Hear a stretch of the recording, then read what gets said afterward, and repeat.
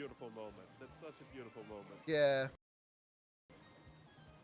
I can't. I shed just a tiny. Why'd you do Oh my that? god. I bombed myself and Flaming Rock. Oh, I threw the bomb right at him and it actually exploded. Well, guess what? This cat is going to blow your dog away. I thought she was about to blow your dog.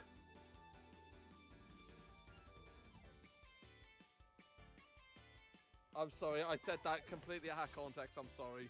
I'm like. Yep. Well, we're going to remember that one. Make sure to clip that one, guys. Make cause life a misery. No, I'm joking. Oh, wait. Why are we going that way? We should go this way. Is there any places to eat? Oh, there is, actually. Hold on. Ow! That is the first time that's ever happened to me. I look at the map, come back, and what happens? Do I outspeed that? Do I outspeed that? Do I outspeed that? I don't think I do.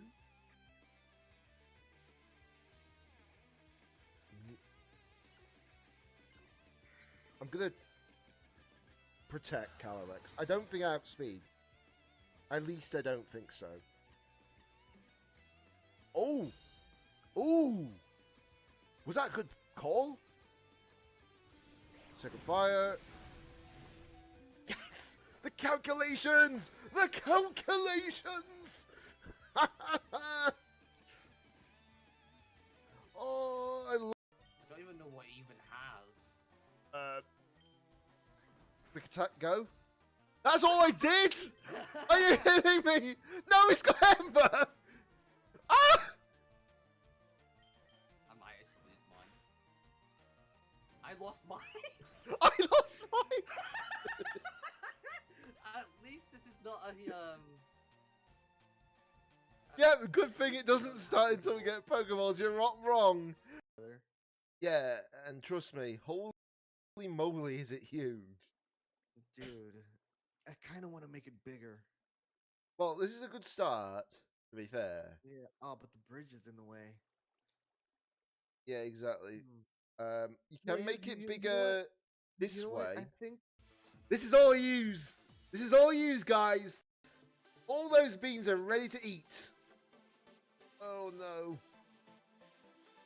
Oh. I'm going to shake after this.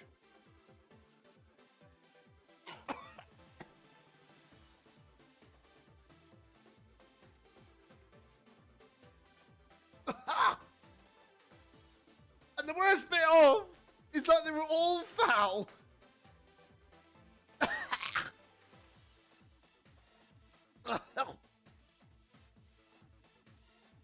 Oh, they were all foul. Every single one of them. 14 win streak before it got its first loss? Wait, I'm facing Yugi? Oh my god, are you taking me to the Shadow Realm?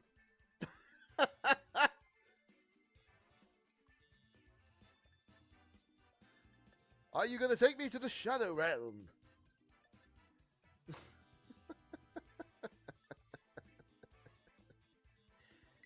Right then. There we go.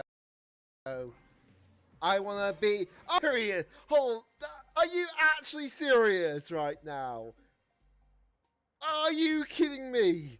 The trophy's even taking the mick out Pokemon. Are you kidding me?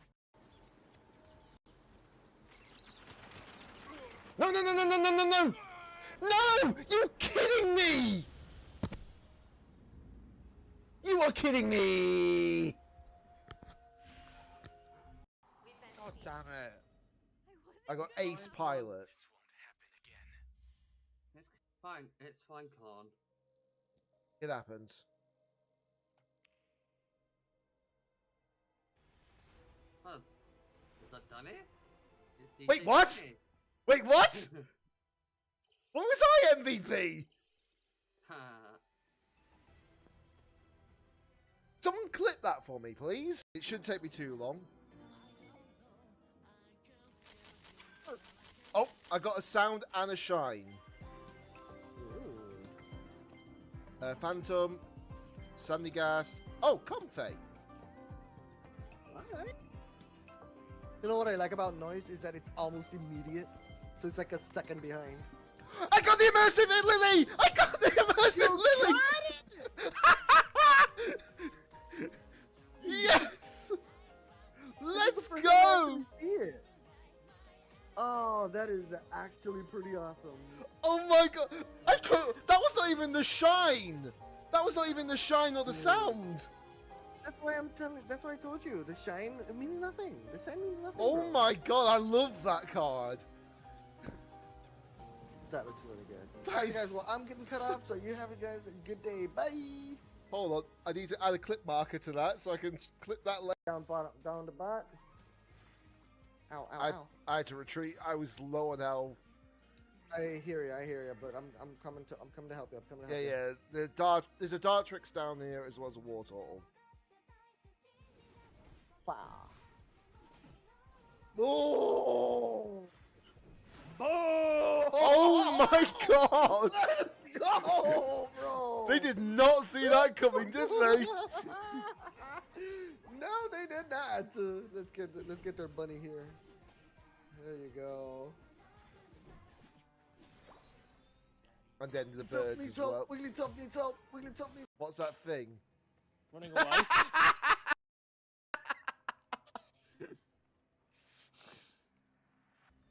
It's only one spider, jeez.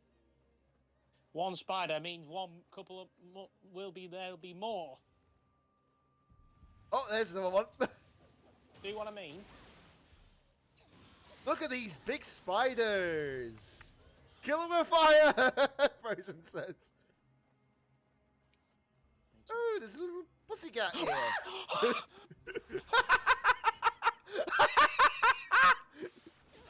Oh, somebody's clip that, please.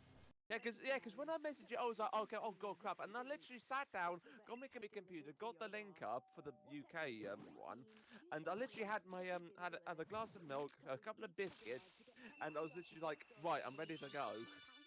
Yes! Yes! Yes! Let's go!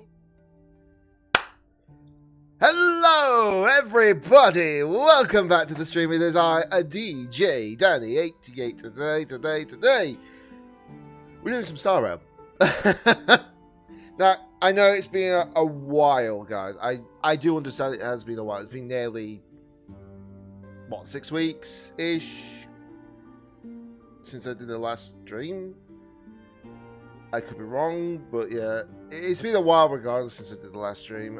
It's just because it's not the fact that I don't want to stream, guys. It's just the fact that obviously there's a limit of what I can stream at the moment, just because of the factor that my PC needs updating or replacing. But hopefully, when it is replaced or updated, I should be. Pizza time. Well done, that's good, definitely have family.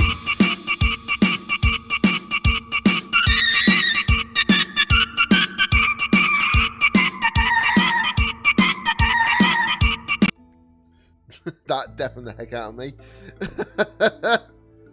Yeah, don't worry for it, I understand to hydrate. I've got plenty of drink. Well, it's not plenty of drink at the moment, but I've got more drink in the fridge, so it's fine.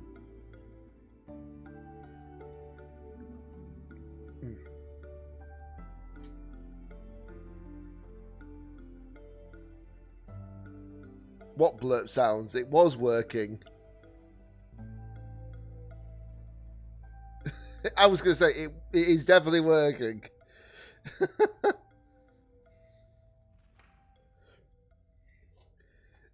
Might be just a delay on Twitch's end, because I should have no issues connection-wise.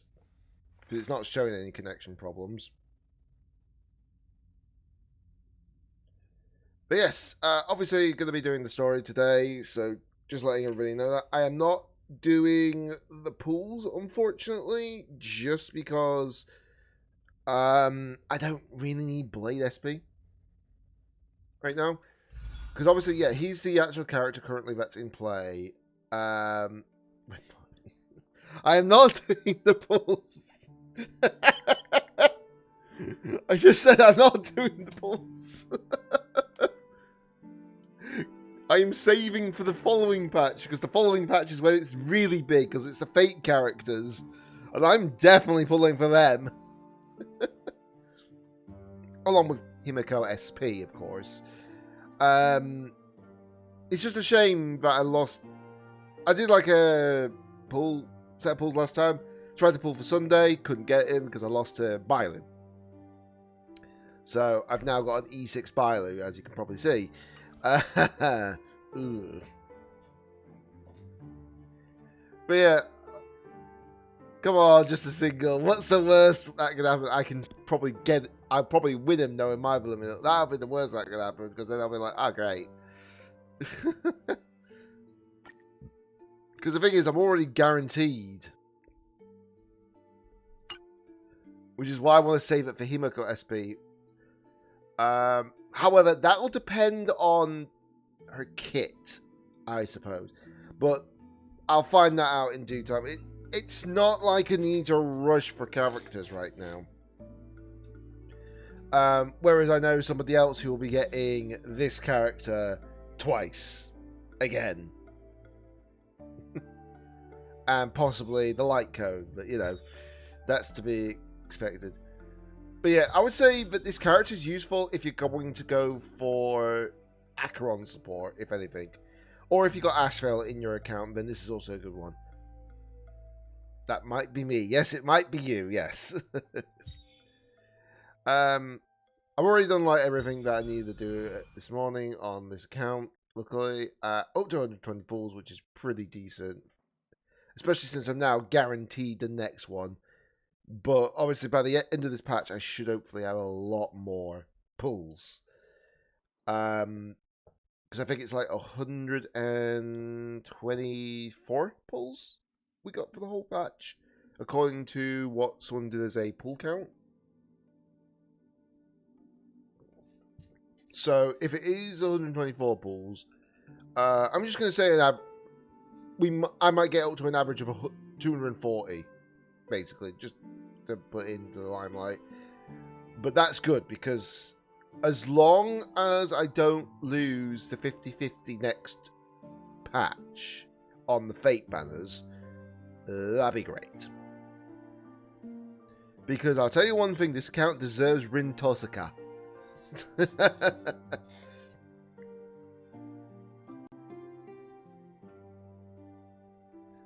Just do not be surprised if I end up changing my profile comment when I get Rin Tosaka.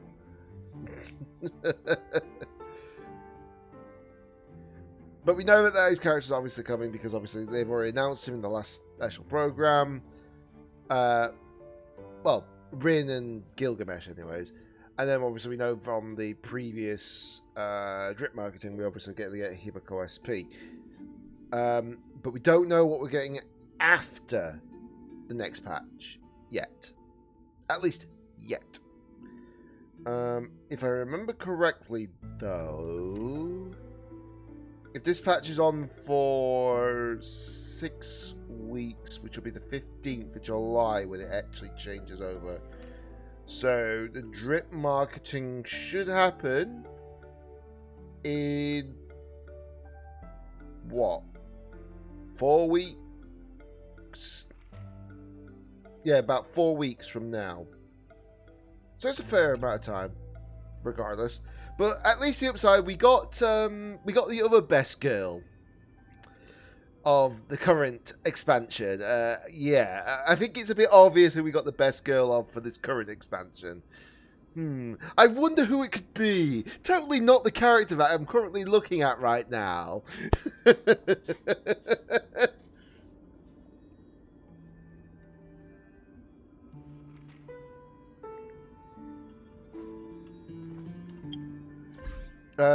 In fact, that's the point. I'm just going to change one thing with the team line out.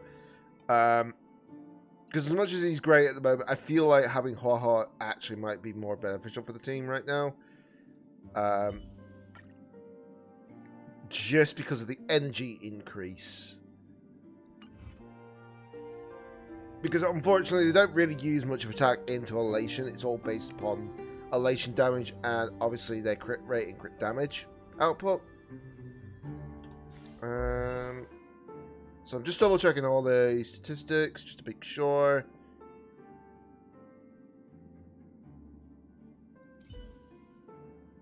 Yeah, I'm doing obviously the upsides, but it's while it's 76.5%. I've also got the 18% that I'll get from the actual relic set.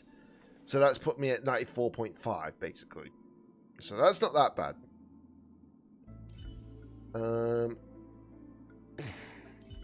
It's just crazy though that the only characters on this team that do not have their personal light gun right now are Ho-Ho and Yao Guan. Yes, I could have gone for Yao Guan's light cone as well because it's very, very beneficial, but is it worth it? I don't know yet. I'll check actually while I've got a chance. So let's see. Obviously, the E1 is very good, honestly, because of the whole like her ultimate basically triggers that whole like punchline, but it goes to 40 rather than 20, so that's a lot more damage output from that.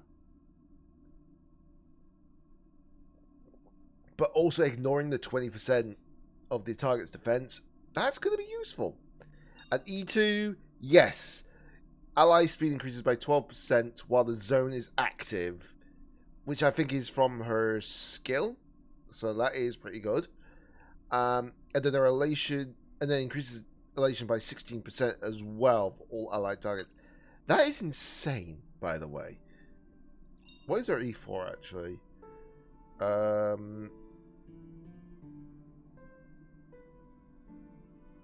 Holy crap, that E4!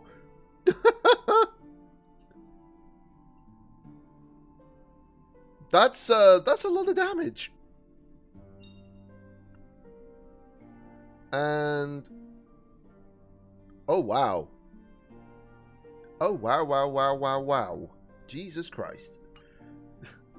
But yeah, we obviously know a certain someone here has obviously got E2 Silverwolf, but they did a lot of pulls which I couldn't do. I think there's only one thing that I might consider possibly, and that is Ho-Ho E1, because I still got one Golden Companion Spirit, but maybe if I get a spare one, I might consider getting it. As long as there's no like other characters that are worth pulling from the character shop down the line. But every time they add new characters to the character shop, sorry, just got an itch on the back. But yeah, the next time there is actually characters on the character shop, depending on who they are, it may determine what I'm going to go for. But that's why I'm not doing the E1 now, even though I've got one Golden Companion Spirit, because you just never know what character is there. Because if they add Sunday to the shop, you know I'm going for Sunday.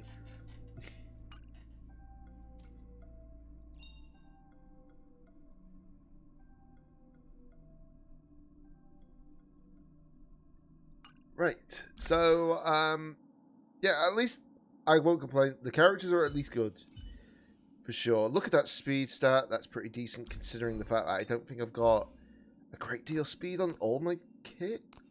Yeah, it's just that piece that needs speed on it. And that. But everything else has got speed, but this has obviously got pretty poor rolls.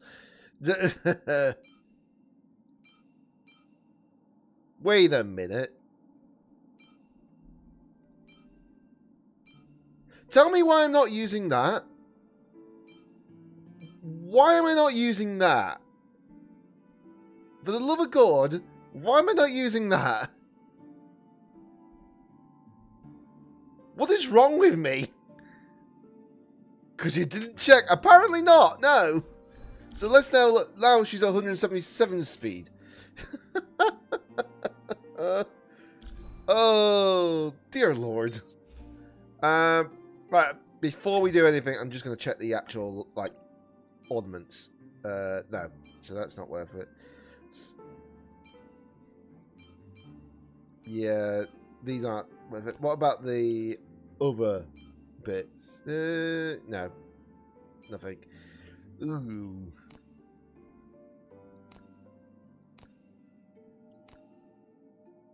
I just want to make sure that I've got the best possible pieces on her. You know? What is that? Speed and crit damage. That one's got speed and crit damage on it as well. In fact, hold on. Subsidiary stats. There we go. That makes it a little bit easier, doesn't it? Okay, that's speed and crit rate. I'm gonna risk the biscuit and see what I can do with this one. You couldn't do those last two rolls into the crit damage slot, could you? That would have been a perfect piece.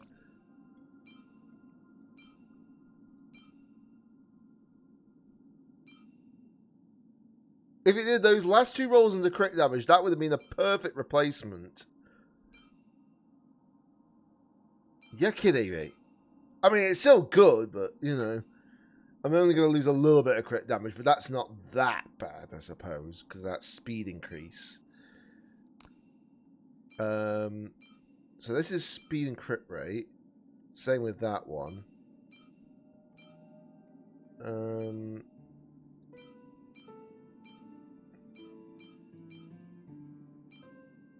Jesus Christ.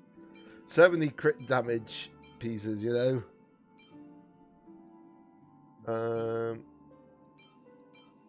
There's a speed and crit rate one. What is the current one I'm sitting at? 2 and 8.7. Okay. So, which one was the... Okay, so I'm going to enhance this and see what we get. I'll just use that because I think that's... Yeah, that was a bad piece. I'm not going to keep that. It's still the same, technically. It's a little lower. Ugh. Hold on. Let me just change the substats. Get rid of the crit damage one. Because I want to see if I can get, like... I know this is going to take a second, for sure. Don't get me wrong. But I want to make sure that I can get, possibly... a really, really good solid piece, you know? Okay, so I do have 2 speed and crit rate pieces, but they have got other subsidiary stats. So we'll see what happens here. Yeah, that's definitely getting replaced.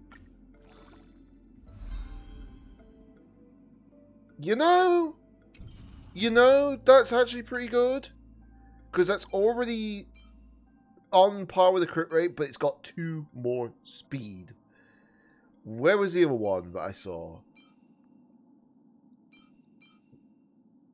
Yeah, you definitely take those. I'm just going to see what this last one is, because it's the last speed and crit rate I've got on. Did I? Yeah. Yeah. Get rid of that. See if we can take these.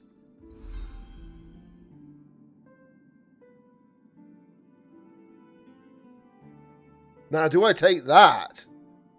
Yes, I don't get the extra 2 speed, but taking the crit rate, taking that crit rate might be a good call. Okay, let's see, what does that push you up to now? Okay, 180 speed we're up to now. 86.2% crit rate. Did I actually click the right piece? I did, yes. Okay, so it's the same speed regardless.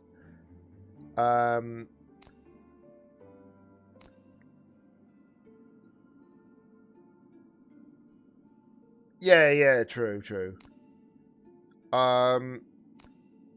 It's just like I said, I think I just need to get like better pieces of the ornaments and then we're fine. Once I get those better pieces of the ornaments, might be good again, you know?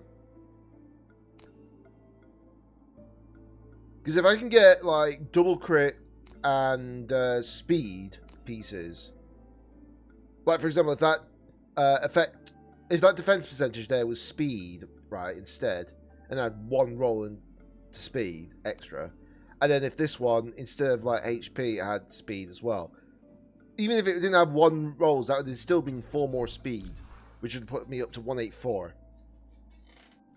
But yeah, 180 speed now. Which one's the speed-based one, actually? Okay, so... Okay. So, I'm getting a decent amount at the moment. I'm getting, like... 40% more elation? So that's not too bad. 40% more elation right now. Oh, Jesus Christ. Then again, you say that, but don't forget if we had E1 of this, because obviously this is actually applied to her pips, by the way. All allies gain 12% speed increase. So let me just get the calculator out for that. Sorry, I'm just getting the calculator out. So let's see. What speed was it? So 180 plus 12%. That'll put me at 201.6. 201.6 would be where I go up to with that. That is pretty good. That is pretty good.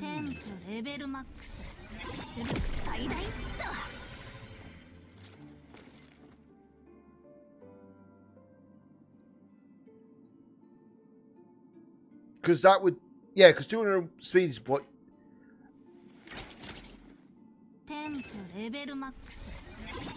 Yeah, I mean, it's only 201 speed. I don't mind just keeping it where that is, if that makes sense. And then that means the ornaments could just be improved to make it have more crit rate, crit damage then, basically. That's basically all I have to do. Oh, I'm now tempted to get the E1, aren't I? I'm now tempted to just use the Golden Companion Spirit and get the E1, aren't I?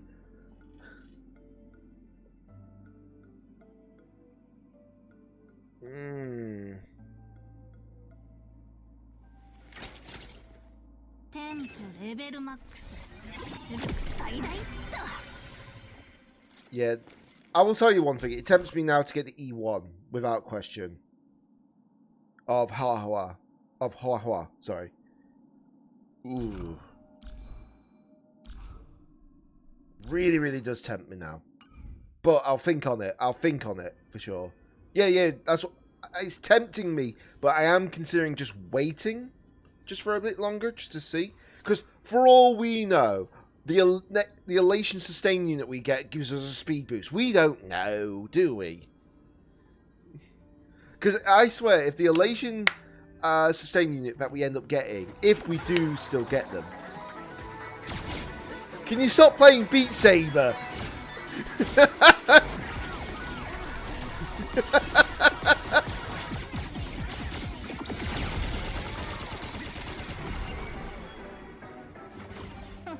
Of course she starts playing Beat Saber as I mentioned one thing. Oh dear Lord.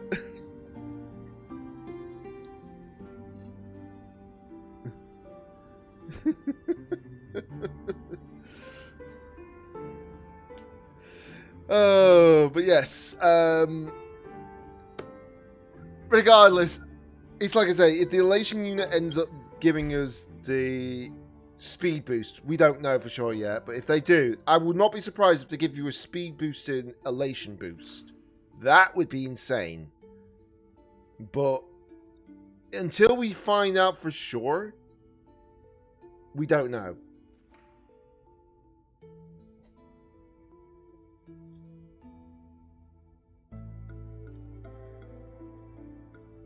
But all I do know is that E1 Haha would actually just knock her over that edge, for sure.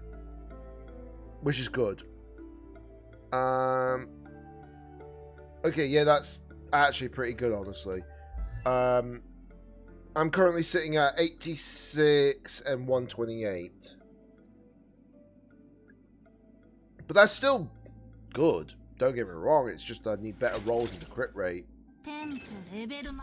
That's what I mean. It's just basically the ornaments I just need better rolls in. Because look at this, right? If I didn't get that roll into... Actually, that's a good question. Yeah, if I didn't get those 2 rolls into effect res and it got into crit rate, would have been perfect. Perfect. And if I didn't get that roll into effect res and got it into crit rate, perfect again. And that was only a 3-liner as well at the time. So it's like I said, I just need to get better ornaments. But that's fine, I can farm those.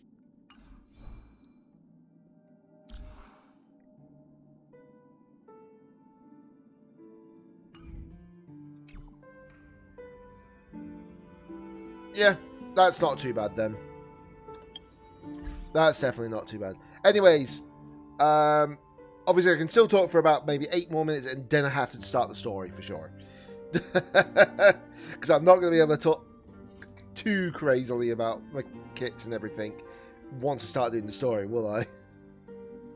Now, obviously, keep in mind that all the language in this DLC will be Japanese as well. You just got to keep that in mind. I'll give you the story spoiler warning once I start the story. So don't worry.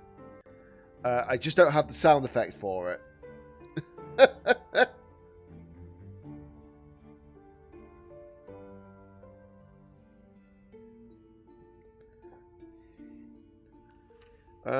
Sorry, just saw a message just pop on my phone. It's not anything important, thankfully. I might get another drink in a second as well, actually, because this is one that's nearly gone.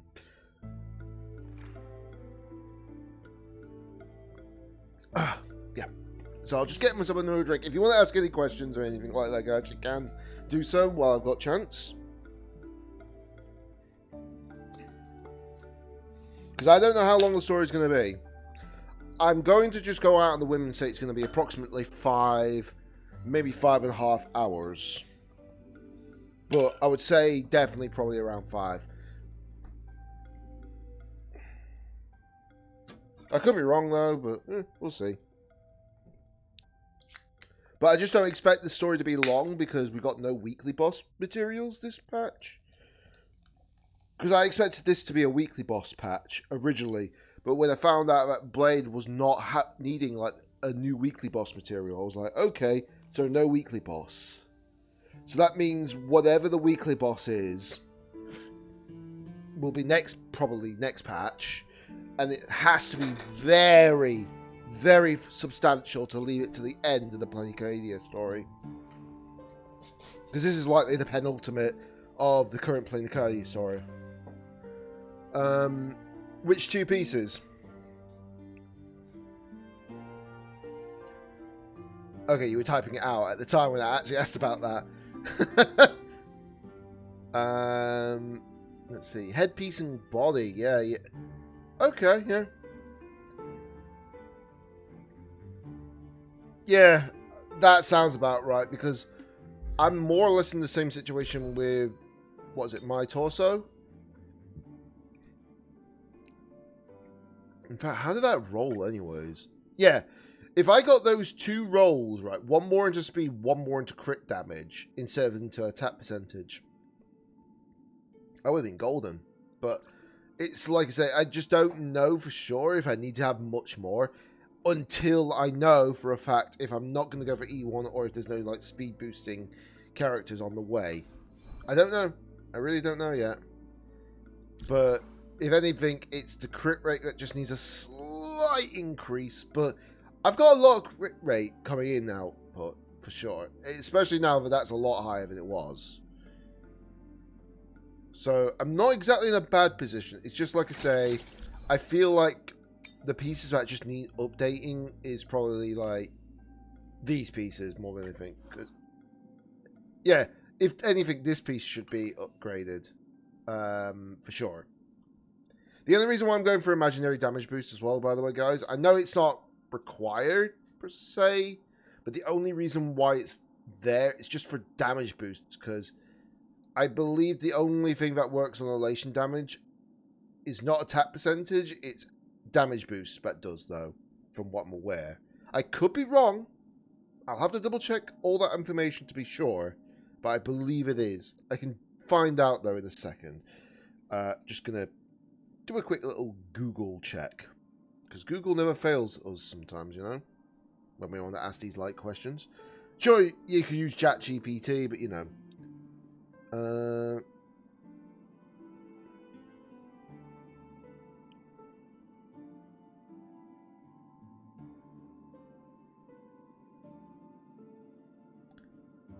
Oh, well, well done. You're on the wrong account.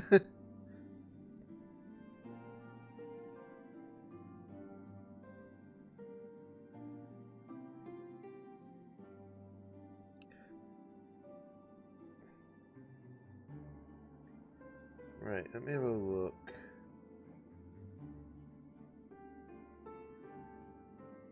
Okay, I've double checked.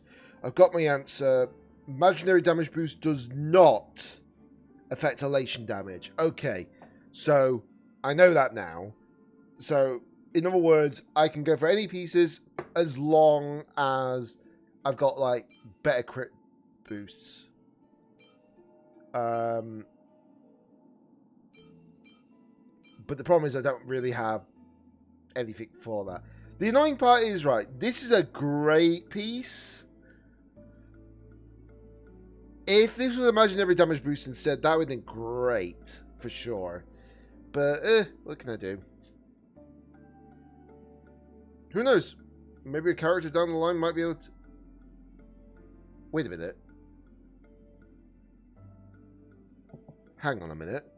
I need to check this information up. Right. Sorry. Don't mind what I just scrolled across the bottom of the screen. Right. I'm just going to check. I don't think I'm right. But I want to know for sure. Because I don't want to be saying, oh yeah, this is what you need to do, when I don't know for sure.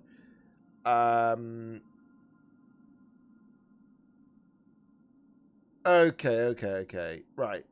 Fair. So that's not the best ornament piece. Ooh.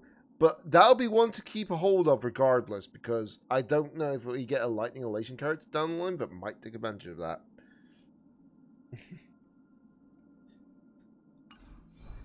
Either way, at least I can't be complaining. I've got more speed on her. This is going to be very useful. Nice. That's very good. That's very good. Right. Just double checking all this information while I got a chance. Just want to make sure that a lot of these characters are max. Yeah. Normally, I wouldn't level up the basic attack from Yao Guan, but because it hits more than one enemy, it's not just hitting one enemy, it hits multiple enemies. It's like, it's a bit more worth it. That's my only exception to leveling that to max. Anything that involves basic enhanced attacks or well, enhanced basic attacks, or anything that involves like hitting more than one enemy.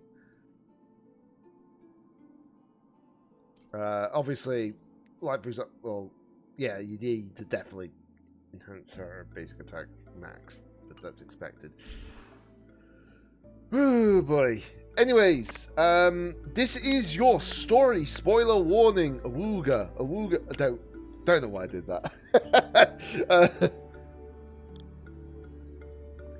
But yeah, like I said, this is your story spoiler one. I will be starting the story very, very shortly. It's a good thing that I was not in the parlor car because that's where the quest starts.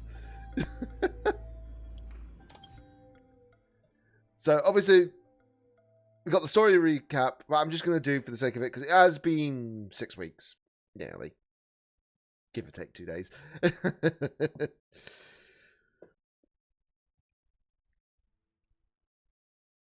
So double crit piece, but only one roll at 4 into crit damage. That's it. Nothing into crit rate. Ooh.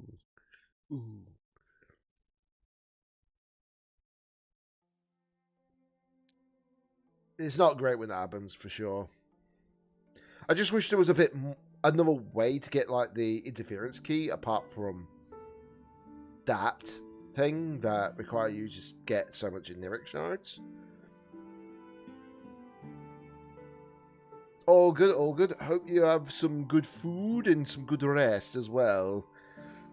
Because I know that you're going to get some food and then you're going to relax a bit. I don't blame you, of course. Yeah, I've got a bit of a cold.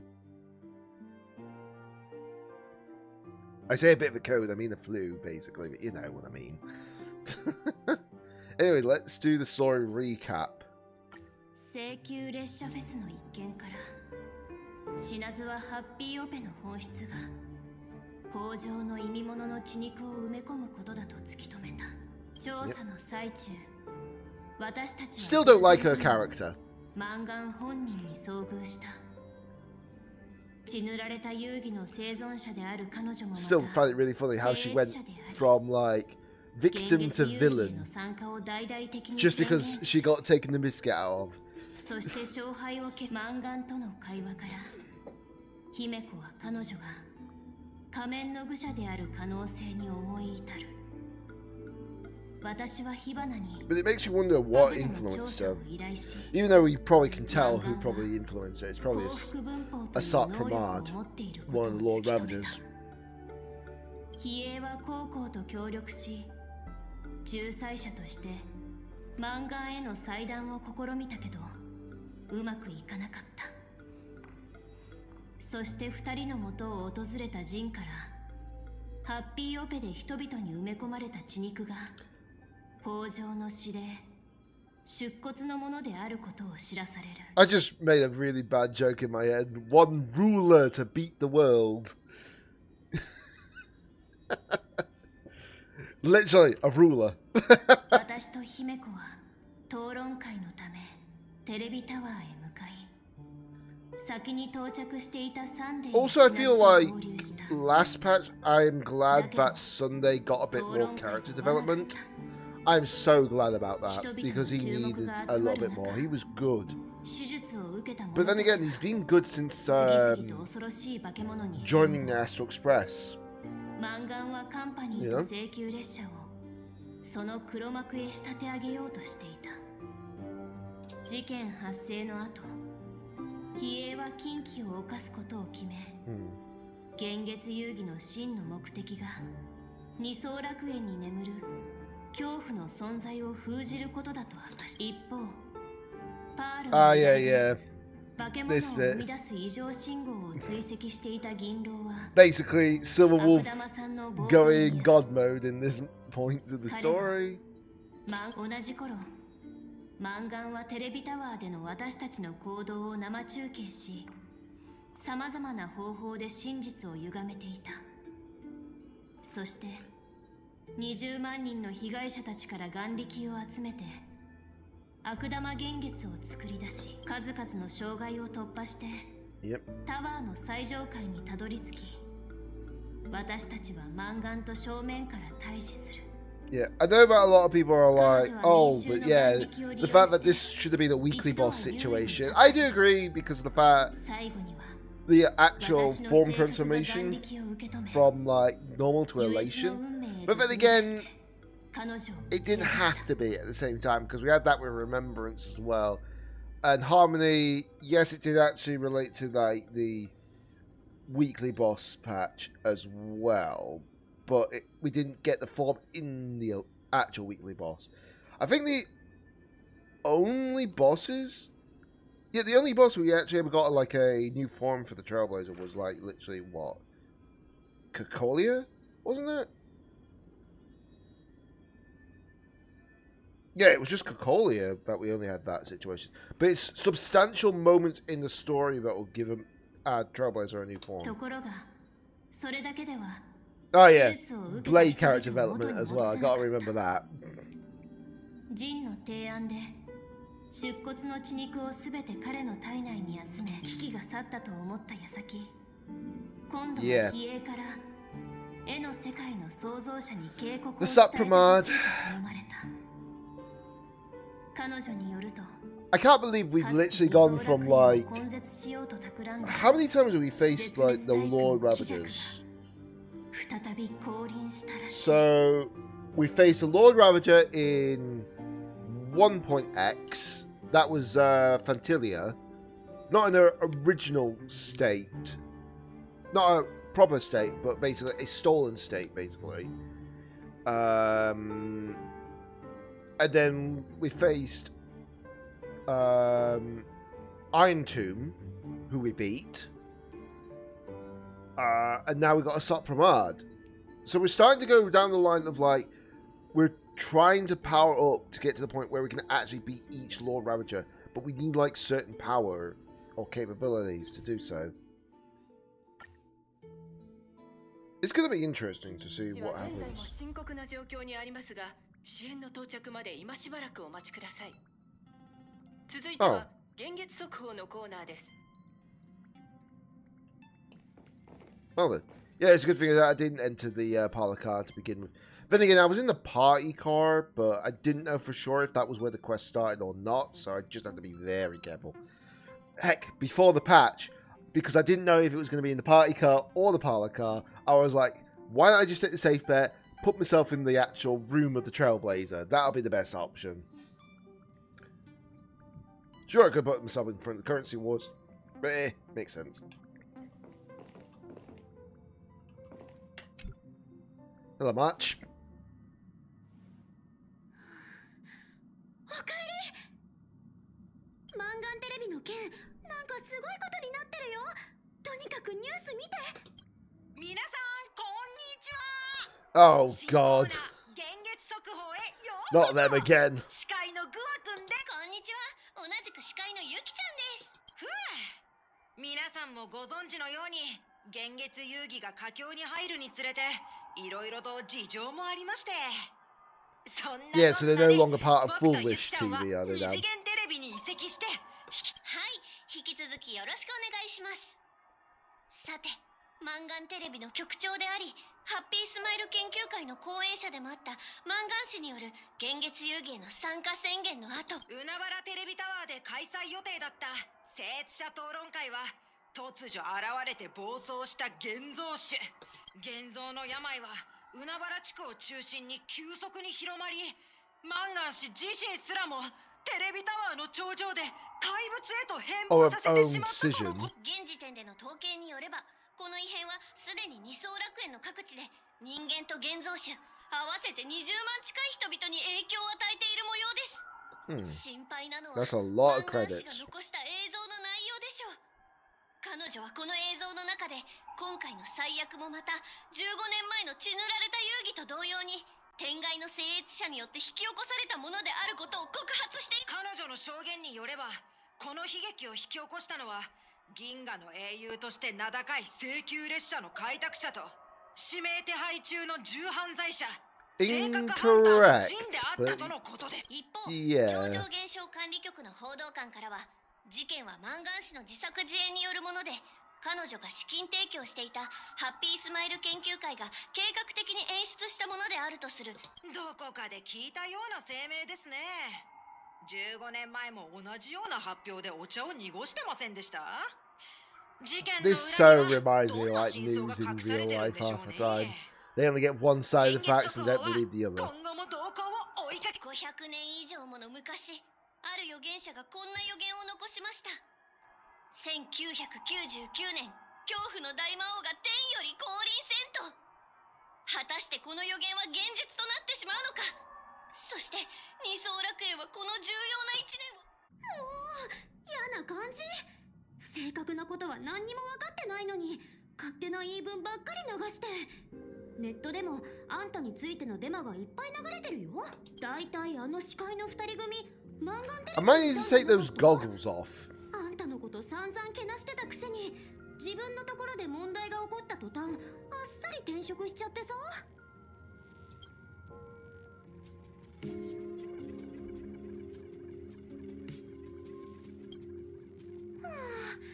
それもそっか。この世界に来てうちもこういうのに慣れてきちゃったよ。 Yeah, the other reason why I need to take these goggles off is just in case of like facial reactions. I can't really see past the glasses.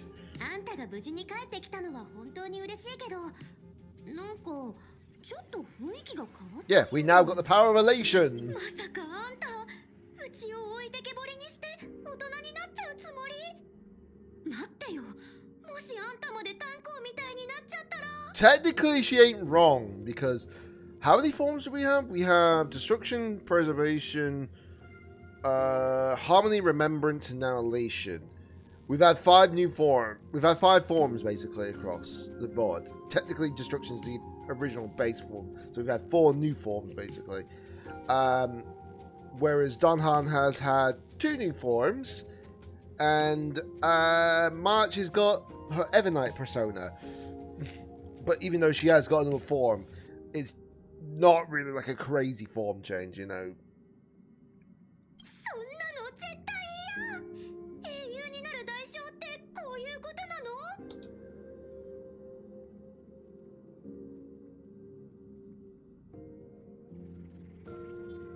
の？ Telling her so much might be worse. No. あんたまで冷静沈着になったらうちとの息ぴったりなトークが台無しでしょ。それで結局テレビタワーで何があったの？炭鉱とサンデーにはもう聞いたから、あとはあんたの話だけだよ。 Yep. つまりマンガンはハッピーオペを利用して出骨の血肉をばらまいてて、それが今回の事件の。 It's very obvious that we're in a situation where we've got like one situation happening on one era, which is basically the Emanator of Abundance, but then we've also been aware of 2 other things.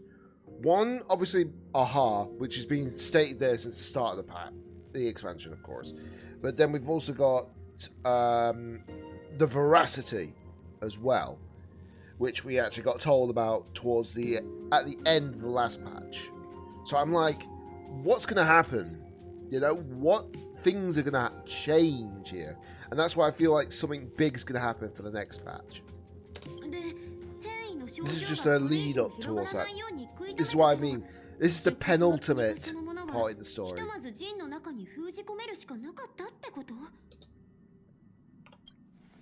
しかも請求列車フェスで会ったヒエちゃんが実は現月遊戯の仲裁者だったの？なるほど。だからあんたの Yeah, it's not. It wasn't a full-powered version of the Master until we got a new one. 絵の世界の深くまで行って警告してほしいって言った相手が誰だっけ？それって誰なの？姫子のご先祖様で1000年前の絵師なんだって。姫子の先祖？それに1000年前って Probably alive, but basically a deity at this point, I would imagine. ヒエちゃんがそのグラフィエって人に警告してほしいって言った内容が問題だよね。 Yeah, you can definitely tell that Asat Pramad is like the counterance to Elation. It's like how Iron Tomb was the counteration of what's it called? Erudition. Pantilli was, I think, was the counter towards Hunt. I know there's different. All the lore averages have got like a counterpoint to like each sort of like path. Well, certain paths basically. Ones that haven't actually followed the path of destruction. うちらってどうしてこうついてないんだろう。バカンスって言っても何か起きるだろうなって思ってたけど、まさかまた絶滅大軍に出くわす羽目になるなんて、いくらなんでもハードすぎるよ。絶滅体君、それから比叡ちゃんのお願いにジンの体に封じられた出骨の血肉、あとは進行中の幻月遊戯も。 To be honest, the trailer for this patch is actually interesting because I wonder what's going to happen. I really, 卵 really で do. ジャグリングを披露する大道芸人の気分。うっかりしたら卵が全部割れちゃうみたいな。ねえ、大丈夫？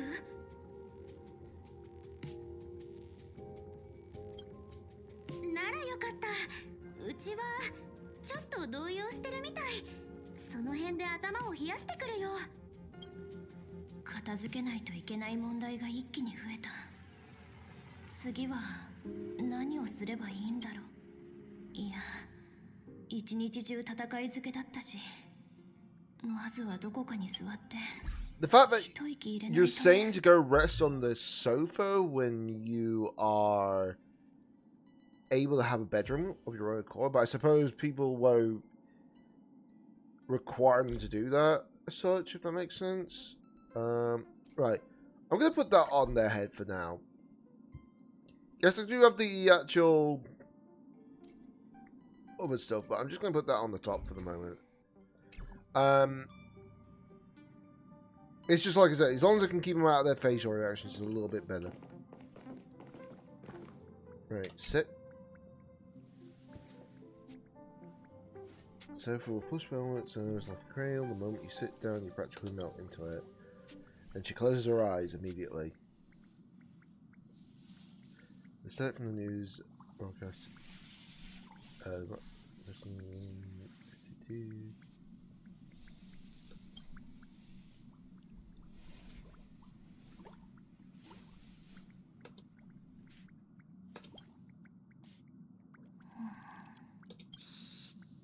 ほらベルト、疲れてるだろうし、もうちょっと寝かせて。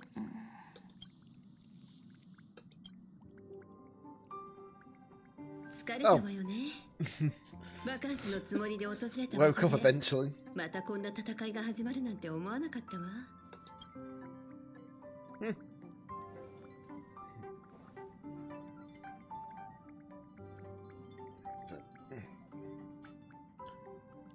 As a 鳴ら nameless. し人のたびにトラブルはつきものだけど、今回はさすがにちょっときついね。今のあんたを見てると、列車が再出発したばかりの頃を思い出すわ。あの頃列車にはパムと私しかいなくて、毎日手一杯で途方に暮れてた。高校日誌に一つ一つ問題を記録していくしかなかったの。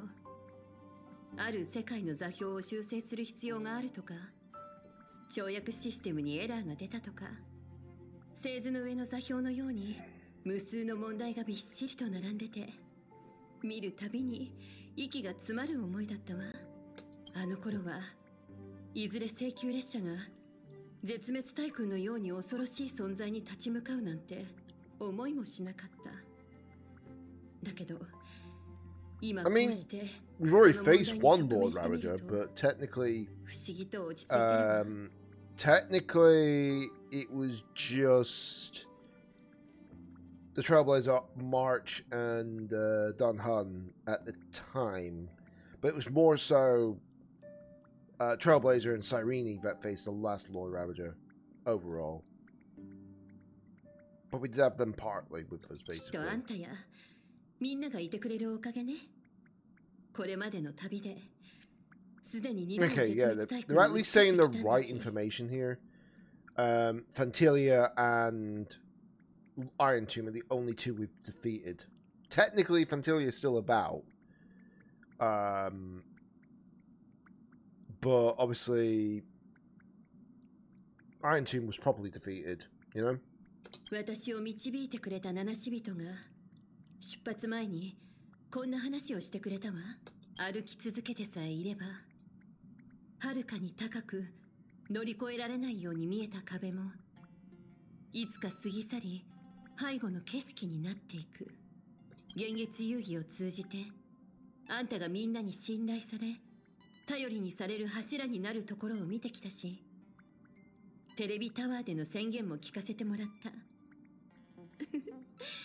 私はあんたを心から誇りに思うわ。だから昔の話をしたいと思ってるの。15年前の約束の話を。Oh?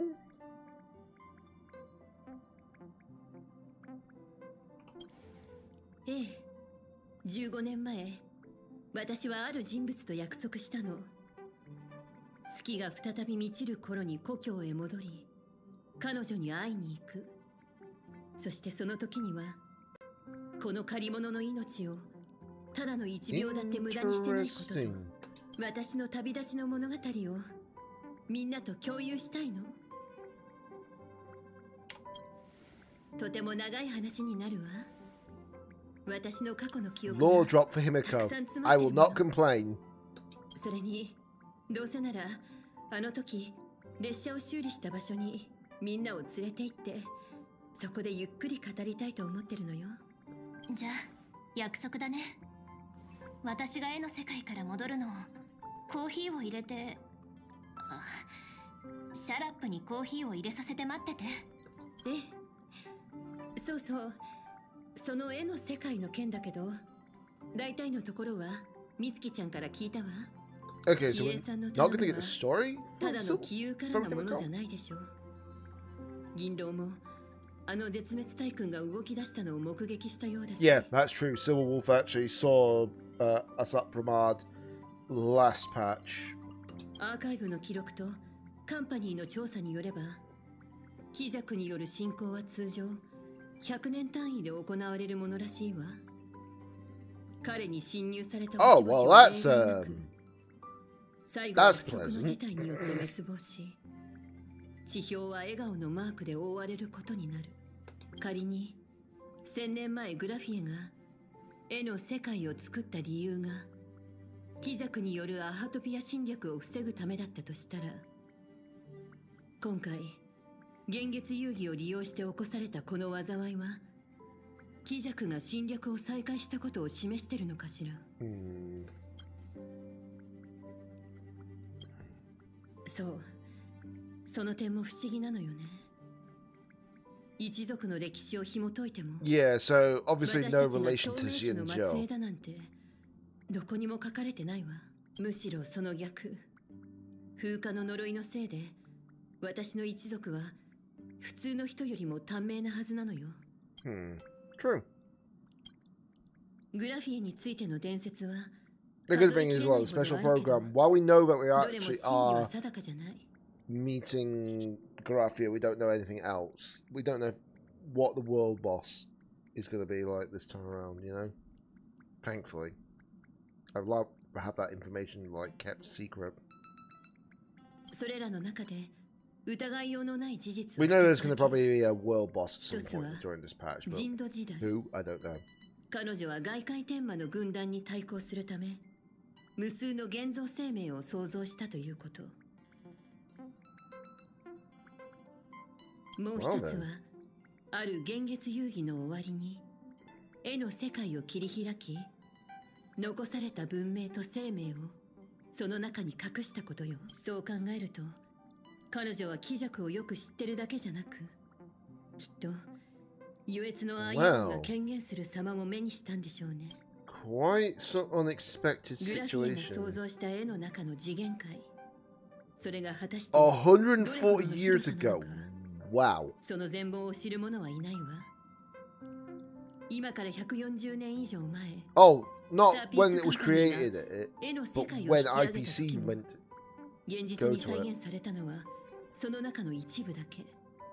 そしてグラフィエは巨大な海面をキャン So バスに basically, 優越の World 力を of 借りることで Canvas is basically 世 what 界を絵 was に used 収 to めるという create 奇跡を成し遂げたそうだけど、 Planicadia. だとすれば彼女は貴弱をよく知ってるだけじゃなく、 But obviously, it's not like Planicadia 優 was 越なアイオン created が権限する様 by を目にした Graphia, んでしょうね。 which is sensible. いい質問ね。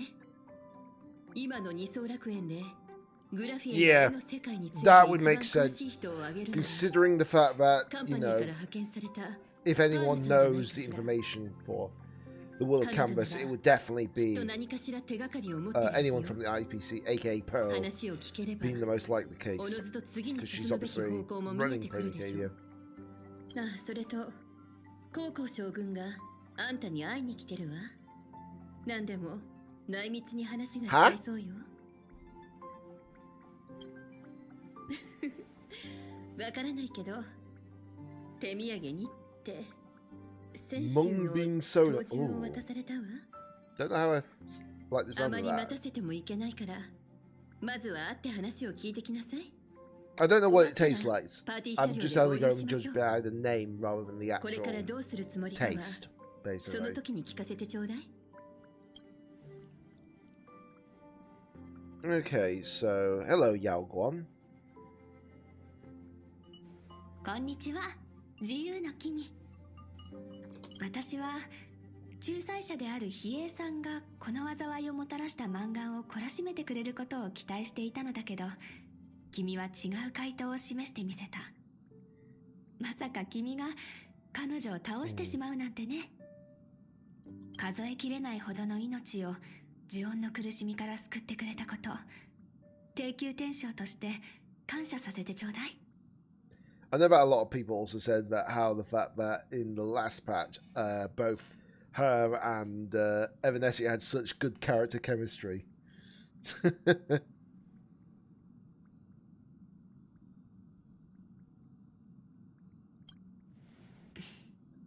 これから話すのは比叡さんがルール違反を覚悟で教えてくれたことなの。だからどうか内密にくれぐれも列車の外へ漏らさないようにね。 Okay. ア Something ハトピア serious. の内側には貪欲のウロボロスが封 Oh, 印されている。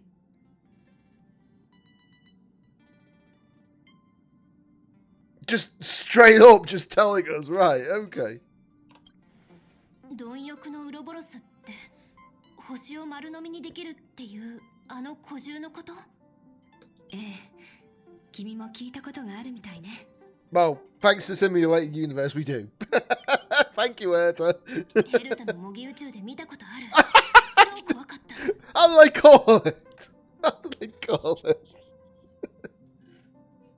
一説によればソが最後に姿を見せたのは宇宙の郊外の時代と言ってもソはスウォームと手を結んだわけじゃない。ただ単に宇宙規模のビュッフェを堪能しに現れただけ。スウォームを前菜に So, 行く先々の星々を what the Swarm Disaster メインディッシュ did, にした Veracity actually came taking the rest of it. 長きに Okay. わたって姿を消していたソがまさかこの星に封印されていたなんて一体誰が想像できたっていうのかしら。実際のところは誰にもわからないけれどソがここにいるという情報だけで貴弱がこの世界を狙う理由として But は this 十 would 分 make じゃない sense when, obviously... I'm trying to remember, was it 4.0 when this actually was mentioned, or was it 4.1? But basically, Yao Guan mentioned that a disaster would be upon this world, depending on the situation. And she saw, like, a premonition of basically things to happen. And the fact that obviously this might be the case, what it is, it's just like, ooh. それなりに恐ろしい話をしたつもりだけど全然動揺していないよね。 I have a poker face. さすが自由の君といったところかしら。鉄棒の最悪を生き延びたのも納得ね。運命がどん底まで落ち込んだのならそこからは好転すると決まっている。だから危機とはすなわち天気でもあるのよ。この地の深部に星々を飲むほどの力が眠っていると分かった今、その力で陣の中に封じられた厄介者を飲み込んでもらうことだって不可能じゃない。危険な方法なのは間違いないけれどね。この提案にはジンも乗り気だったみたいで、彼は絵の世界を抜けて貪欲を探し出す準備に取り掛かっているそうよ。So they're planning to use veracity to get rid of Shuhu. 占いの結果はダとリの間で揺れ動き、天地背きてそのこと同じとの火事が出た。つまり君たちは違う道を行くけれど必ずどこかで交わるということよ。葬儀か冒険か、九死一生の苦難を超え出骨の血肉を引き剥がして泉州の大敵を誅するのか、それとも彼は私の提案に賛同したけれどもう一人の性格ハンターのお嬢さん、賭け？私はこれが賭けだとは思ってないかな。君も私も誰かにかけられるチップでもなければ振られるばかりの才でもない。そう信じることが君がマンガンを倒す原動力になり、私がこの世界にとどまるたった一つの理由になっている。鬼弱の不意打ちへの対策についても考えはあるけれど、今はまだ人手が足りなくて。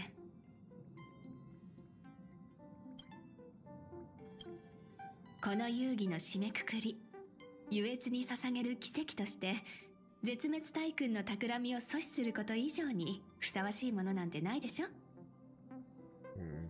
絶滅大君の影にこの地が覆われようとしている今、誰しも果たすべき責務がある。それじゃ私はこの辺で失礼するね。出発する前にみんなともう少し話したいな。Yeah. So obviously we know that the story is just a slow start for the moment, but it's expected. You know? 俺、みんなで何してるんだろ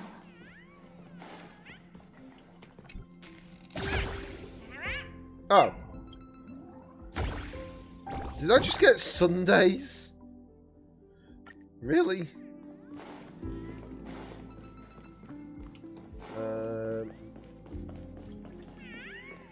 Just going around because you never know what cats I'm going to get. I've got Don Hans as well, clearly. Oh! Well then. I think that was the first time I've actually gotten that.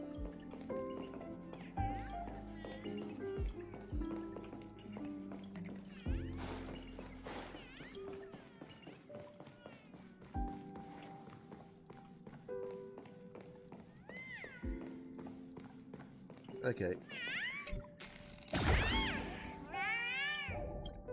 Wait, did I just really get Robin and Sunday's cat in the same day?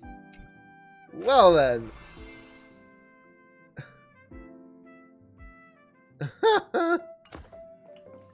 You can't make that up. You really cannot make that up, can you?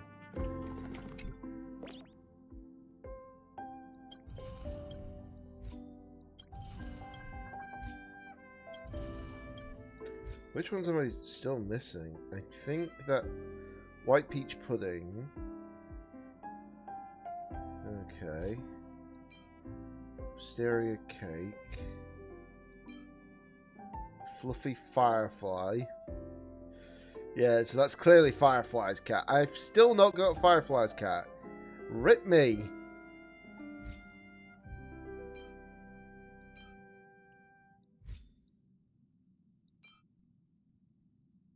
I've nearly got most of this done, which is actually insane. Wait, I've never had Donhan's cat or Robin's. Well then. So, that's likely Sirenes, that's Fireflies, that's gotta be Hurters, and that's Sparkles. So I'm not missing a lot right now, which is insane. Anyways, back to the story.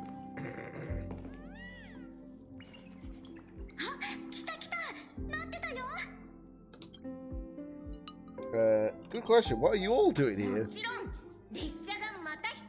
Sorry, Pom Pom. Did we accidentally get you out of bed again? I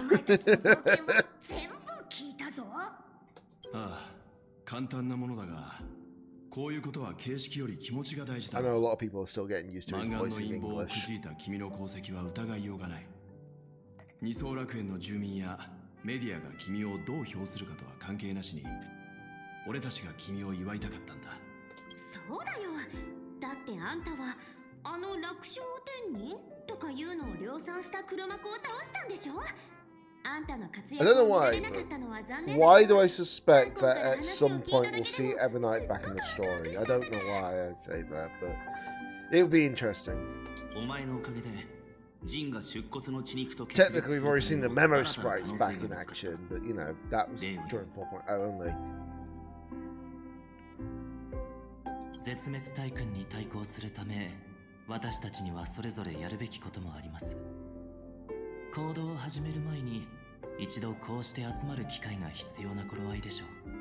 それじゃみんなグラスを持って。この楽園を守るために戦うすべての人々に、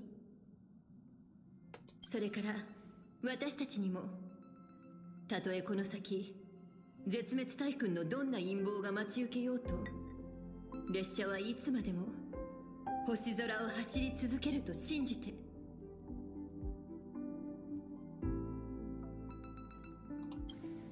みんなありがとう。みんながいてくれるおかげで私は勇気を持って未来に立ち向かえる。みんなにもらったこの力をこれからの旅にも持っていくよ。乾杯。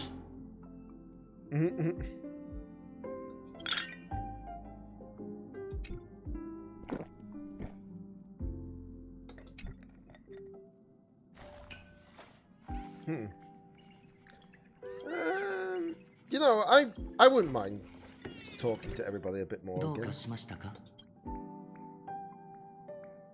どうかご勘弁を。海原テレビタワーから戻ってきてから眠くてたまらないのです。大久家の館のホールでパーティーに参加していた時を思い出します。あの頃はどれほど疲れていようとベルトさんは少なくとも1日は休養に充てるべきだと言ってくださいましたが、私がこの旅に出られたのは皆さんのおかげです。Honestly, I will say this. I am so glad that Sunday is actually with us now, because it just feels so much like the actual Astral Express is actually expanding. We're no longer the new one, basically. ご苦労だったな。群衆はパニックに陥り、交通網は麻痺。至る所にウイが転がっていて、討論会が始まった直後は列車に抗議する人々が駅前に集まり、侵入防止の警戒線を今にも乗り越えそうな勢いだった。でっち上げの悪役と現実の脅威、どちらがより危険かは彼らにも明白だった。それよりも俺は君の方が心配だ。君とマンガンの戦いの様子は映像で見た。テレビタワーの頂上に戻った時、宇宙ステーションヘルタで君と最初に会った時によく似ている。性格の力は願いによって呼び覚まされるようだが、その強大すぎる力は現実を歪ませてしまう。数千万の人々の眼力が押し寄せれば、そこには美しい願いや祝福だけでなく、企みや悪意も当然含まれている。どれほど便利に思えても、その力は慎重に扱った方がいいだろう。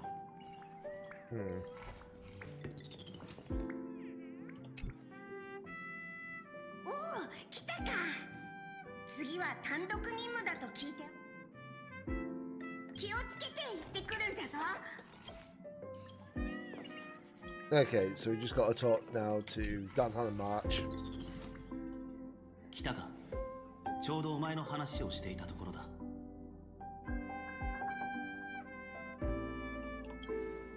ああ、そうだ。嘘。炭鉱ってばいつの間にそんな素直になったの？明日は雪が降るんじゃない？俺たち3人が共通の目的に向かって動いていないのは、今回の二層楽園での旅が初めてだろう。お前は幻月遊戯の参加者となり、俺は執念深い敵とも友とも言えぬ相手と再会した。美月は食べて遊んで休日を見事に満喫していた。Yeah, she's looking like she's just a bit annoyed, like, really. ストップ。なんでうちは食べて遊んでただけになってるの？ちゃんと漫画もたくさん買ってるんだから。That's not helping your 未知の case. 世界の文化に触れて、現地の人や風土を味わうついでに、自分で充電とセルフケアまで上手にこなす。こうして立ち止まって気づいたが、俺はもっとお前たちを気にかけるべきだったかもしれない。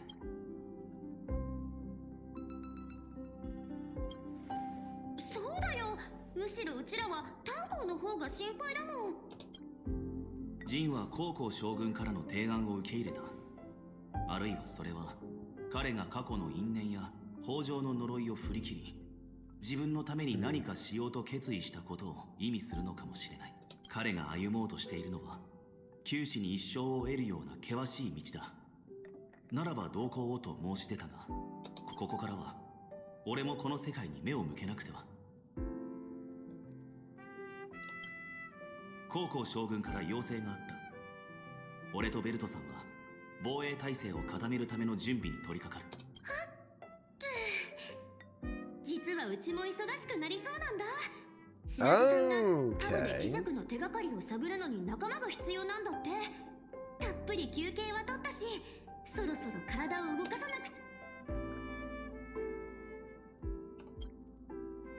うん、そっちもね。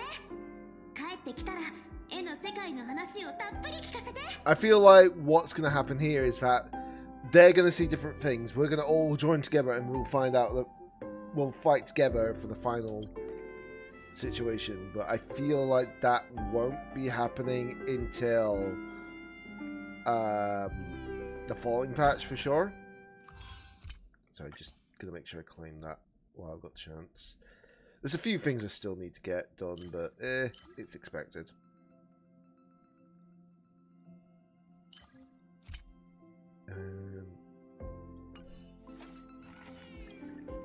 In fact, hold on a minute. Didn't we get a new Cavern of Corrosion? Yeah, we did. Now, obviously, this is probably going to be the best set for Blade SP. I feel like this will be the best set for Himiko SP, but I could be wrong. But it might work for another character that I'm thinking of, which is Rin. For the Fate collab. So it kind of makes me wonder. Well, let me just check. When they're wearing the colors.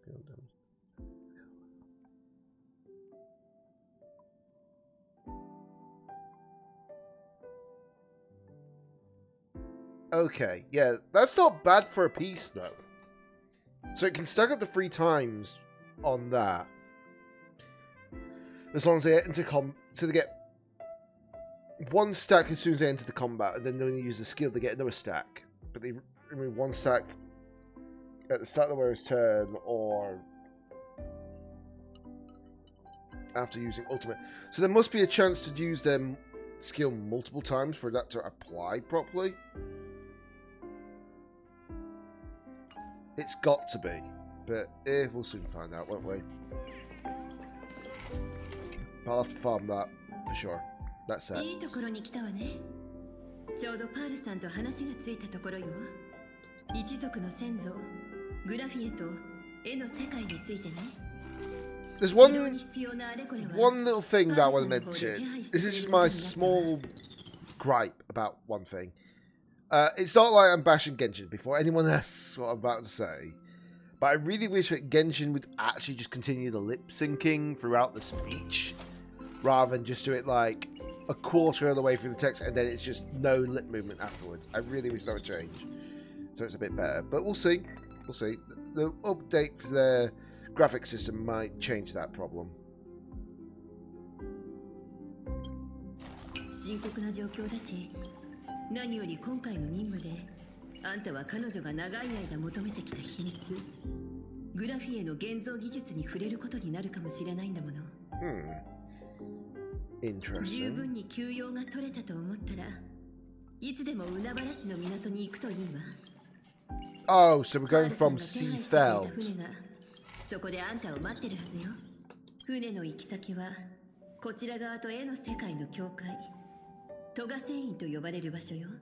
Inkford Hermitage. そこが Okay. あんたが絵の世界へ入る前の最後の補給ポイントってことになるわね。今回はあんた一人での冒険になるけど、それほど危険な目に遭うことはないはずよ。何しろ行き先は一族の先祖が描いた場所だもの。 Also, I noticed one thing with the lip syncing, at least in this game. They actually lip sync properly with the language that they're using, which is good. そう考えると不思議なことにちょっとだけ安心するわ。もしもご先祖様に会えたら私に代わって挨拶してきてちょうだい。 I understand, but obviously it's a lot easier in this game because it's a little bit more less open world compared to Genshin. But it would be nice if obviously Genshin do eventually have lip syncing. もちろん興味はあるわよ。ご先祖様と直接会って More so for the 話を聞いてみ appreciation たい for と思う everybody else than myself right now because I haven't played Genshin for a while now. けど Just こ because っ of the ちの fact 世界 that を放り出すわけにもいかないでしょ。パールさんは貴族への対抗 certain 策につい reasons て as such. You know. 私や高校将軍と話し合いたいそうだし、 But I've been invested in this story 今回の絵の世界への旅 without は question. あんたに任せるわ。私から伝えておきたいのはこのくらいね。しつこいようだけど、しっかり休んでから出発するのよ。 Yeah, I've been invested into Star Rail story more than Genshin story recently. I'm not saying Genshin story is bad or anything like that. It's just the fact that since unlike Genshin, I was actually on Star Rail day one, whereas Genshin, I was part way through. Well, I was like towards the latter end of Inazuma when I first played it, so I didn't have obviously like the start like some people out there. Plus, I don't have the money to really go crazy with the pools. The pool situation recently with Genshin is a little bit demanding.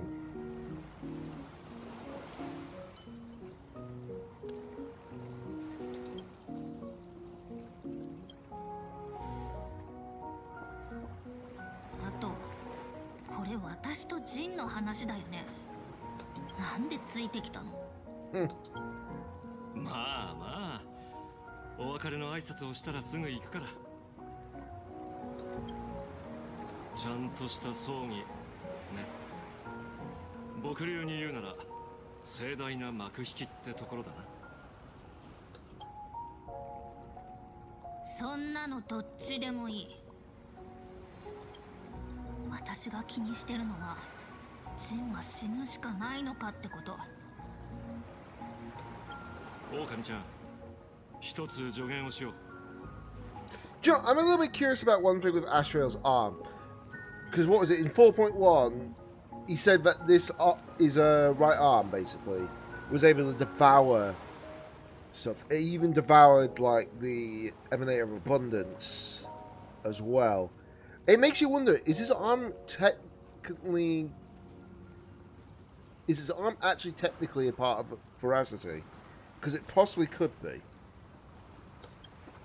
生きるも死ぬも彼の問題だ。これだけは誰かが勝手に決めるべきじゃない。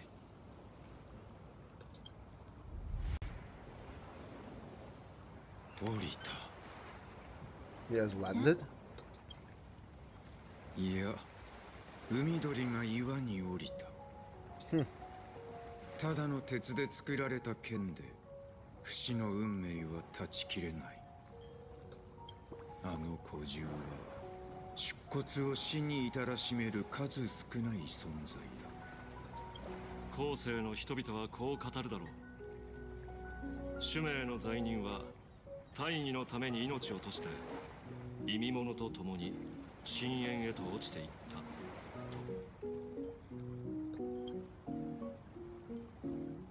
俺はお前が言うほど高潔なものではない。いつだったかお前に巡回レンジャーに誘われた時。 Well, I didn't expect that. He was actually invited to join the Galaxy Rangers?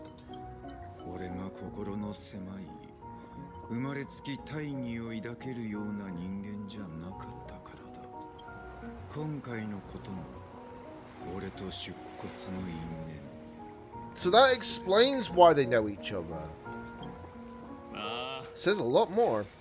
やはりオタクは生まれながらの巡回レンジャーだ。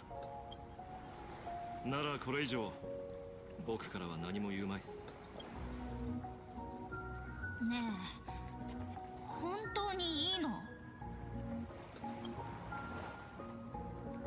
長年、死は俺にとって I know a lot of people also said that the original Silverwolf is actually Silverwolf level 99, whereas her actual Emanator capability is level 999.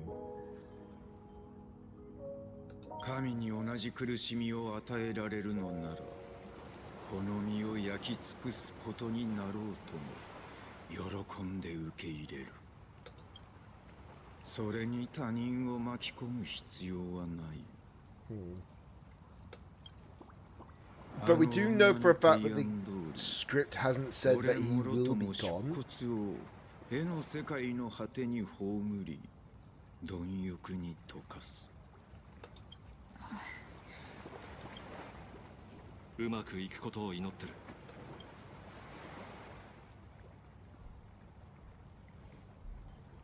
もう行っちゃうの？見送ってくれるなら最後まで付き合ってよ。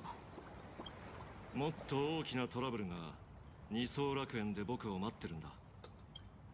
ああ、そうだ。オタクの直感は正しい。裏で邪魔してた豆粒の背後にいるのはキジャクだ。アッハの頭をボールにして蹴りたがるやつなんて他にいないでしょ。というわけだから、そろそろ本業の方を片付けないといけない。絶滅体君の調査なんて生きて帰れる仕事じゃなさそう。もちろん報酬は弾んでもらうさ。生きて受け取れるといいね。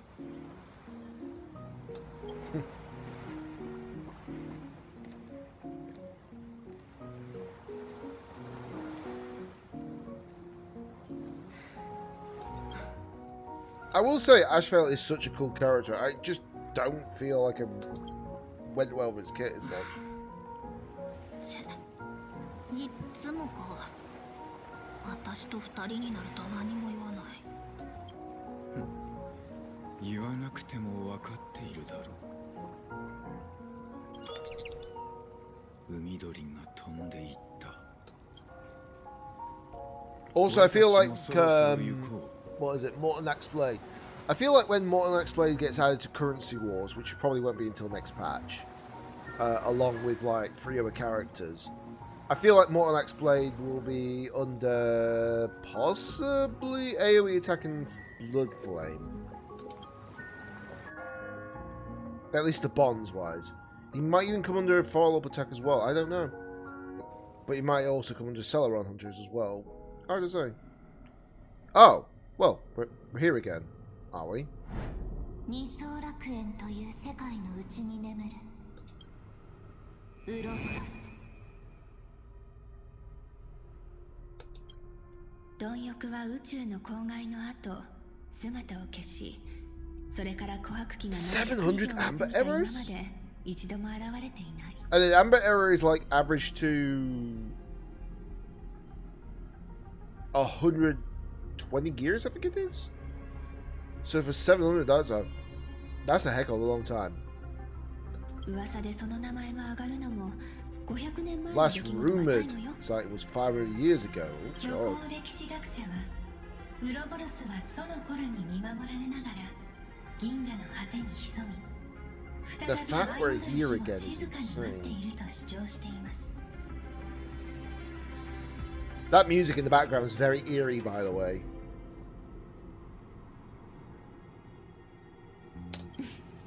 聞いたことある。ただ私が聞いた話では銀河の果てじゃなくてピアポイントだったけどね。彼ら曰く孫悟は上辺を取り繕う仮面に過ぎず、カンパニーは貪欲を信仰する勢力だそうよ。有機生命体は空想を好むものです。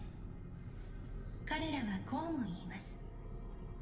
ルイス・フレミングは富のアイオンになろうと目論み、凡人院は原子博士の手先。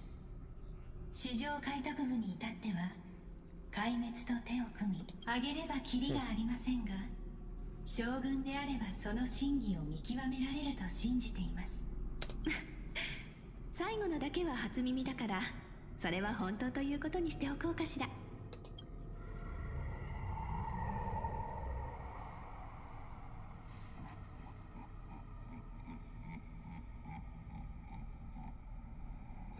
When you see that those bits around it, they look like jagged teeth. It's like, oh boy.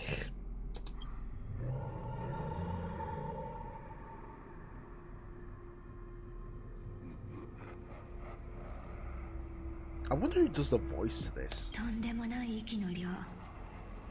この古獣が目覚めれば、楽園は一瞬にして破滅するでしょうね。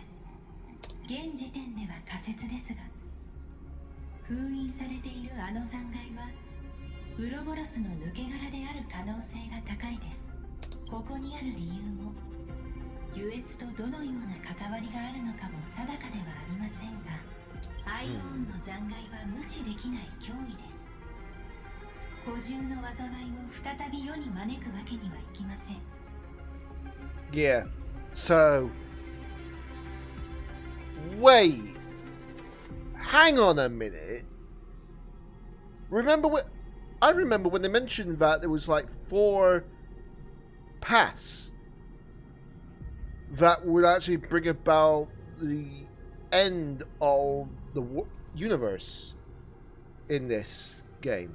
They said it was destruction, harmony, abundance. What if the last one's a veracity?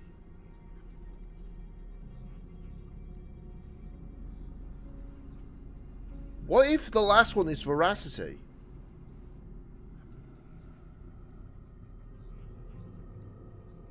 It would make a lot of sense. If so.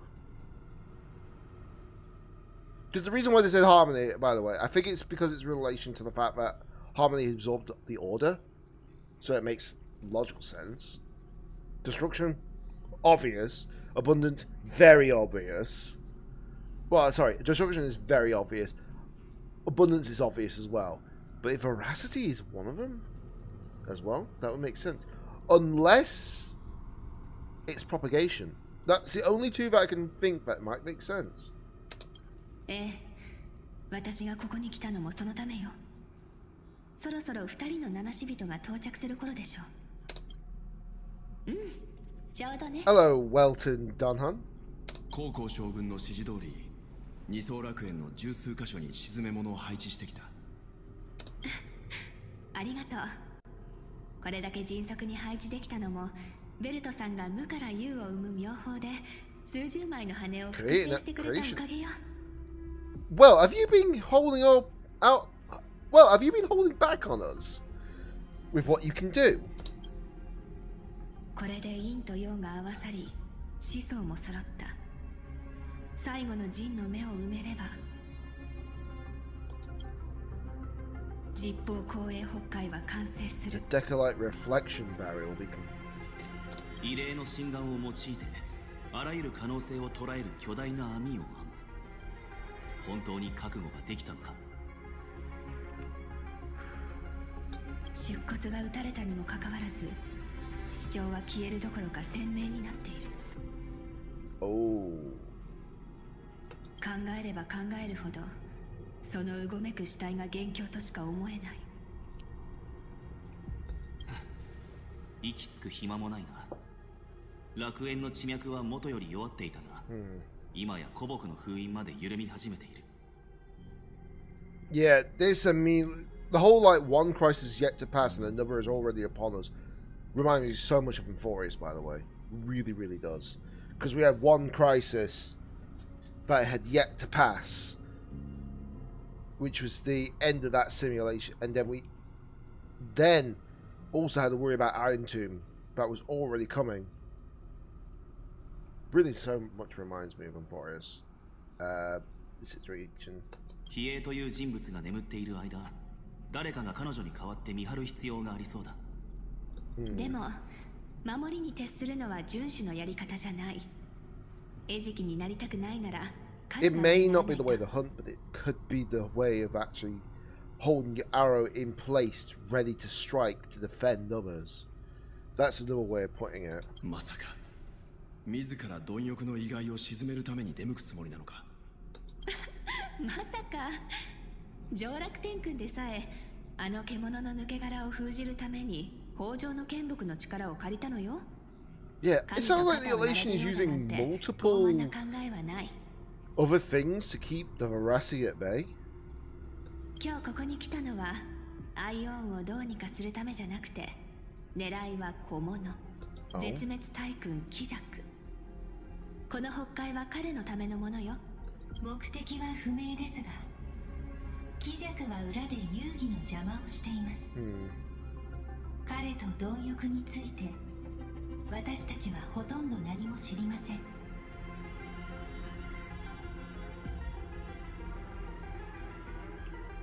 So just double checking something on the side. Shouldn't take too long to sort that out, luckily. しかし偶然、ある親切な市民から情報が寄せられました。ウロボロスの侵害はアハトピアにある。Oh! そうですね。 We're getting this continuation, are we? 沈黙とは一種の肯定です。似た反応はこれまでに I do wonder a bit more about Kochaba. あなたが最初に気づくこと自体は驚くことではありません。弾丸には当時あなたもいましたから。それはいささか低すぎでは。少なくとも9割でしょう。ですがこれは理解できません。仮説を検証する方法はいくらでもありますが、あなたが選んだのは最も異常なものです。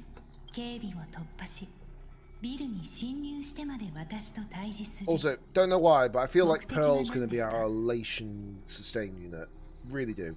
But it'll be great when we get an Elation sustain unit, because it'll make Elation so much stronger. 対峙ではなく警告に来たんです。治安官があなたに会いに来る理由は一つしかありません。今は誰もが幻月遊戯に夢中ですが、超常現象管理局は別の場所を注視しています。例えば新たな出現魔事件が解決した場所でしょうか。その通りです。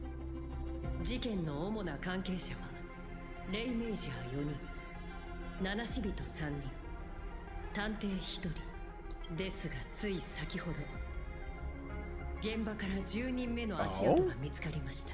意図的に残されたものと調査で判明したそうですね。明らかな挑発です。優越を壊滅させようとする大君が招かれざる客として現れた。二層楽園は言うまでもなく彼が念入りに選んだ舞台なんでしょう。北条をそそのかして舞台に上がらせたのだって、ああ、今は出骨の血肉の処理が最優先だ。他の者の手に渡って再び災いをもたらすことがないようだ。だがキジャクが次にどう動くかにも気を配る必要がある。そこでこの巨大な網の出番よ。星全体が演算の軌跡に組み込まれた時、無限の可能性が全て見えるようになるでしょう。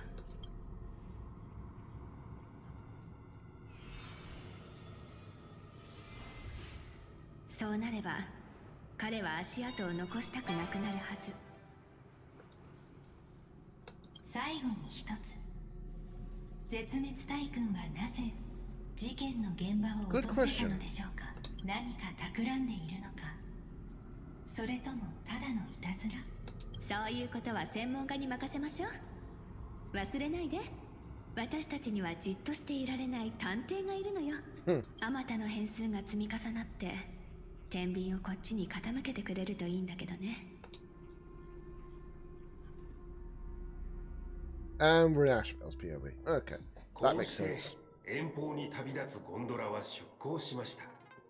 ワールドエンドで優越は再び貪欲に宣戦布告したのです。ギャッギャッギャッ、貧弱な人間ども。ウロボロスが大きな口を開けました。この口を満たせる者がいたら褒美にこの舌をくれてやろう。愚者の羊飼いは彗星を取ってきましたが、それは貪欲の歯の隙間を埋めることさえできませんでした。バーテンダーのブラーチは酒蔵を開けましたが、ソはうたた寝を始めてしまいました。では2着は、彼は貪欲に駆け寄り、ソの耳元で寒いジョークを言いました。2着は両手を広げてこう言いました。ほら、その口を笑い声で満たしてやったぞ。それで貪欲はこう言いました。 Really? よくもバカにしてくれたな。そう言うと大きな口を開けて、 The fact we got a talking trash can now. 嘘でしょ。本当ですよ。勉強熱心な超高生さん。他の話も聞きたければ皆さんとも交流してみてくださいね。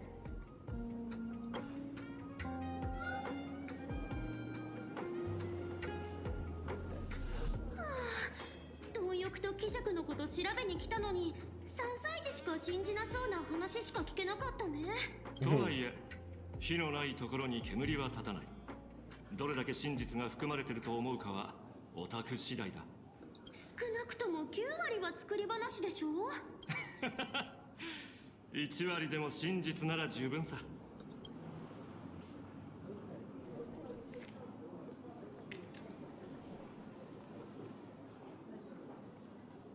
結構人がいるな。話を聞いてみよう。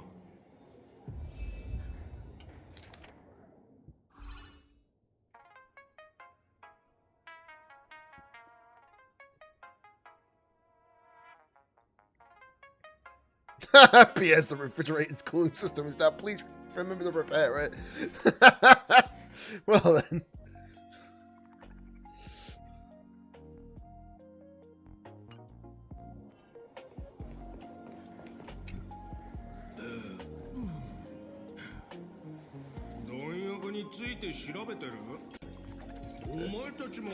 Gets with it.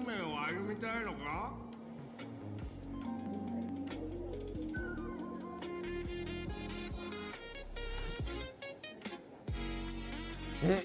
貪欲の運命を歩むって暴飲暴食すること言ってる？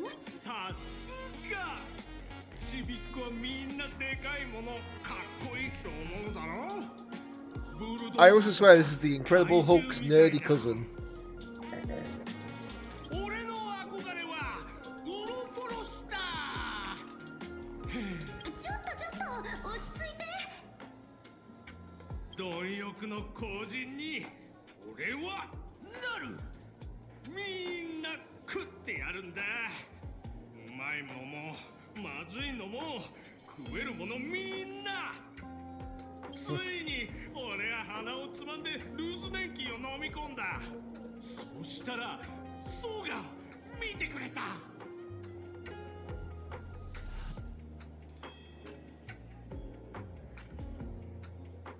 ウロボロスがか？あっはだよ。残念。いい加減にして。うるさい。あとあの先行嘘ついてるぞ。愚者は負けてなんかない。未着とドロシーが貪欲が気づかないうちにその皮をクレープみたいにくるくる丸めて盗んだんだ。それでソは消えちまった。ほらコズミックフォースにも貪欲のカードってないだろ。俺は運営に抗議したのに。集中して勉強しなさい。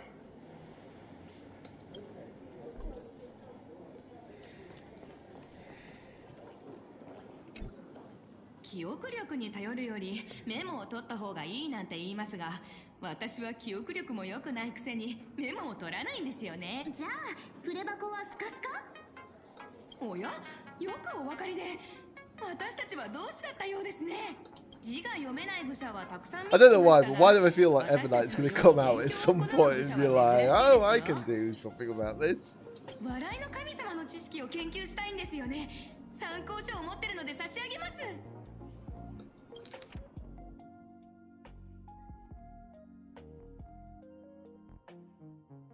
Right, that's a lot to read, by the way.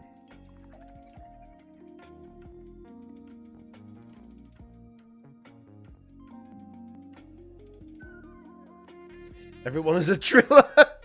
Right, okay. 適当なこと言われてる気がするけど。あ、でもありがとう。お礼なら先輩たちに。これを編纂するために彼らはアイオーンというアイオーンを敵に回し、さらに空の手から生還したのですから。私はただ書物を流通させただけですよ。Right. Oh no. That reminds me, I haven't even done all the chests in this area yet. I still need to do all the... That's one thing I need to definitely do. I need to go back and do all the chests in every area. Might be able to get pulls from that as well.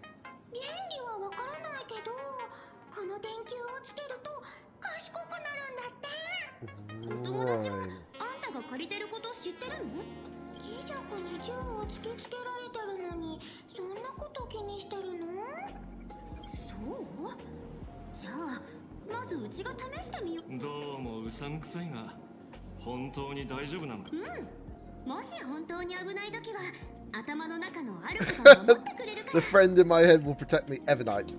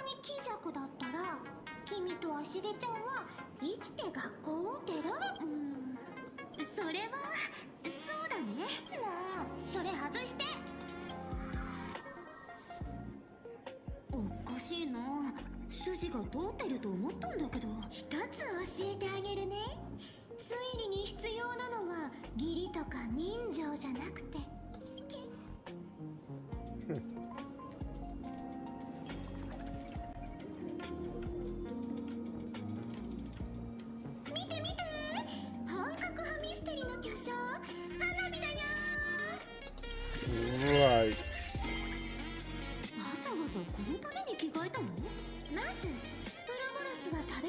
That is the first time I've ever actually seen her change from Sparksy to Sparkle.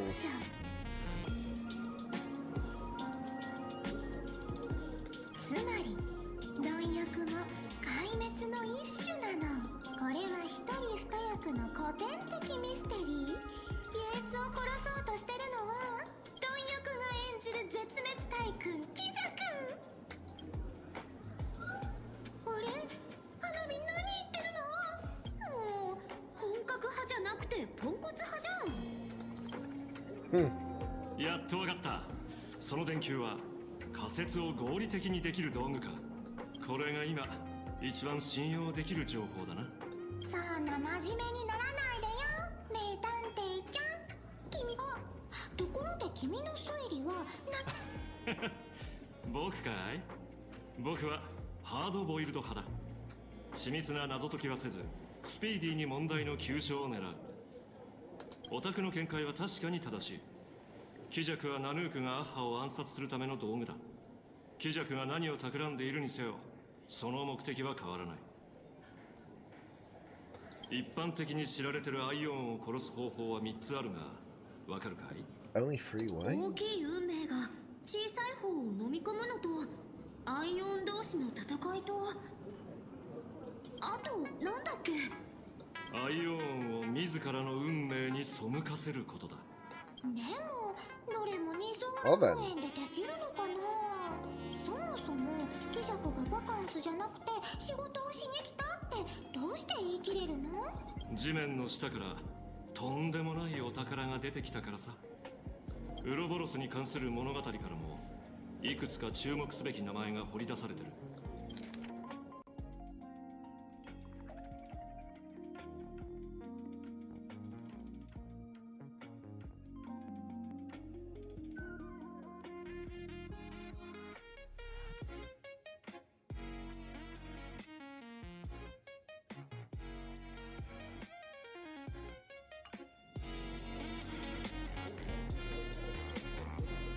虚言癖ね。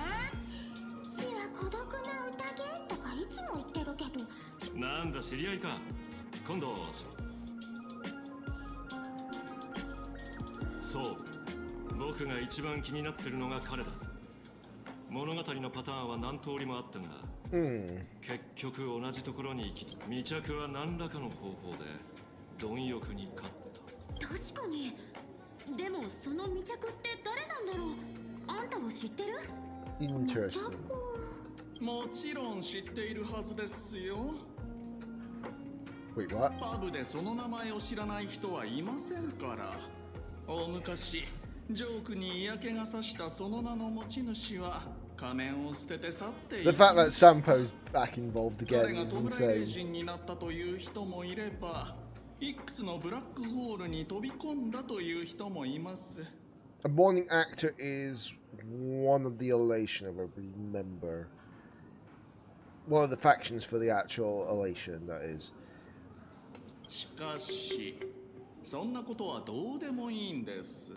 火花さん、僕の大爆笑火花を取ったのはやっぱりあなただったんですね。そんなことだろうと思った。返してください。それは大口のお客様が急ぎで求めているものなんです。返してたなんて人聞きが悪いな。火花はこの子が迷子になってたからでも欲しいの？ならあげるな。やめてください。あれ、返してくれるんですか？あなたらしくないですね。やめて。 I still find it crazy how the fact that Sampo is still involved in the story in one way or another, but they have to use some characters some way, shouldn't they? 待ってくださいよ。だな、私立探偵を雇ってみないかい？ちょっと。僕の代わりに彼女。もちろん、半日もあれば必ず品物も回収できることを。ただその代わりにさっきの話をもう少し詳しく聞かせてくれないか？ああ、彼が狙いですか。いいでしょう。ですが情報には価値があります。僕は安売りしませんよ。いいねで買おう。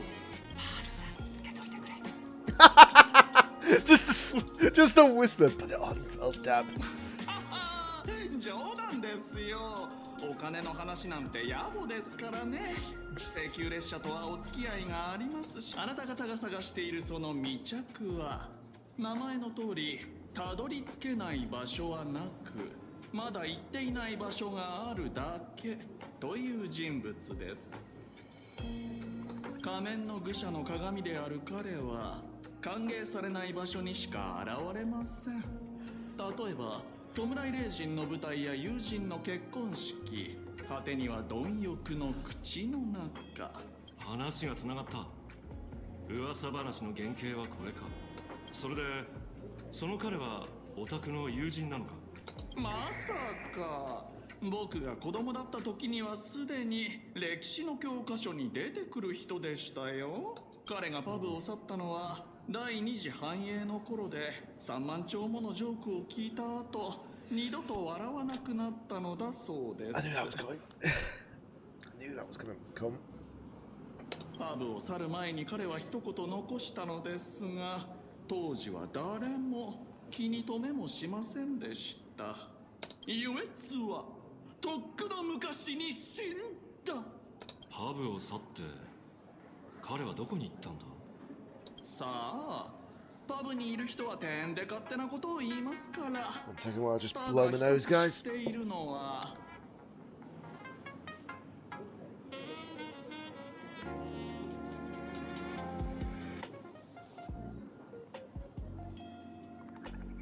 Sorry about that. Just had to do that. Otherwise, it'll just be like 彼が running for a 本 while. 当のワールドエンドに行くと言って、それきり姿を消したことだけです。それどうやって知ったの？長いこと裏の世界を渡り歩いてますから、つてがあるんですよ。それって火花の件ですが。任せてくれ。男に二言はない。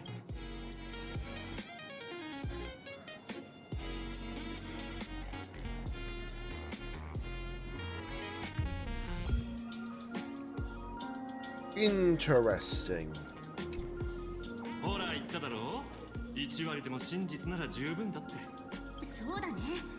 でも未着の言葉って結構怖くない？未着には怪しい点が多すぎる。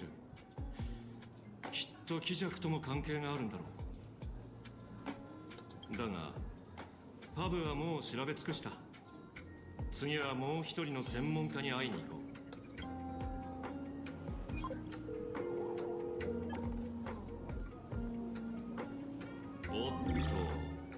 噂をすればなんとやらだな。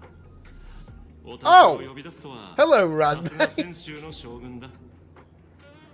私も驚きました。オンパロスを離れてまだ間もないというのに、皆さんはまた絶滅大軍に目をつけられてしまったのですね。ルワンメイ、それにテンは？高校将軍の指示を受けまして。The thing is, seeing Tinian, aka Foog, back doesn't exactly surprise me, considering the fact that she was actually there since like the first start of the expansion.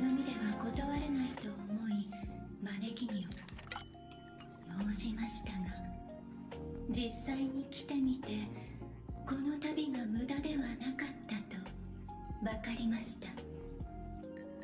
The surprise reaction in March in the background. 早速本題に入りましょう。ウロボロスはすでに死んでいて、その死は幾重にも隠されています。驚くことではないな。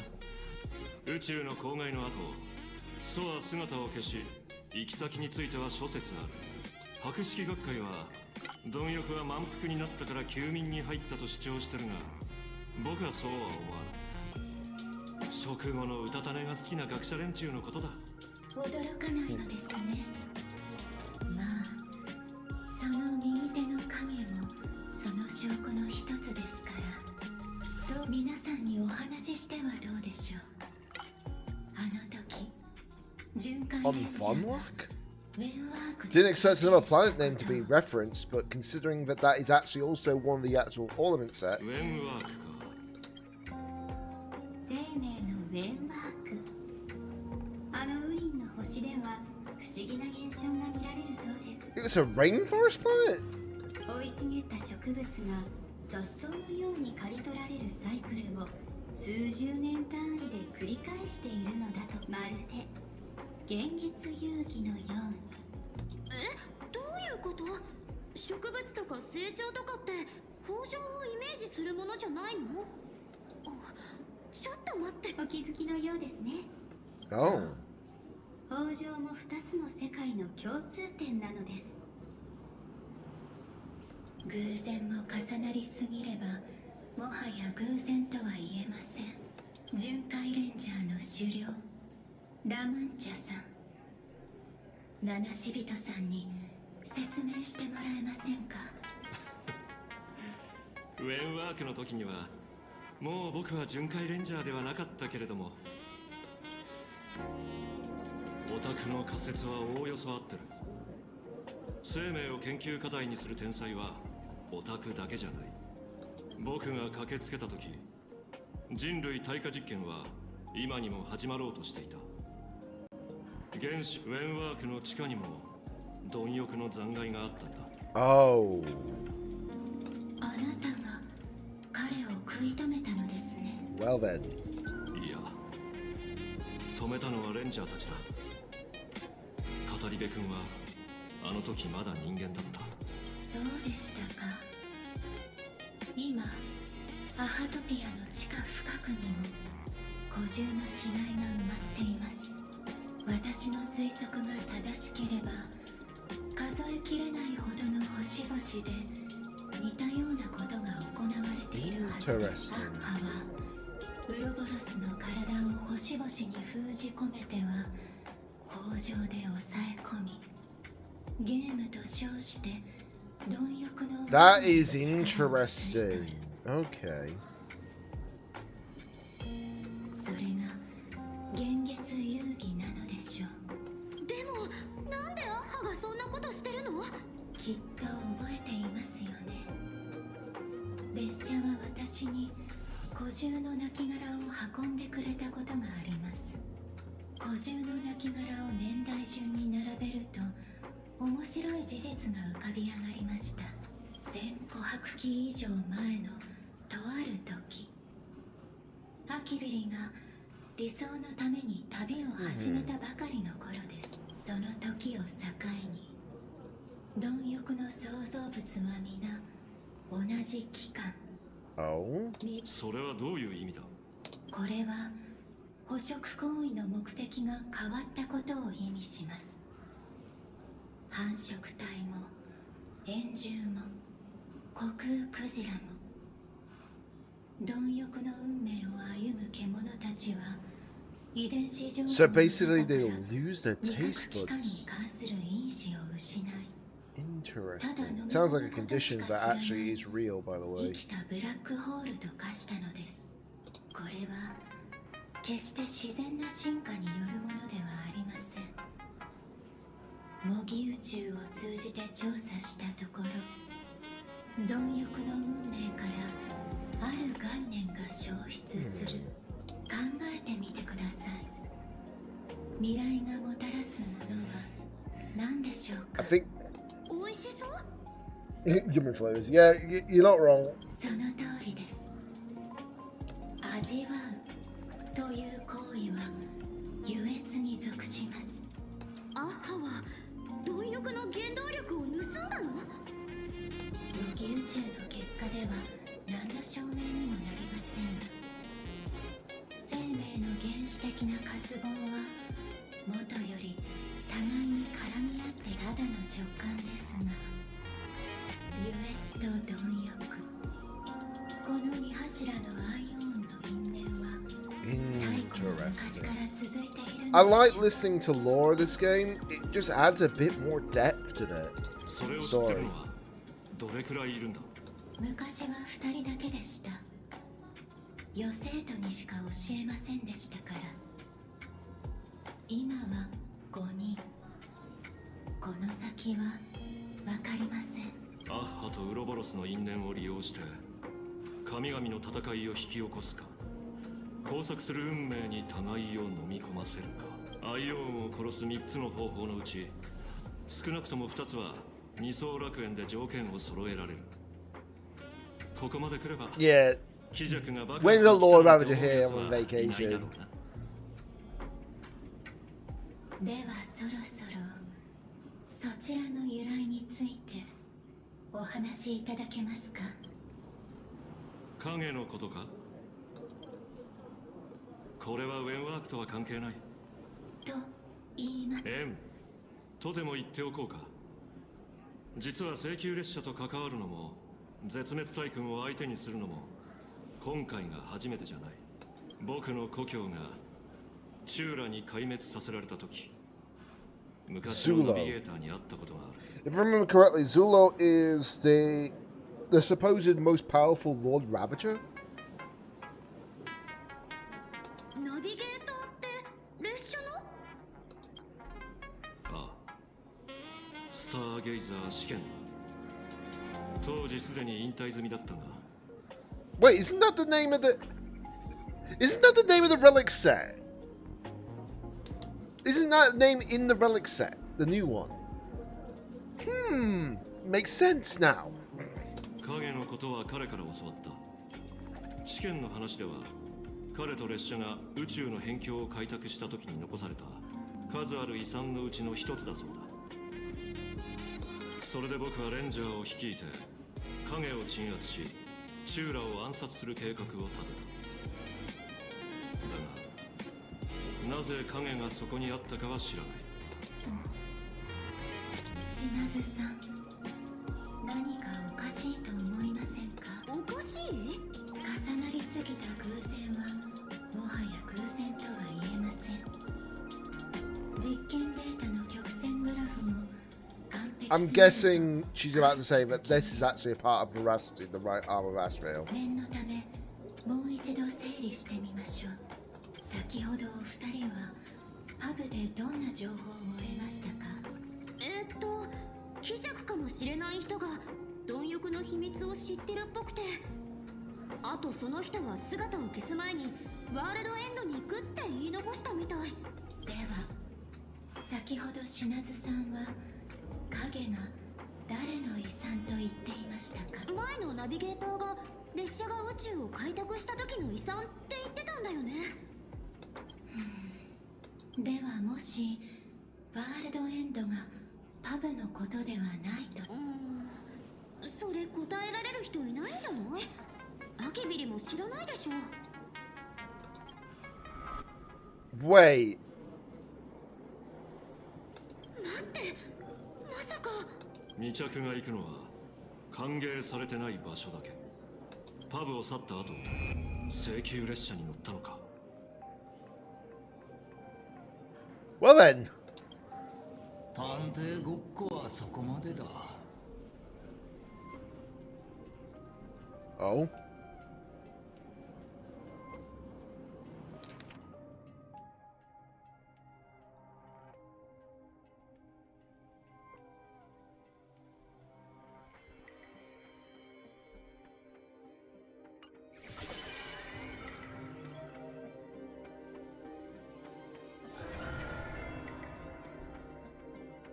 Um. 言っておくが、俺の計画を狂わせられる奴は多くない。だがあんたは昔も今もその数少ない一人だ。やっぱりオタクだったか。知ってるだろう、坊主。俺は押しかけるのが大好きだと。Ooh.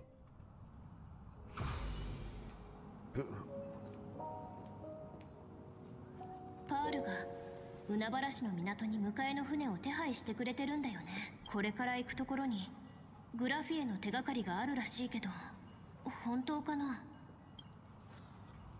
So basically what they're saying is that the real world's end is involving the Astral Express? I did not see that coming. Who thought that having someone from the Genius Society actually would help us discover that? Oh. Not moving, Beat Saber time.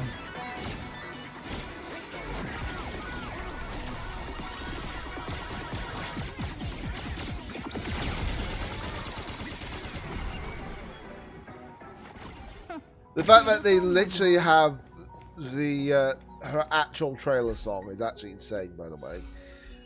That was the first achievement. We've only got 4 achievements left. Ah, this is not going to be a long quest then. So I think I'm right in saying that it might be only, what, 5 hours, maybe? Who knows? I also really need to get on and try and get all these things complete, because I need to get this complete, for sure. This is not so bad of a rush, because obviously it doesn't have, like, so many things. It has, like, Jade, yes, but it doesn't have, like, certain situations. But I do need to get on with it as well. Let me just check. Okay, we are sitting at 234 pulls. Jades, not pulls. What am I on about? Oh, crap. Didn't want to click that button.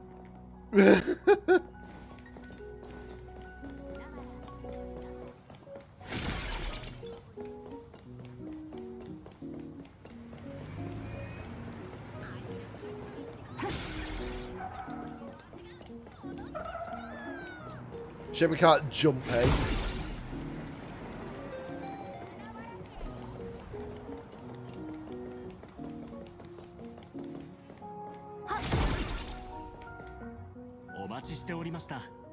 こうしてまたあなたにお使いできる機会が巡ってきて何よりです。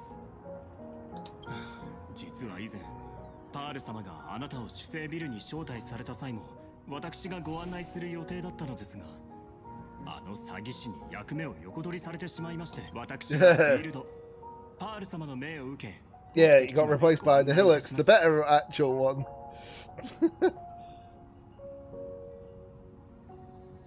Right, 1 second, guys. I just need to clean my glasses. Unfortunately, just if I don't, I can't see through it, so you know.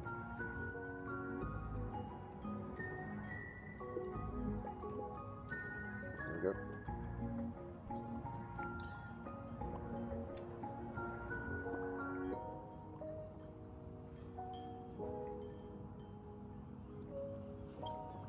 Tondemo gozaimasen. 海原市での対戦、私もずっと拝見しておりました。あなたのような英雄のお力になれるなど光栄の至りです。今回の目的地について、Yeah, obviously we haven't had any battle stuff yet, but I would imagine that we'll get battle stuff down the line. 承知しました。突発的な事態のせいでパール様も手が離せないのでしょう。私たちがこれより向かうのはトガ船員という名のホテルでございます。そこは鳩川の支流が海へと注ぎ込む終着点に位置し、絵の世界と現実が交わる境界の一つとなっています。その通り。もっと正確に言うと、彼女が住んでたのは1000年前。伝説によると、属性乳牙の奇跡はそこでなされたみたい。パールさんみたいな筋金入りのファンがそんな聖地をほっとくはずないよね。噂じゃ、パールさんは小切手にサラサラっと天文学的な数字を書いて土地を丸ごと買い取ったんだって。おまけに市場に出回ってるグラフィエの遺作を贋作かどうかも調べずに片っ端から購入し、お金さえあれば本当にやりたい放題できるんだね。 Honestly, kind of glad to see her back in the story again. グラフィエはまだ生きてるって固くなに信じてるみたいでさ。部下たちを総動員させてグラフィエに関する噂を根こそぎ、それこそ地の底まで掘り起こす勢いで調べたらしいよ。で、あちこちから赤髪の美人をとにかく集めたんだって。ま、どれも誰かが想像で描いた偽物の現像種だったらしいけど、きっと彼女その時こんなリアクションしたんじゃないかな。目標オリジナル個体の捜索、エラー粗悪な模倣を大量に発見。あなたは主聖ビルにいた詐欺師。主聖ビル？私生まれてこの方一度もそんなとこ。言い逃れはできませんよ。監視カメラにしっかり映っていましたからね。爪が甘かった。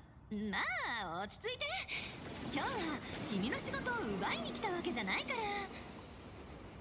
Honestly, I do like her design. I know a lot of people say she just doesn't look...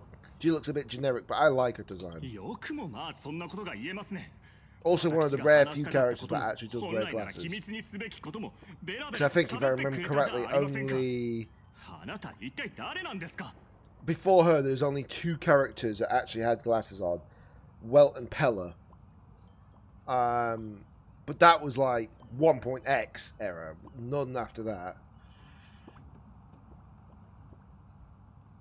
この人は聖天航路モフモフ号の作者、二次元ホース先生だよ。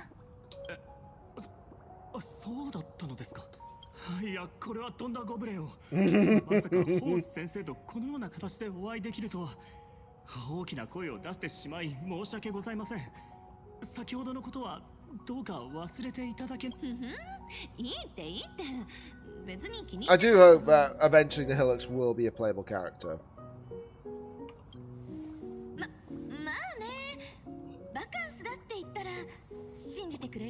With the IPC guards behind you, I don't think it's a vacation. 現実を受け入れたらどうだ。今はあんたの護送中だろ。あなたの資産の信用度はすでにマイナスです。パール様はあなたにモフモフ号の時間を完成させるという生き残る道を与えてくださいました。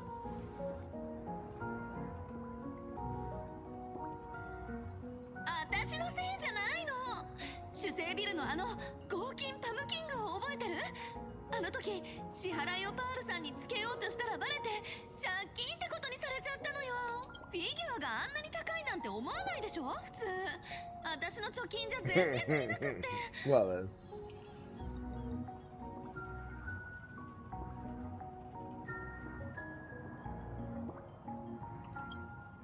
版権料も原稿料も全部ヌースコインに突っ込んじゃって。有り金を全部溶かしちゃったの。So she's not good with money. 今は彼女缶詰状態にして執筆させようとしているのですね。お察しの通りです。目標、原稿料による債務の帳消し、予定期間56日。56 days, okay. 今の聞いた？これから行くところは So basically 8 weeks. That's what it sounds like to me. 8 weeks.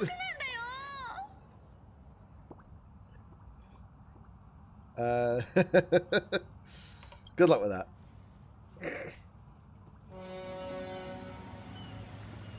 船が来ました。準備がよろしければ出発しましょう。Okay.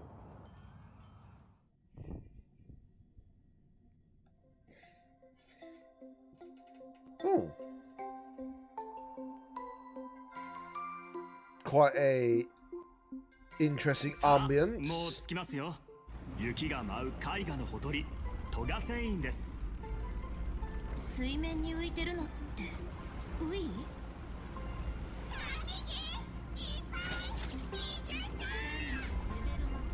おや、ウイが多すぎて航路を塞がれてしまいました。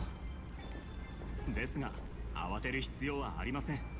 私の指示通りにすれば大丈夫です。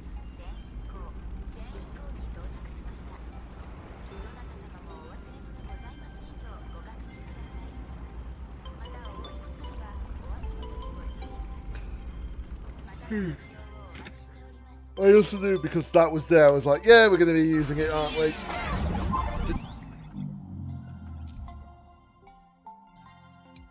Really?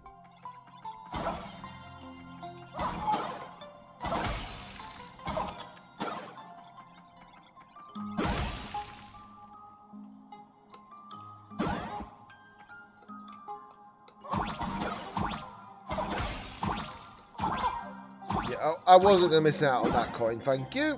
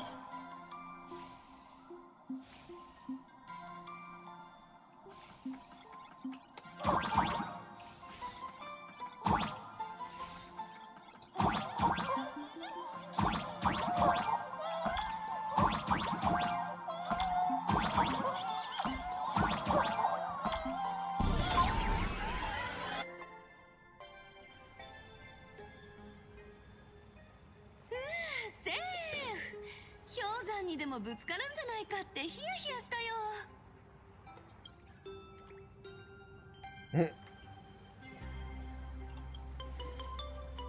多分君から眼力を感じ取ったんじゃない？幻月遊戯のビッグスター。 Makes sense. Most logical thing. ほら、どさくさに紛れてくっついてるおちびちゃんもいるよ。That 多分岸に上がった時にくっついたんだね。小さいのになかなか熱狂的なファンだよ。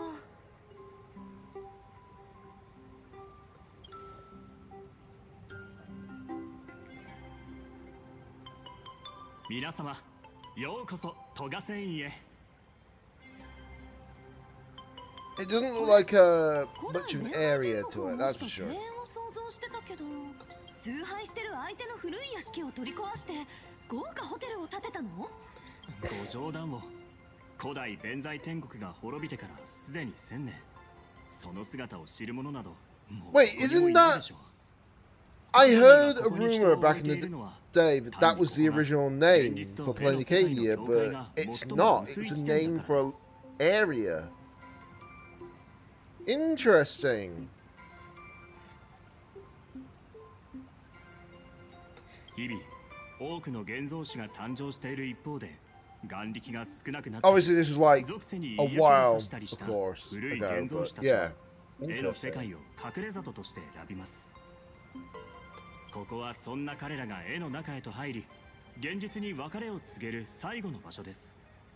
しばらく休息をとって104年にわたる記憶を整理してから二度と帰らぬ旅へと出発します。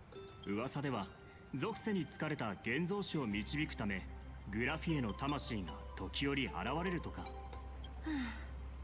ここの空気、別れの気配で満ちてる。あの現像の母の魂を引き寄せるのも納得だよ。クリエイターにとってはまさにネタの宝庫だね。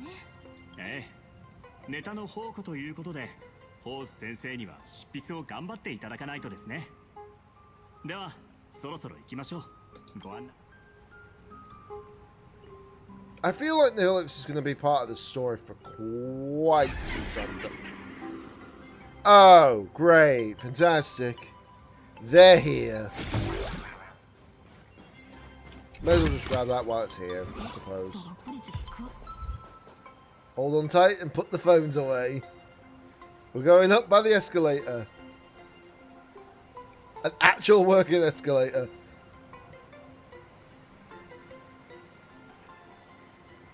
Well then. I'm also just going to do that for the sake of it.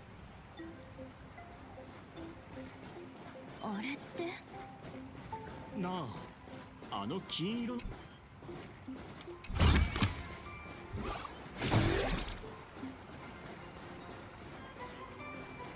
I don't know why, but I generally thought that was Scott, by the way.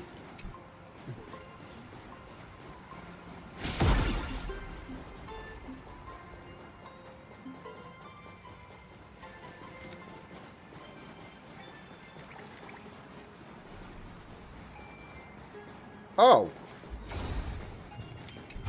Okay, so this is where the Calyx of Destruction is. Interesting.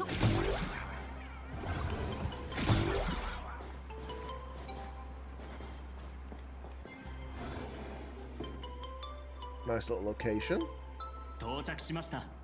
ここからはホテルのスタッフが皆様をご案内しますので、私はこれで失礼します。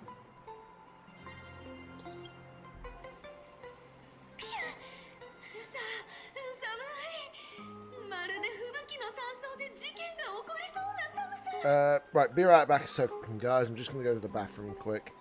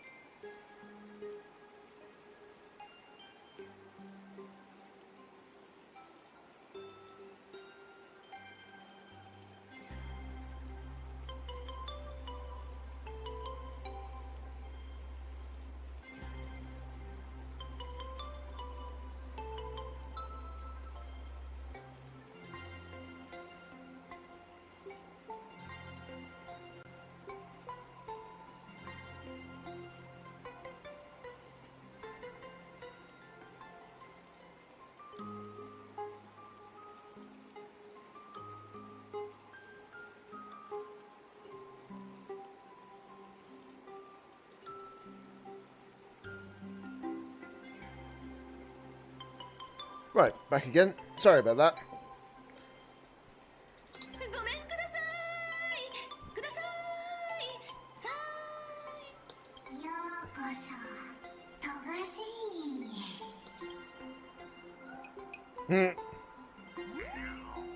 キンキンに冷えた雪の海がいるなんてどうりでこんなに寒いわけだ。どうも、僕はホテルのロビーマネージャーの Oh God. お客さんはちょっと体温が高いからここの雰囲気を溶かさない。ならこっちも自己紹介を。私は今をときめく漫画家の虹。ああ、元漫画家のステラーさんだよね。いきなり見バレしちゃった。いや待って。 Did you say former? ど上のお偉いさんから聞いたよ。ステラさんは今や主世の資産。時間を完成させるまでここに住んでもらう。このホテルの宿泊客はね、みんな大物の現像種ばっかなんだよ。ほら、あそこの楽園マンは元スーパーヒーローなんだ。誰それ？聞いたことないけど。あっちにいるのが最古の妖怪の一体、元カッパ。今はただの温泉の管理人だよ。カッパ？その現像種ってカンパニーが来たばかりの頃に絶滅したよね。旧時代の生き残りってやつもいるにはいるんだよ。このカスペだってかつては名高き元氷の巨人だったんだから。 Right then. グラフィエ様の目撃情報ならここの雪みたいにたくさんあるよ。あの方の魂がホテルに滞在してるっていう噂が広まってからグラフィエ様を模倣した現像種や無理やり関わりを持とうとする変な連中が見て、あそこにいるみんな自分はグラフィエ様と関係があるとか。どうせ眼力やお金が欲しいだけの詐欺師でしょ。自分をアッハだって言い張る連中と同じだね。まあ確かにその通りなんだけど、あいつらのおかげで上に報告するときにいつも長いリストを出せてるんだよね。七死人しっかり聞き込みしてきなよ。じゃ Well then.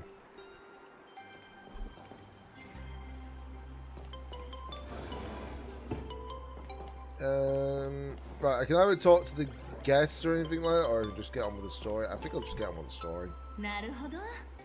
君はここにグラフィエの行方を探しに来たってわけだ。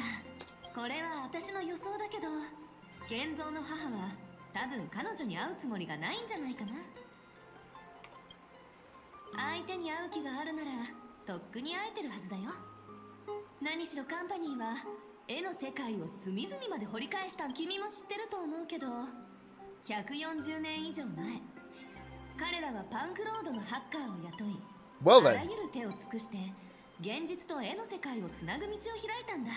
あんな風に絵の世界を引っかき回されて現像の母が機嫌を損ねないわけないよね。I think it's still safe to say this, by the way, guys. I feel like Punk Lord is still going to be a thing, but it's going to be more cyberpunky. Because obviously Planecaria is more gamified, if that makes sense. グラフィエの友達？その人どんだけ長生きなわけ？でも探すよう頼まれたなら何か方法は聞かなかったの？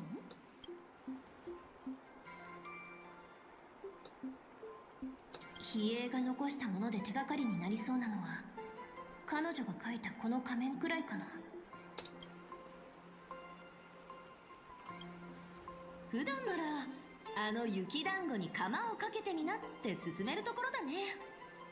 あの子が最後に言ったしっかり聞き込みしてきなよには。でも君が求めてるのがワルジエなら宇宙のどこかに歴史上の偉人を現世に召喚できるミステリアスな儀式が存在するって聞いたこと。聖杯戦争。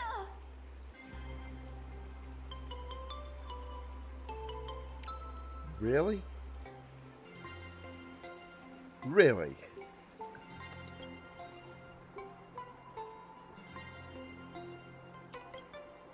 Ah, そっか。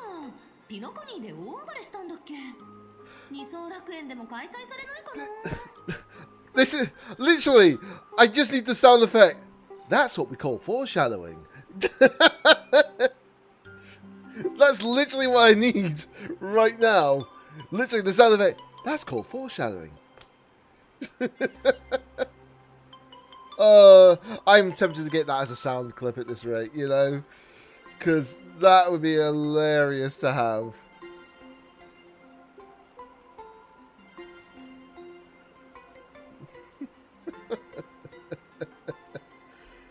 Oh dear Lord.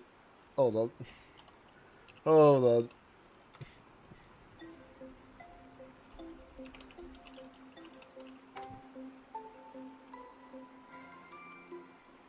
I can't seem to find the sound effect. But you get what I mean. If you've heard the sound before, you'll know what I mean by that.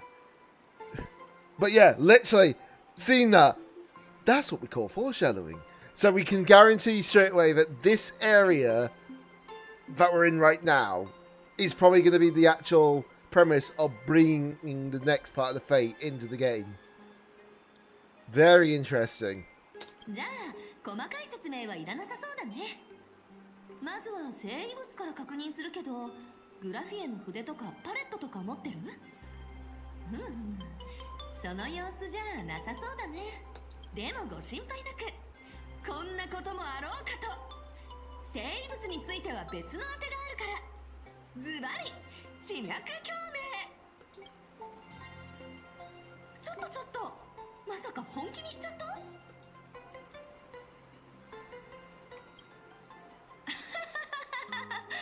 え、冗談なんだけど。ごめん、ただ場を盛り上げようと思って。私は締め切り破りの常習犯。自分のことすらままならないのに君に。さあ、もう十分だろう。休憩時間はここまでだ、ステラ先生。自分の立場を理解したのなら時間を浪費せず今すぐ書き始めてください。チェックインしたばっかなのにもう仕事？私は全自動追いかきメカ鎧じゃないんだよ。メカ鎧なら何百時間でもぶっ続けて稼働できるが、あんたには無理だろう。だからこそ1分1秒惜しんでもらわないとな。ちょっと待って、これ誘拐でしょ。助けて、ラクーンちゃん。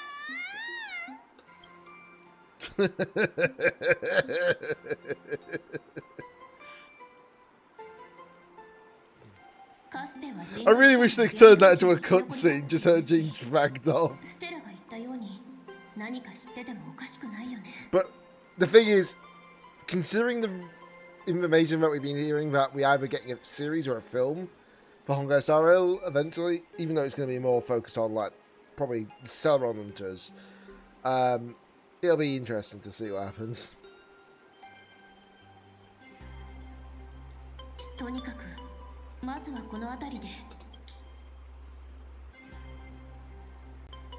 But yeah, the fact that they literally just like foreshadowing the fact that we probably will get like the Play Acadia to actually have. Yeah, it's just like I said, the foreshadowing for saying, oh yeah, Play Acadia is going to actually. It'd be nice if Play Acadia got actually the next Holy Grail War. I'm like, that is literally, that's what we call foreshadowing moment, you know? That is a literal, that's what we call foreshadowing. There's no question of that. It's too obvious. I generally thought this area was actually smaller than this, but clearly not.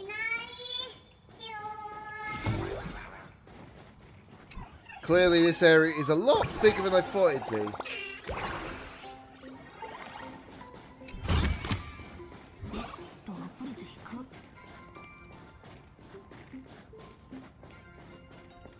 Don't get me wrong, I'm not complaining. It doesn't need to be massive, yeah, but it doesn't need to be douche mode. I completely bypassed them, didn't I?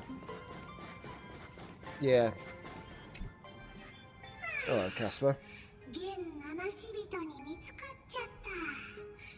グラフィエ様のことを聞きに来るだろうなって思っても、あんなずっと昔のことを頑張って思い出そうとすると、僕のふわふわな頭がチクチク痛くなって、なんだか全てが吹雪に覆われたみたいによく見えなくて、ごめんよ。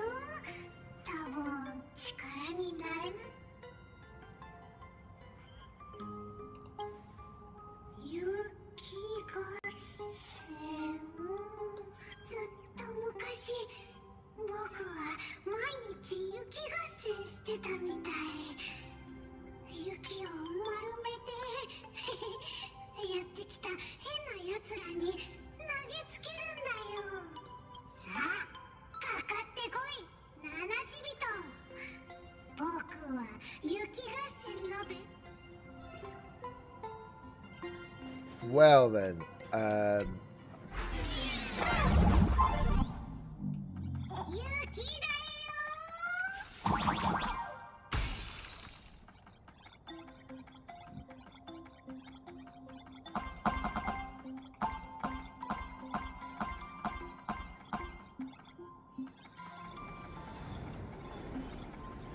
well then, pick up.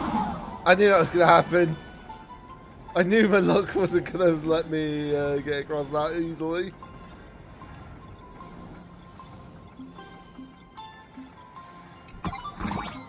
Thanks to the extra chest.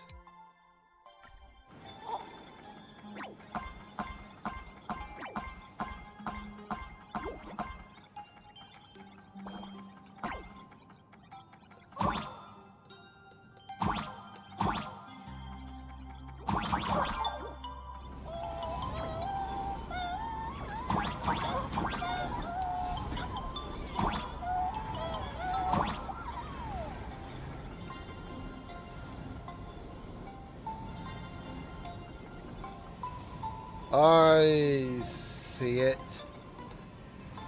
Aha! Did you think I was that dumb?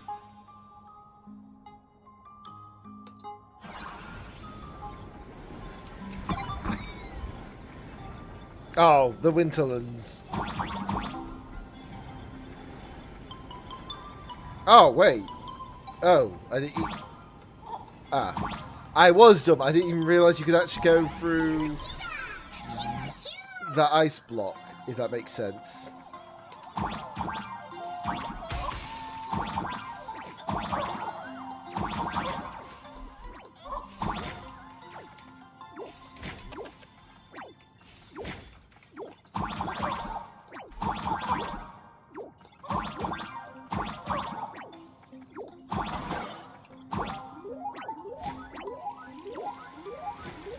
Next stop, kitchen appliances, snow machines and such, yada yada yada.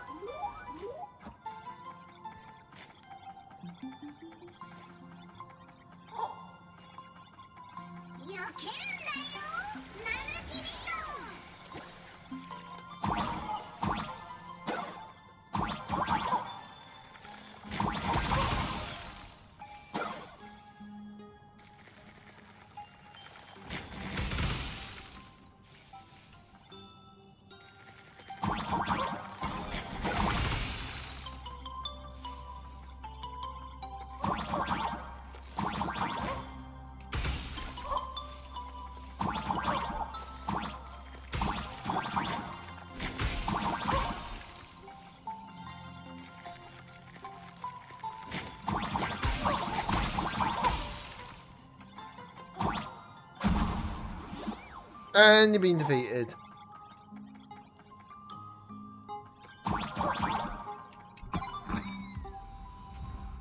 What did this give me? No. Actually, hold on. No, actually, no. What am I doing? That's actually pretty decent. More so for aventurine than anything. Not so much for...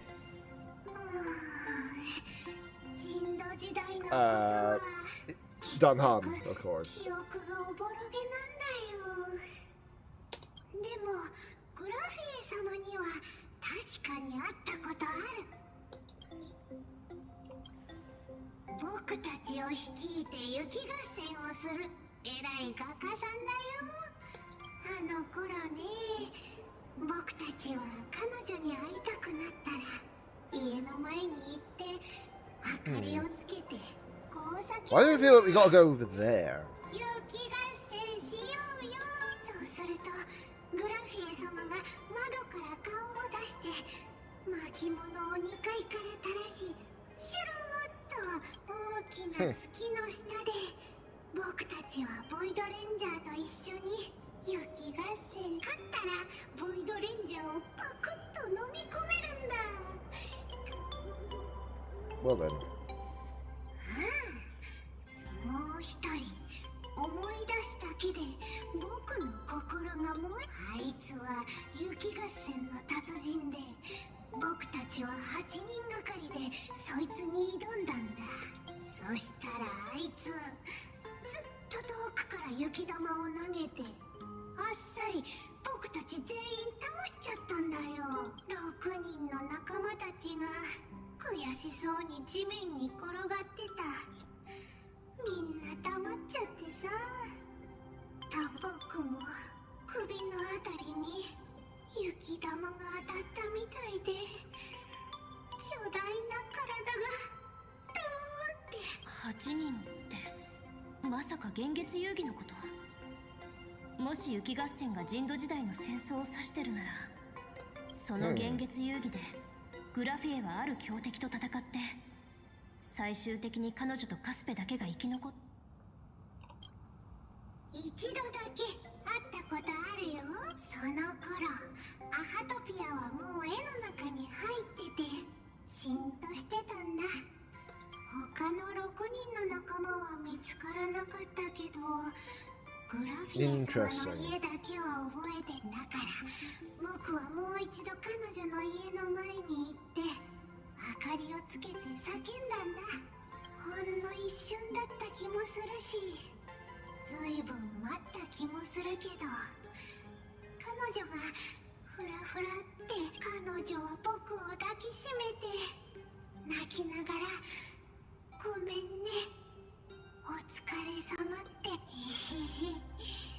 たかがゲームに負けただけなのに、また今度勝てばいいだけだよね。でも雪合戦の思い出を話しただけだけど、七死人の役に立てたならよかったよ。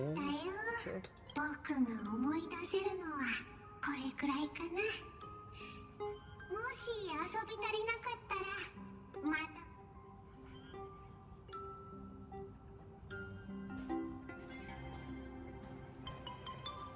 まとめると、カスペはいつも明かりをつけてグラフィエの屋敷の近くで彼女を呼んでたみたい。その明かりってどこにあるのかな。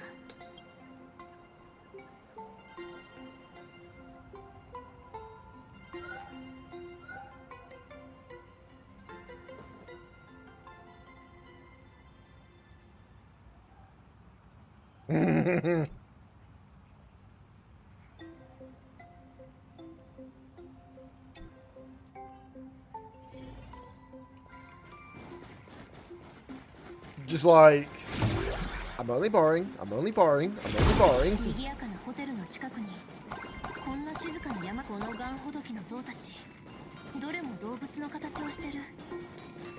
目立つ場所に明かりを置いてみよう。よっ。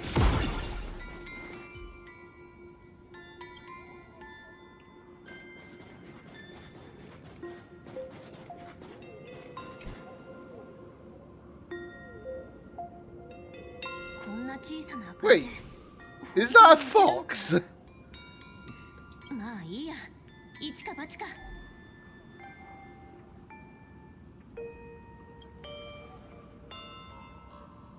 わらわの千年の眠りを妨げ、三つの願いを叶えるどころか貴様を絵の中に閉じ込め、わらわの代わりにこの苦難を受け This is not Graphia.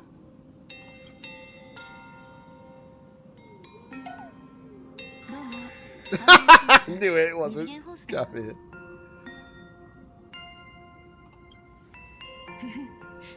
デッドラインをくぐり抜けてこっそり逃げてきたんだ。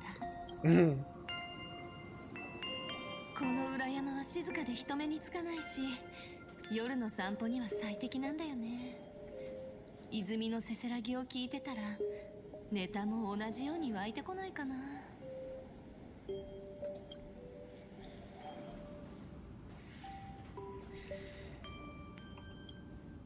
だからこうしてネタを探しに来たんだよ。二人の後方腕組み男にジロジロ見られたら、ほらこの古い石像を見てよ。どことなくヒメニャンに似てない？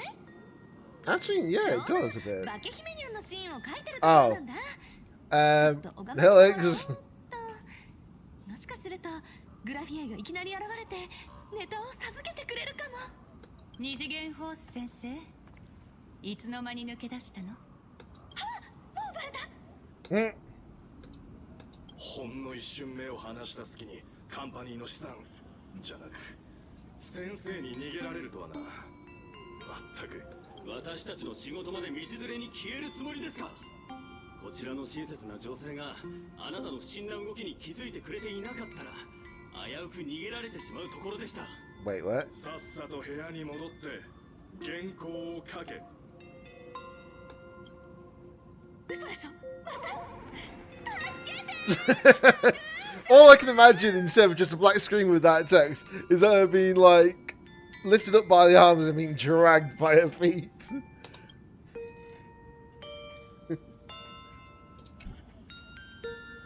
まったく絵師というのは本当に大変な仕事ね。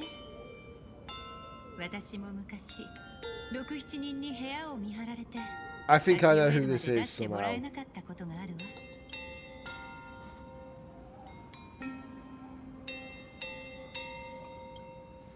あら、私？あなた、ついさっきまで必死に探していたじゃない。私の名は村田グラフィエ。絵の世界の守護者よ。Well, we can definitely see where Hibiko got her looks from. 請求列車の七死人さん。あんたがグラフィエ。確かに姫子によく似てる。Yeah, just a fair bit. 明かりをつけたのはあなたよね。私の記憶が正しければ、それは昔の仲間たちが私を呼ぶときに使っていた合図だわ。招かれてこうしてきたというのに、私の正体を疑うなんておかしな話じゃない？思うに、あなたがわざわざ私を訪ねた理由は、幻月遊戯の仲裁者があなたにことづけを頼んだから。かつて私たちが共に戦った敵、外界天馬の主が戻ってきた。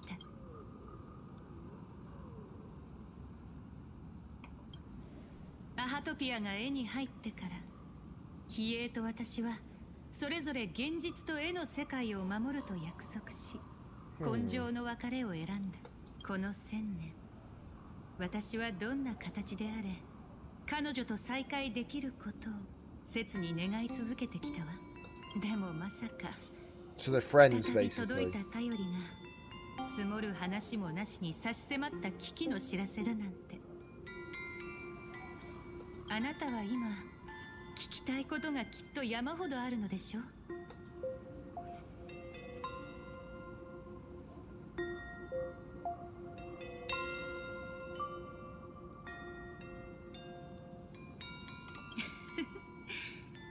本当に聞きたいことがたくさんあるみたいね。You can definitely tell they're taking some of like Himiko's like moral and then just put it on her. But it makes logical sense because of the fact that this is the ancestor. 戦友の姿に化けてレジスタンスに紛れ込み、甚大な犠牲をもたらしたわ。だからこちらもあなたの身元を確認する必要がある。I think that's fair. 七種比比叡から渡された証はあるかしら。彼女、あなたのために聖越者の仮面を描いたのね。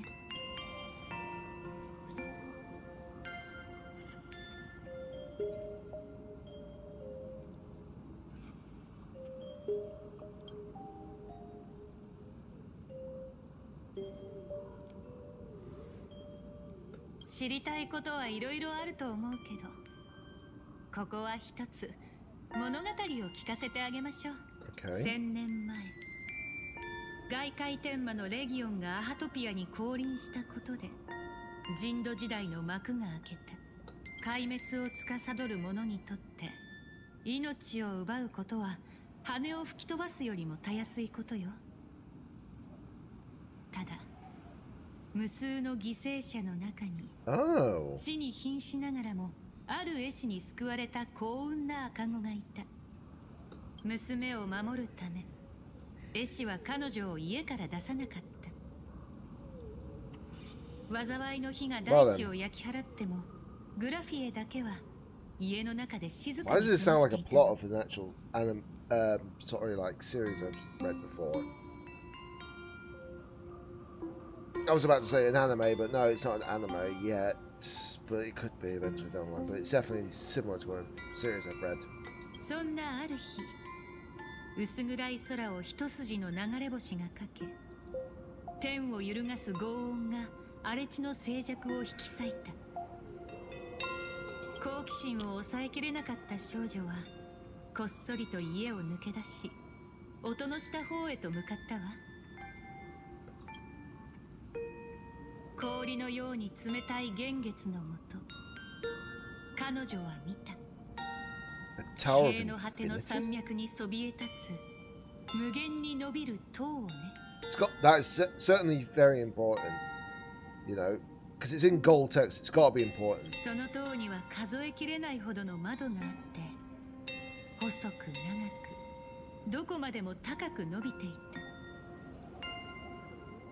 それは塔というよりも傷ついて大地に落ちた鉄の竜のようだった。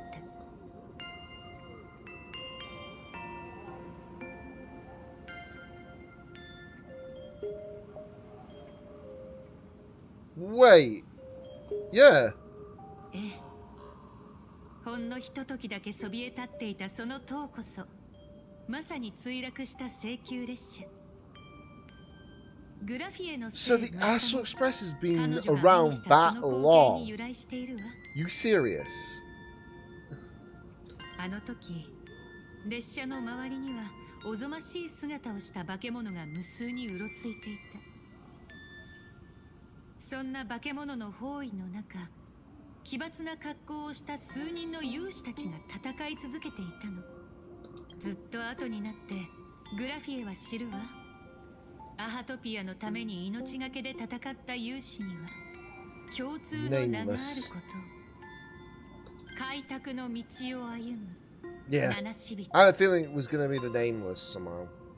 その日を境にグラフィエは属性と足を踏み入れ、現像の母としての人生を歩み始めたわ。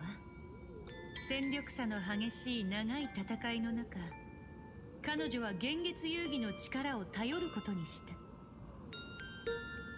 アイオンの儀式が持つ大いなる力を借りて、恐ろしい外界天魔の主を、これは幻月遊戯史上初めて8人の聖越者が一丸となり、天外から降り立った強敵、絶滅大君キジャクに立ち向かった瞬間でもあった。敗北したわ。グラフィエは幻月遊戯に勝つことも、So that means the Sot Pamar has been around for a long, long time. 人道 It 時代の makes 最 sense. It's 後 a に Lord Ravager. 彼女は全ての眼力を集め世界を丸ごと絵の中に描き写した。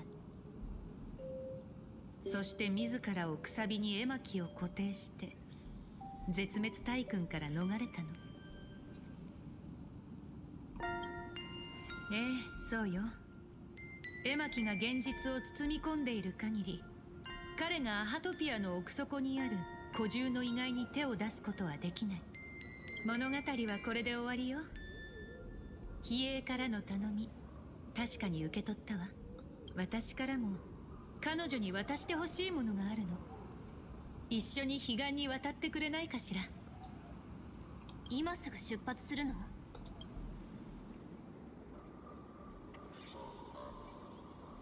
そう急ぐ必要はないわ。あなたには同じように別れの決意を抱き、それってジンのこと？この道を下った先に洗顔の木陰が植えられている川辺があって、ウイがたくさん集まって準備ができたらウイを一匹選び、グラフィエの名と彼岸に渡りたいという願いを心の中で唱えながら、それを川に放ってちょうだい。その時私は船を出してあなたたちを絵の中へ送りましょう。 And she gone.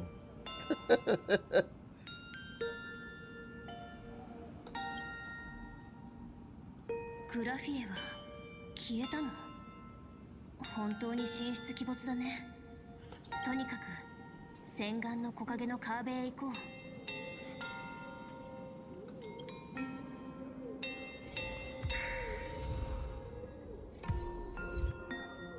The fact that we're finally getting a little bit more lore on this story is actually good, though. That's the thing with me. I love to have like lore and story in these games. There's not a lot of people who like it, but there is a lot of people who do. Ah, hello. 同じ森の中では大樹が互いに養分を奪い合うらしいよ。 It's Silverwolf and Blade. もしかしてだけど、出骨を否定にあるあの木に食わせれば、わざわざこんな遠回りしなくていいんじゃない？ねえ、何か言ってよ。意外と森に詳しいんだな。冗談を言ったつもりないんだけど。もう一人の北条の指令を取り込んだとなれば、神木そのものがより大きな災いとなりかねない。この状況を打破できるのは、もはや貪欲の抜け殻を置いて他にないだろう。北条が強くなったら、剣木が暴走して楽園は終わり。北条が弱くなったら抜け殻が暴走してやっぱり楽園は終わり。楽園って名前のくせにこんな綱渡りみたいな状態だなんてね。優越の本質ってブラックジョークかなんかなの？怖いのか？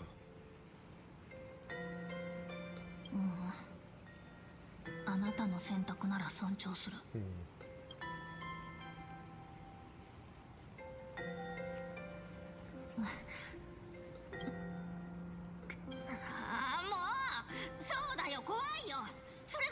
Sylve's just a bit upset there. I don't really blame her. Basically, yes, technically they are not like bound by blood, but they are still technically a family in a way. あの選手陣の言いたいことくらい分かってる。九死に一生を得るってあるのは九死だけで一生なんてないでしょ。いい？家族の死をただ黙って見過ごすなんて私にはできない。Yeah, you can definitely tell. Silverwolf cares about the Celeron hunters. You can tell. But it makes sense because obviously you could say technically that, in a way, I'm not saying this is the case, but in a way you could say that Blade is like the dad, Kafka's like the mother, and then obviously you got like Silverwolf and Firefly, which are basically the daughters. In a sense, that's what it feels like a lot of the time. でなきゃ何？友達？同僚、遊び仲間、買い物する時の荷物持ち。どれも正解だな。どこが正解なの？時々。 Or you can just say Blaze the older reliable brother as well, and Captain the older reliable sister. You could say that as well, but we'll see on that, wouldn't we? 聞こえているぞ。前者だと思っておけばいい。その方が楽だろう。俺の決意は変わらん。お前も分かっているはずだ。不適切な感情は任務を失敗させると。やっぱりバカのふりしてるだけじゃん。I thought that text was a bit smaller. 私も同じだ。 I think that was intentional. もし蛍の病気が治ってカフカが念願の真心を見つけられて、あいつが That's the first time I've ever heard anything specific for Kafka. Finally finding the heart she's looking for. Interesting. We know about Firefly and her illness. That makes... We've known about that since Penacony. Especially during... what was it? 2.1 I think it was? Could be wrong, but it could be also 2.0 as well. But it was definitely during Penacony regardless. But I didn't know Kafka had a situation she's trying to sort out as well. But it makes a little sense. いつかダークゾーンの一つの影になってしまうんだとしても、私はレベル999のカセットを手に取る。そういうことは口で言うだけにしておけ。テレビタワーでお前はすでに時間を使いすぎた。それに俺にそんなことを言ってどうする。そういうのは直接あいつらに伝えるべきだろう。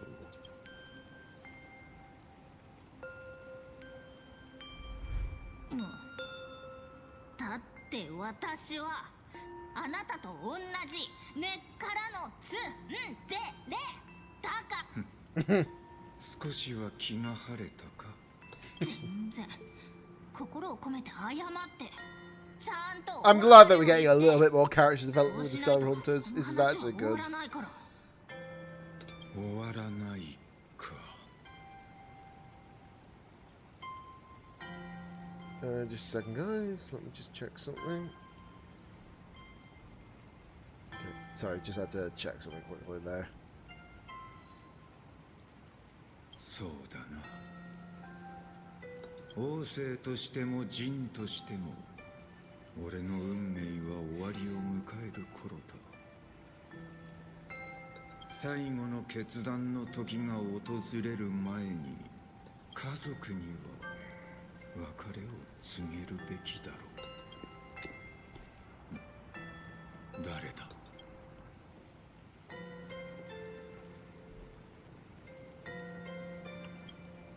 次からはもっと堂々と近づいてきて。来たか。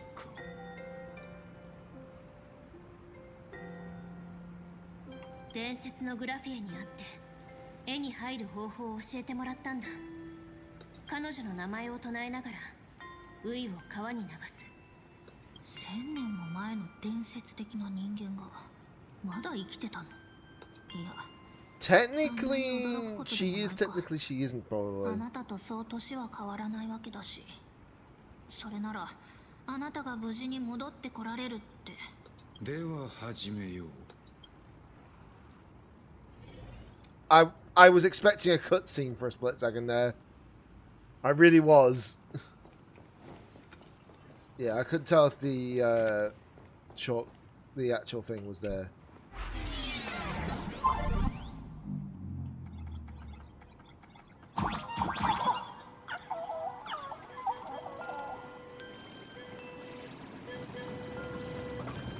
Okay, are we playing with model trait sets now?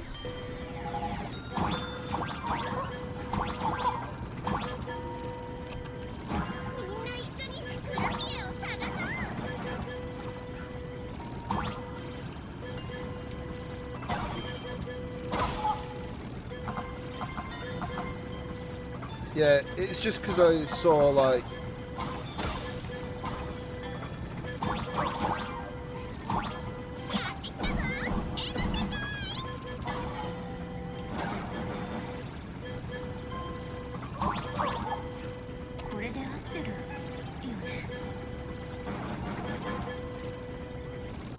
Just while I'm here.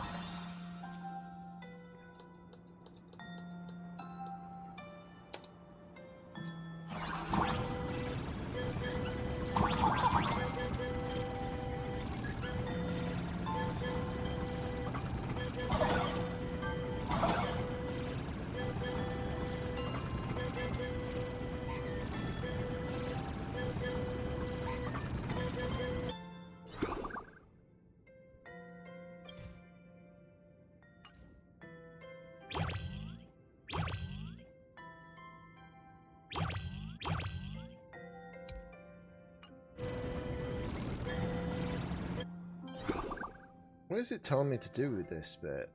You know?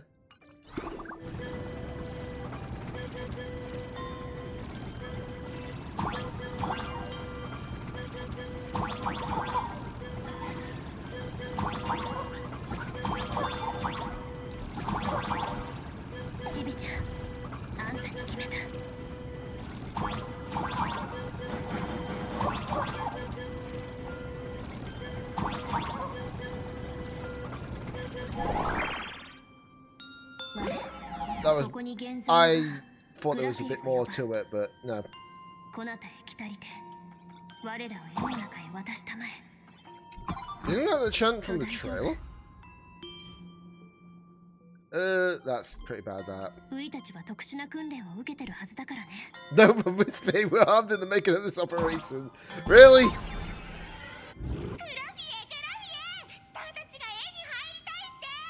Ora, 不思議ね。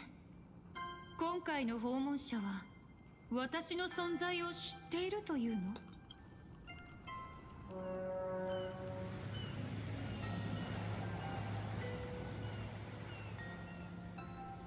変なの。船が下流から上がってきたの。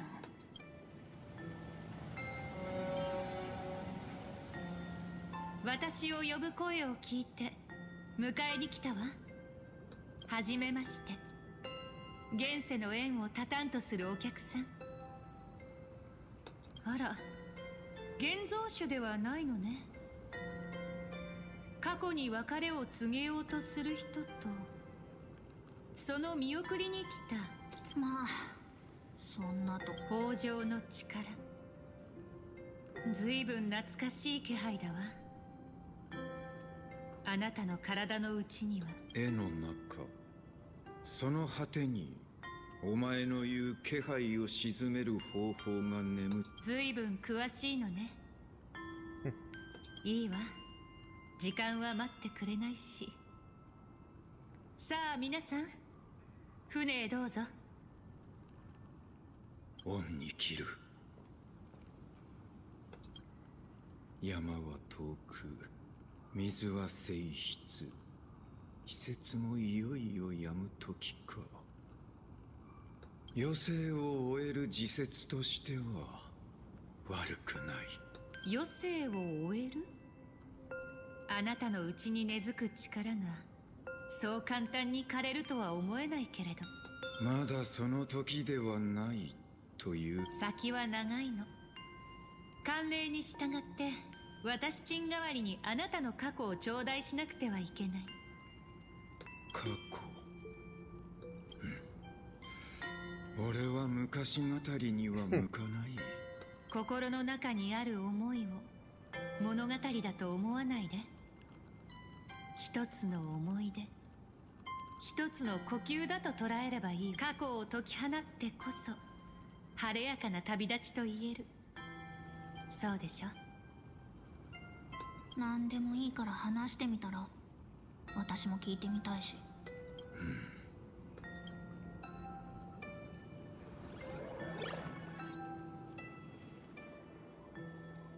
ではイスマ州の孤島から語ろう。そこは顧みる者のいない荒野。物寂しく冷え冷えとした死者を弔うには最適の場所だった。俺は錆びた剣をその荒野に突き立て、旅立ちの記念とした。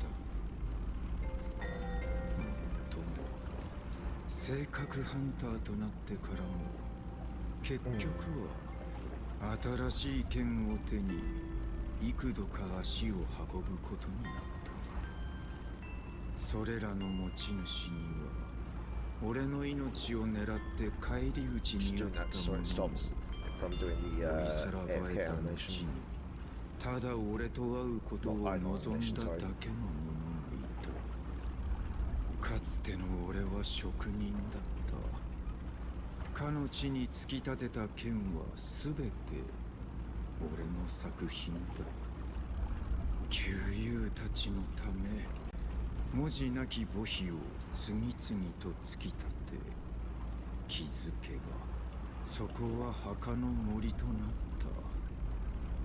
では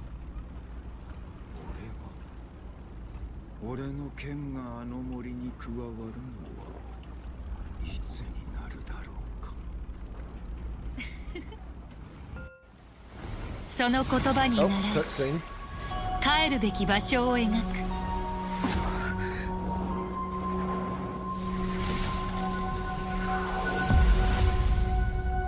剣を葬る者、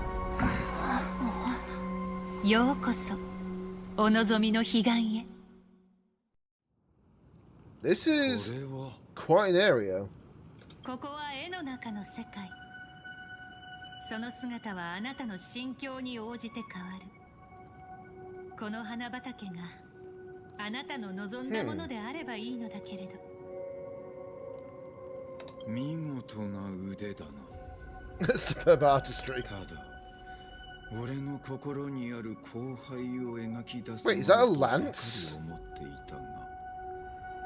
荒廃？あなたの語った中に荒廃などどこにもなかったわ。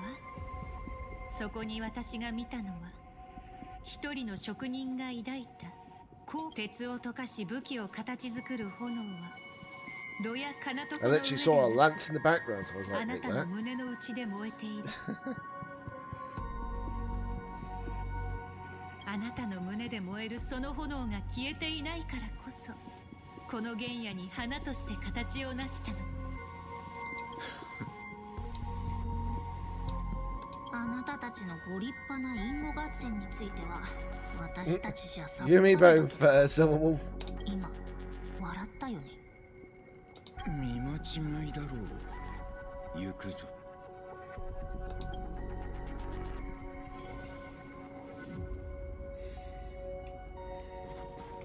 Yeah, hold on. No, these are weapons. Several weapons. So that means that some of these weapons here. ようやく笑ったね。 You finally smiled. Okay. こっちは笑えないって言うのに。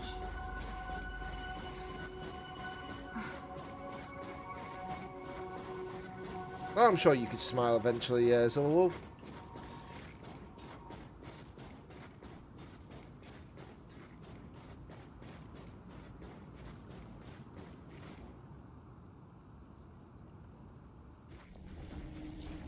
到着。ここが終点ね。 Well then. あの乱動はまさか。ええ。皆さんはアハトピアの深部に埋もれた秘密を知り解き放つためにここを訪れた。そして今私は皆さんの前に獣の口の輪郭を示したのよ。仮にここを去ることがあるならその秘密を守ることを誓ってもらわなくてはね。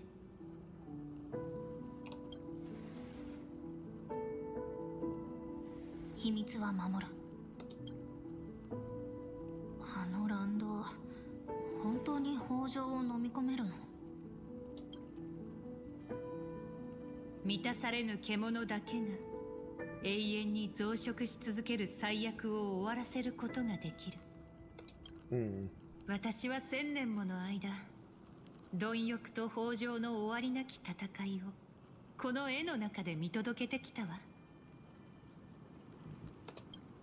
けれど不死のあなたがその中へ落ちた時、待ち受けるのがどのような結末になるのかは私にもわからない。Yeah, before I continue, I'm just going to get a quick drink.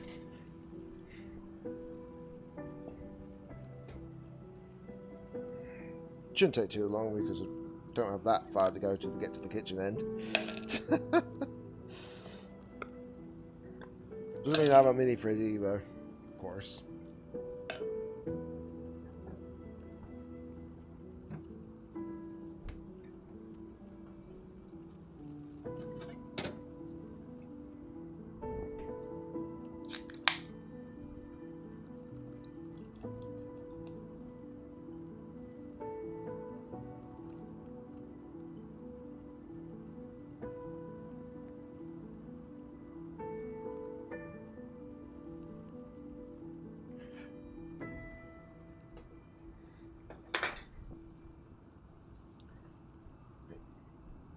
Sorry about that.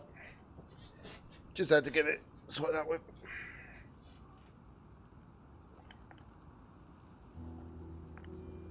First he worked doing the story. 一瞬のうちに無に帰すことになるのか、あるいは1000年の間獣に食らわれながら再生を続け、決して解放されることなどないのか。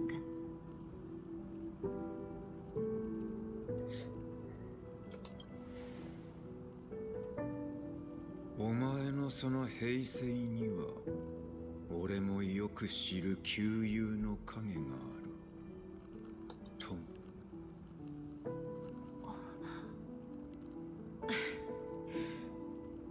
それが絵巻と一体になった私の Wow. 背負うべき代償だもの。つまりあそこに飛び込んだらそれだけ長く細切れにされ続ける羽目になるってこと？反対。高校からこの話を聞いた時、そんなの一言も言ってなかったでしょ。俺はもう1000年近くを生きたのだ。今さらたやすく解放されようなどとは思っていない。古獣に完全に飲まれるまで俺が生きているのなら、その瞬間が訪れるまで彼方の土を振り続ければいい。何度も何度でもな。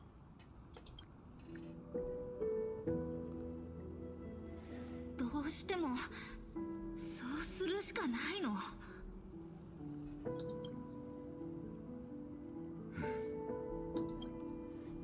銀狼、俺には感傷的な別離の言葉など口にできん。かつて職人だった頃の俺は気の合う友に何かと物を作っては送ったものだが、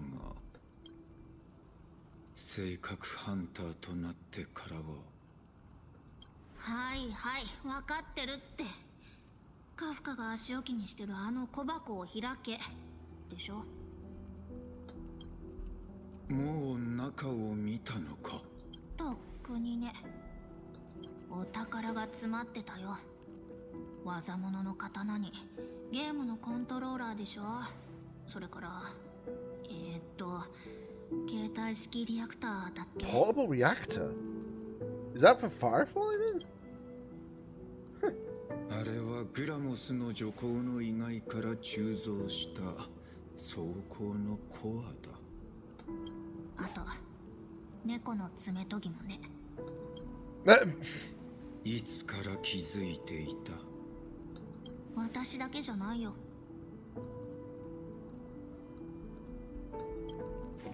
本気で隠し通せると思ってたの？冗談でしょ。私たちは超一流のプロフェッショナルチームなんだから。きに分け合え。形見のようなものだ。こういうのは本当ならカフカが言うべきなんだろうけど、あなたは性格ハンターの中で最も完璧な刃だよ。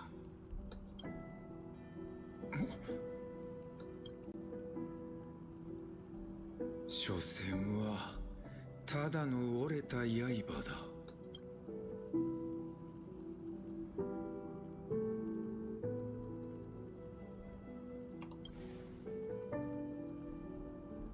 口の減らんやつ。Of course you say that. 行く前にこの子にも言っておくことがあるんじゃない？私に？そう面倒な顔をせずともすぐに済む。性格ハンターになる以前、俺は己を見失っていた。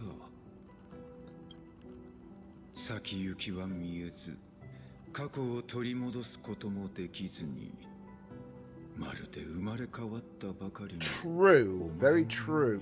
Because we used to be part of the Stellaron Hunters prior to the beginning of the game, so it kind of makes me want to know a bit more of that lore eventually down the line, but we'll see. 今いる場所が自ら望んだものかどうかにかかわらず。 The music I'm hearing in the background, why does it remind me of Shenmue? たどり着いたことを後悔するな。お前の歩んできた道を否定す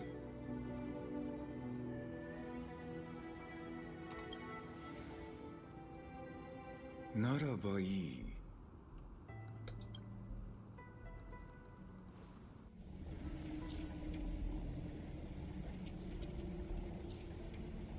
いよいよか。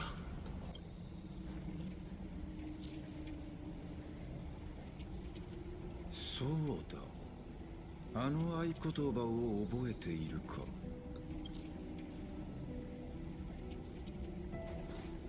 近づかなくていい。胸の内で唱えてくれ。小一妙さん、訓命無二。一位先進。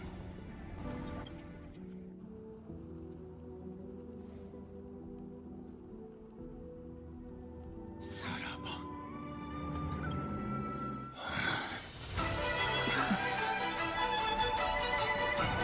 And off he goes.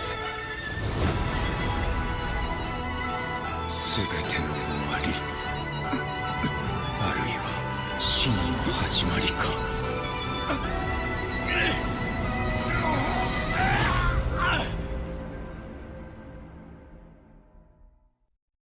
Well then.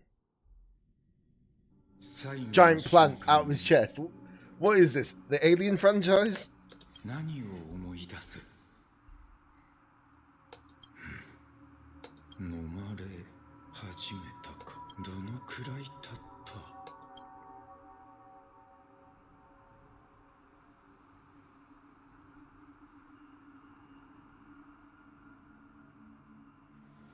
た？That's Abundance Revolve. Yeah. 死を前にして夢に見るのがこの光景とは。鼓動の音もほとんど聞こえない。出骨よ、貴様はまだ生きているか。俺はまだ生きている。王政、目が覚めたか。師匠？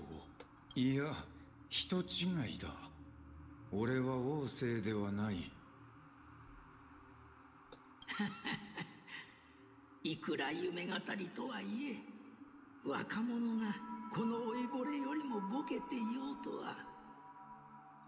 わしらしてはもう久しく顔を合わせていなかったが、腕は鈍っておらんだろうな。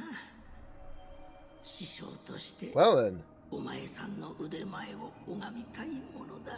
Wait, isn't that Jinguan's weapon, Kafka's weapon, Ashvale's weapon, and Don Han's? I just noticed those, but I can't tell what the last two are. 酒を酌み交わす愉快な夢でも But he has forged a lot of weapons, it looks like. よりによって人生の始まりに戻って道を授けてくれた死に罪を告白する夢とは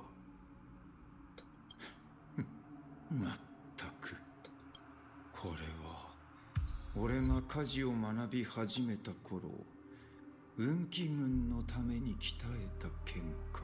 Oh!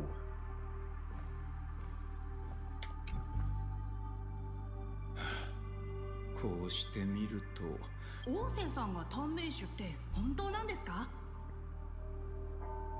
なぜそんなことを？特に深い意味はないですけど、ただなんで泉州で学ぼうと思ったのか聞いてみたくて。私の故郷はあの堀の野獣たちの牧場にされ、両親もその餌食になったんです。連中が一匹残らず切り捨てられ、絶滅するのを待てるほど。見てください、これは今日仕上がったばかりの剣。私が鍛えたものです。かっこいい。やめてください、これは運気軍用の単なる正式剣ですよ。鋳型の名にのっとり真剣01と呼ばれる程度のものでしかありません。我らが兄弟子ともあろう方が自分の作品をそんな適当な名前で。猿王がいつも内弟子に最初に出す課題、何者を刃となすか。あの方はいつも武器の命にはその運命が宿る。幸運に定めなく鶴は林を辞す。この剣はジリンとでも呼びましょう。王政さんのことだから幸運の方を取るかと思いましたよ。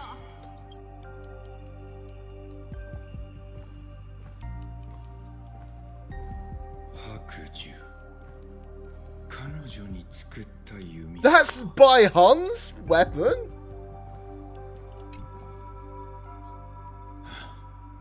That is by Han's weapon.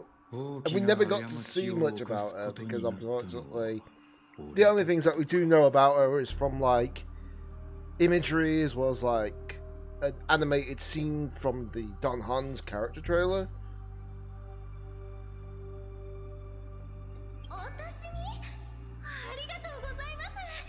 やっぱりやりたいことに懸命に取り組めばできないことなんてないんですね。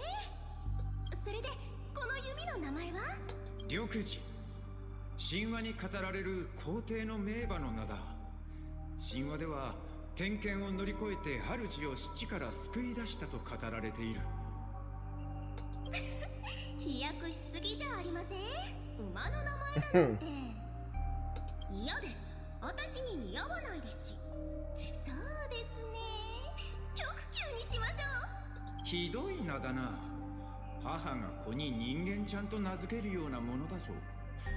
せめてもう少し風雅に極水はどうだ。はあ、もういい、好きにしろ。まったくあなたと来たら、せっかく文武両道なんですから、一生をこの中連宮に閉じこもって過ごすなんてダメですよ。 It's nice to see an image of Baihan, and the thing is, we know that Yukong used to know her. Same with, I think so anyways, at least, but I know that she was also well known by Jing Yuan, Jing Liu, Don Fon, the original, the previous Environal in there, and also Ying Xing, aka Blade.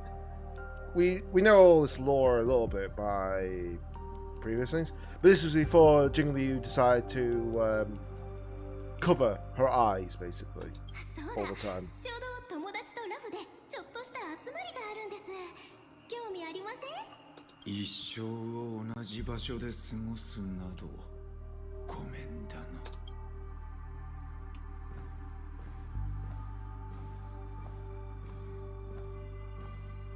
軽減の陣頭、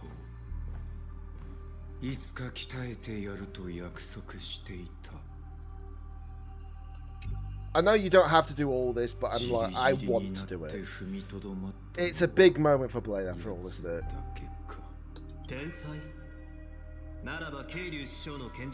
Yeah, because there's Jingli right in the bottom right corner. こしゃくな。俺の前で先輩風を吹かせようなどと。俺は短命種だ。泉州の権威を得得するために100年。 Obviously, we saw a little bit of remnants as well from sort of like these characters from when we had control of Don Han in patch 3.6, I think it was, before he became Permanent Terrain. 聞いたぞ。火にいる飛型となろうとも、上春の貯木となるなかれだったか。どうやら泉州人を見下しているようだな。 やれやれ、未来の剣主様は耳が早い。酒の席でのざれ言だ。俺のこの腕をみすみす戦場に捨てるほど無駄なこともないだろう。君たちが戦場に立つなら、俺は最高の武器を鍛えることを約束する。よし、いいだろう。では私には陣頭を頼む。長さは1丈8尺。 塚は青で装飾し、刀身には雲の文様を。せめてもう少し背が伸びてからにすることだな。では約束だ。いつの日か、ここにいる全員にふさわしい武器を鍛えてくれ。代わりに我らは戦場へ赴き。 So Blade not only knew how to use the sword, but also create all their weapons. 杯を掲げよ。我ら5人。 出自は違えど無二の親友なれば心を一つに上は泉州に報い下は民を休んじようぞ低級の獣王この心を見るがいい銀に背き恩を忘れし者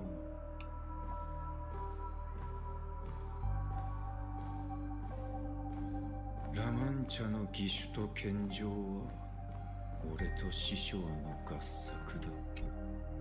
優秀国に落とされた時 It's like I said, you don't have to do this bit yourself, but I think learning a little bit more of the background for these characters is just so more appreciative.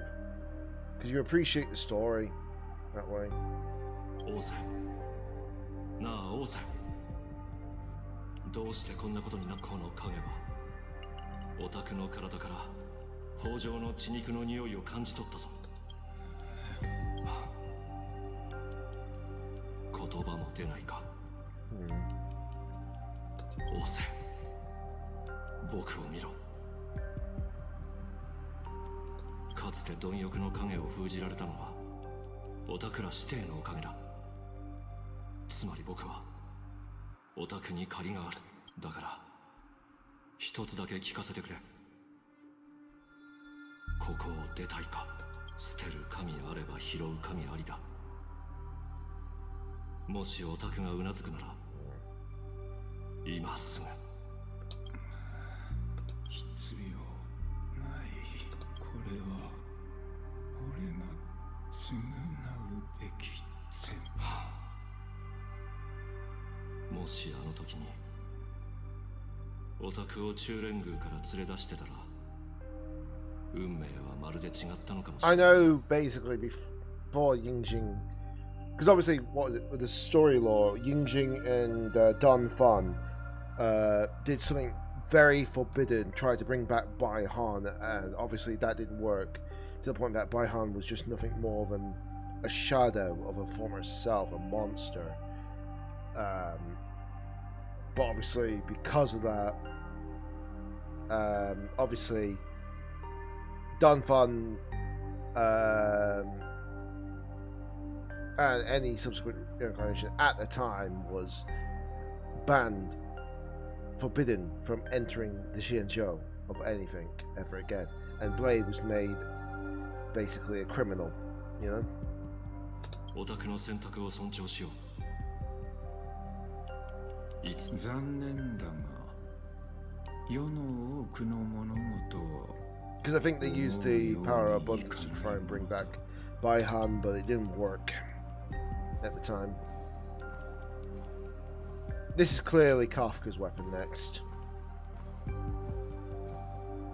これは俺の作品についてで、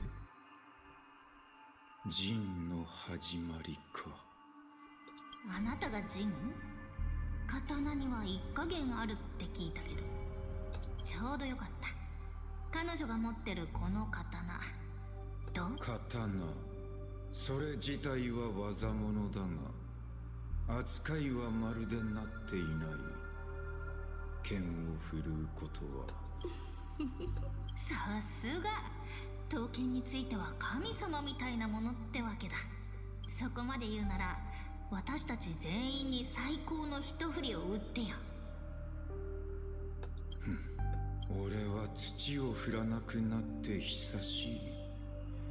その気になったところで力が及ばないだろう。この先もしも剣が必要になったなら、俺がこの肉体こそただ一つの陣だ。Okay, so it wasn't his work, but he basically became the sword. The Cloud Piercer. だが俺たちはもうあの頃と俺が誰かだと。そんなことはどうでもいい。重要なのは貴様がこの剣を覚えているかどうかだ。何を言っている？過去からそうやすやす逃げ切れると思わないことだ。その激運を肌身離さず持っておけ。さも次に会う時、貴様は俺の手で死ぬ Yeah, ことに。 so basically it was originally a weapon for Don Fun. 結局俺たちは互いに向けた武器を。弟子よ、こちらへ。ようやく幕引きか。I really wish the mouse wouldn't actually just default to the middle of the screen, you know? 来たぞ、我が死よ。ああ、待ちわびたぞ。この生涯で俺が鍛えた武器を全て確かめたのか。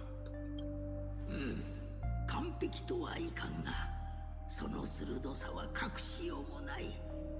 紛れもなく名工の作品だった。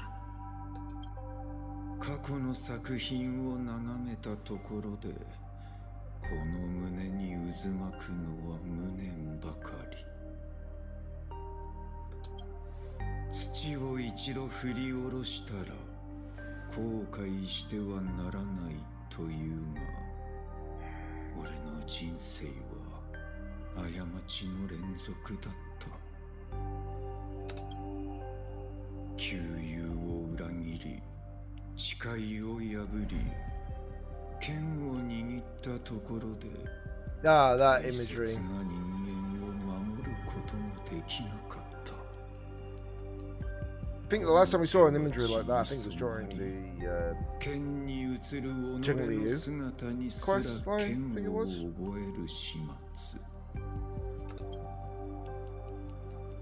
That character quest, I mean, specifically. Obviously, they don't do character quests anymore, of course, but that's because they've actually incorporated it properly into the story.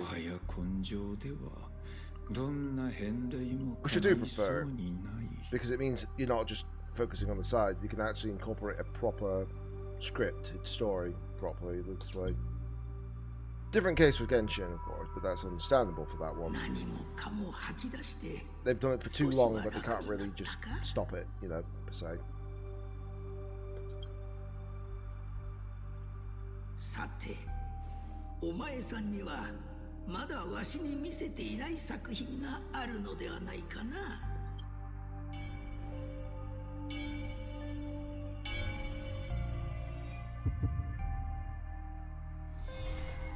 この剣にはまだ命がないのだ。 Wait, isn't that the sword for his SP form?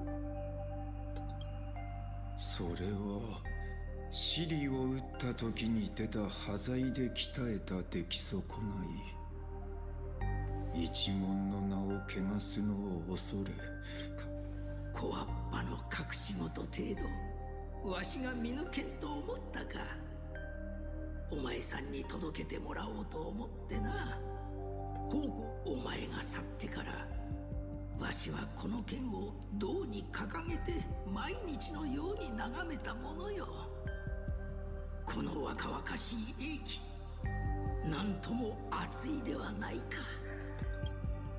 まさにあの日我が一門の戸を叩いたお前さんの瞳にあった光のような、まさに。今の俺は Yeah, before anyone else who Hua Yan is, he's basically a character from one of the Jin shows. But if I remember correctly, he's also the grandfather of Yin Li.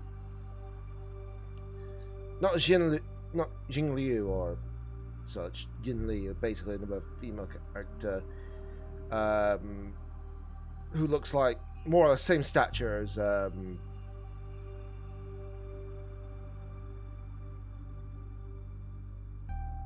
can't remember his name now.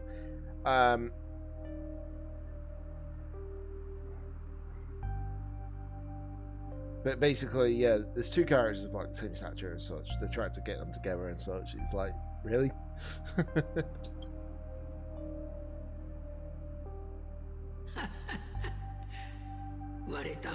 Yangjing, that's it. That's the one I was thinking of. そして錆びたくず鉄。職人の生涯とは常にそれらと共にあっただろう。万物の無駄を惜しみ To know that Hua Yan is actually his master is actually interesting though. 無用のもの、失敗作を鍛え直し生まれ変わらせることこそ我ら職人の使命ではないか。それが終わりの見えた過ちだらけの人生であろうともか。職人の作品と同じく職人の人生もまたそうあるべきだろう。かつてわしが問うたことを覚えているか。そう、何者を刃となすかだ。答えはもうお前さんの胸にあるはず。それを打ち直し生まれ変わらせよ。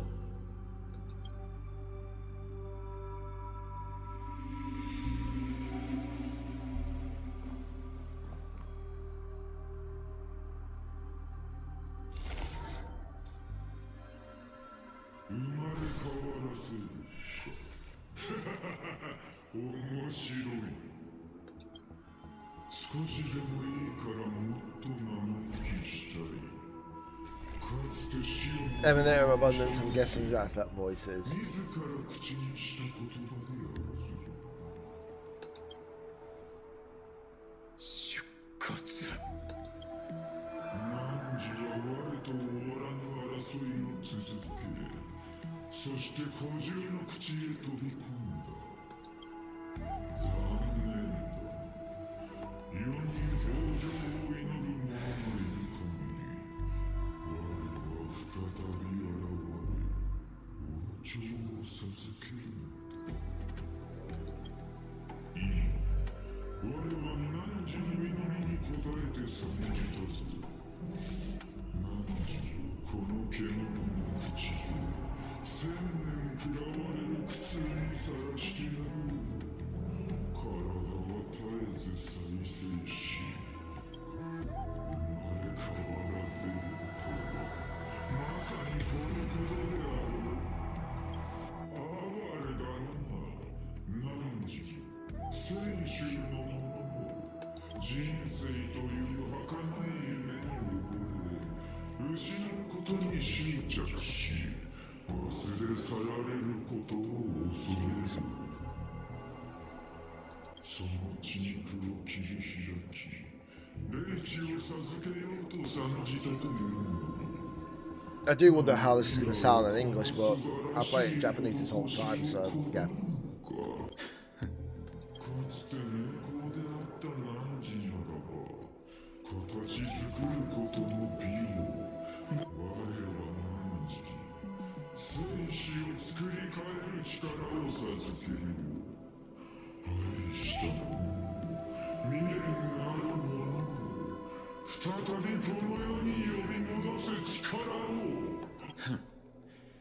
やり直すだと。お前のやり方で俺のような死ぬことを許されない。それは永遠の命へと至るために避けられぬ鍛錬であり、一時の陣痛に過ぎぬ。かたくなにこの恵みを拒むのならば、汝の肉体は消化と再生の間を1000年以上にわたり行き来する。血肉の隅々にまですりつぶされる苦痛が刻まれるのだ。話は終わりか。囚われているのは俺だけだと思っているようだ。出骨。世に豊穣を祈る者がいる限り、我は再び現れ。お前はその残響に過ぎない。慈悲という使命に縛られた奴隷の分際で俺たちが執着していると嘲笑うのか。我を挑発しておるのか。いや、ケイキを告げている。俺がここへ飛び込んだの、決して心中するためではない。鍛造のためだ。お前が生きながらえようとする限り、この体を再生し続け、貪欲の縁化に抗わなければならん。アイオーンの残骸たるこの虚構を露とし、俺とお前の不滅の血肉を鉄とし、数千数万の死を土とする。俺はここでお前を幾度も鍛え上げ、居直そう。滅ぼすためではなく、お前を永遠に閉じ込める檻を作るために。そしてこの檻の矛先は、お前に使命を与えた救い主、薬師へと永遠に向けられる。準備はいいか。己が神に。なるほどな。これが汝の望んだ。ならば見せてもらおう。この囚人同士の一つ。最後に俺とお前、どちらが刃へと鍛え上げ。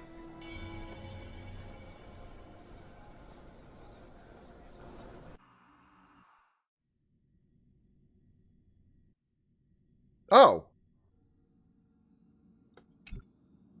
15年ぶりに家族と再会した有機生命体は 22% が相手と抱き合って涙を流し、 59% が冷淡な態度または拒絶の意思を示します。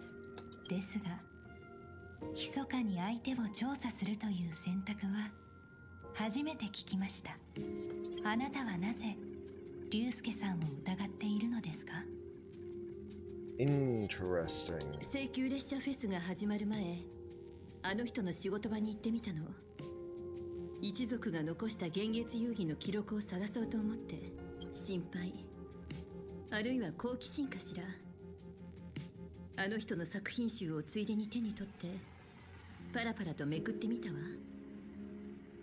どの絵も壮大で描かれた作品のうち5枚はすでに消滅した世界、それも半分質レギオンの戦果によって。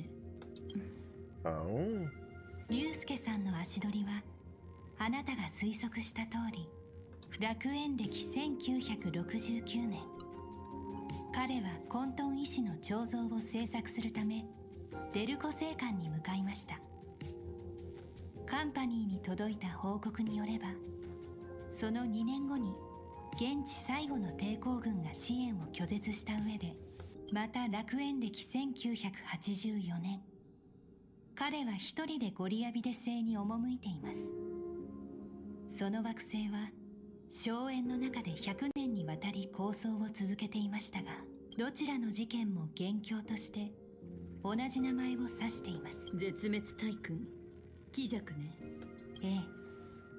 ただしキジャクがこれらの星に現れた時、竜介さんはまだ二層楽園にいたという証拠もあります。Very interesting. カンパニーは彼が当時受け取った依頼を復元しました。そこには栄光が存在した痕跡を刻んでほしい、世界が壊滅を迎える前夜にとあります。つまりあの人はレギオンに包囲されてると知ってて依頼を受けたというの？二層楽園にはグラフィエの一族にまつわる多くの伝説が残っています。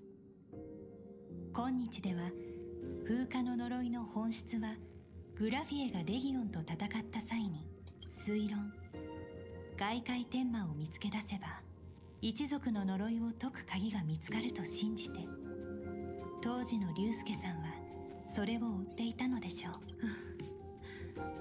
他の可能性はあるかしら？はい、今から別の可能性を提示しますが、気分を害されてもあしからず 52% の確率で竜介さんはキジャクに利用されています。もしくは自ら進んで彼に雇われたのかもしれません。It's a very unexpected twist if that actually happened. あの人と話してみるわ。よろしくお願いします。もしもし、父さん、今いいかしら？もちろん、いつだって大丈夫だ。急に電話なんてどうしたんだ？姫子も忙しいだろうし、迷惑になるといけないと思ってここ数日は連絡するのを我慢していたんだ。漫画に怪我はさせられていないか？まあそれは心配するまでもないな。失言魔ごとき姫子の敵ではない。それにあの子も大したものじゃないか。今や学校中が聖級列車のファンだ。15年経ってやっと血塗られた遊戯が終わったわ。それに今回は誰も欠けてない。私たちもそろそろ父と娘としてちゃんと話さないといけないと思うの。ああ、そうだな。聞き間違いじゃないよな。俺の自慢の娘が自分からおしゃべりに誘ってくれるなんて。いや、聞き間違いでも俺は本当だと信じるぞ。ありがとう、聖級列車。 He sounds like an overly doting father. 10秒、いや、8秒待っててくれ。今そっちに行く。そんなに急がなくても。愛しているよ、姫子。やっぱりこうなったわ。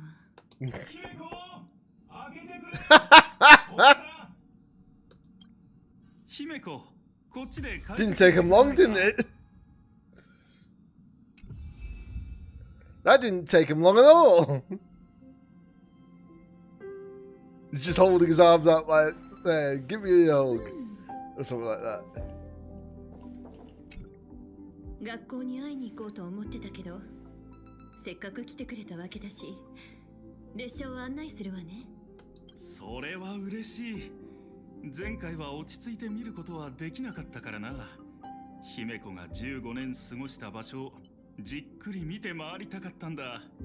無限にも等しい宇宙をつないでいるのがシペのような手の届かない神ではなく、こんなに小さな列車だと誰が思うだろう。今までいろんな芸術家に会ってきたけど、彼らはみんな列車で開拓の遺産を間近で見て評価したがってたわ。有名絵師の竜介はどう評価してくれるのかしら。俺か？それなら全力で向き合おう。冗談よ。真に受けないで。面白いものがたくさんあるな。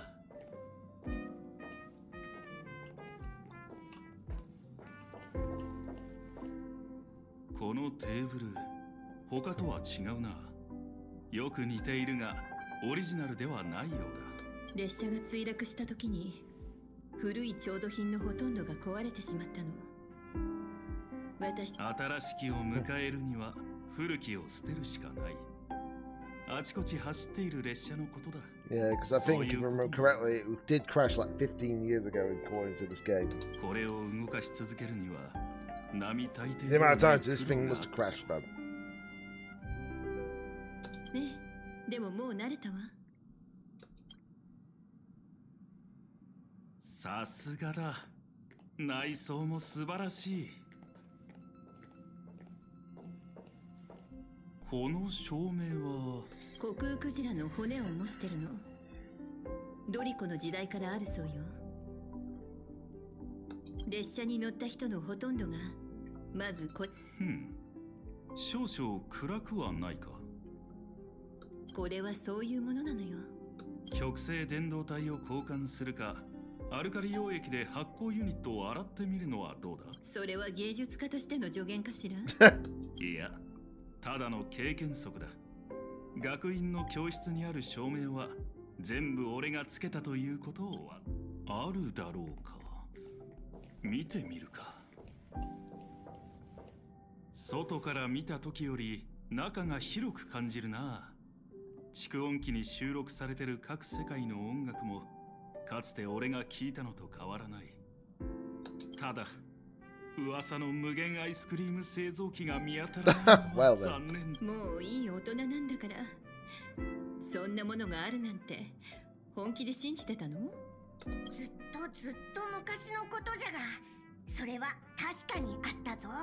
Oh, we woke him up again. を通過した時にグラハムが譲ってしまったのじゃ。あそこは今アイスクリームの星になっておる。数日見ない間に毛並みが一段と良くなったようだな。本当か？嬉しいな。聞いてくれ。うちの姫子がやっと心を開いて膝を突き合わせて話をしてくれる。それはよかった。邪魔せんようにしておく。 I feel sorry for the Pom Pom because it feels like, because I've got him in that costume, it feels like every time he's involved in the actual cutscenes, it's like, sorry, did we just wake you up from your nap? 家族は最も尊い宝物の一つじゃとも言うし、大切にするんじゃぞ。ほら、やっぱり無限アイスクリーム製造機はあったんだ。今回は俺の勝ちだな。姫子はもう立派なナビゲーターだが、たまには亀の甲より年の甲ということもある。そんなに喋って疲れてない？健康を気遣ってくれているのか。感動で涙が出そうだ。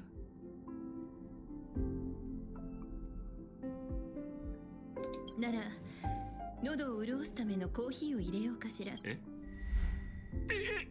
ああ、嬉しいよ。ついでに会議用車両に行ってあのオムニックに挨拶でもしよう。ずいぶん人懐っこい父親じゃな。姫子、せっかくだからそばにいてくれ。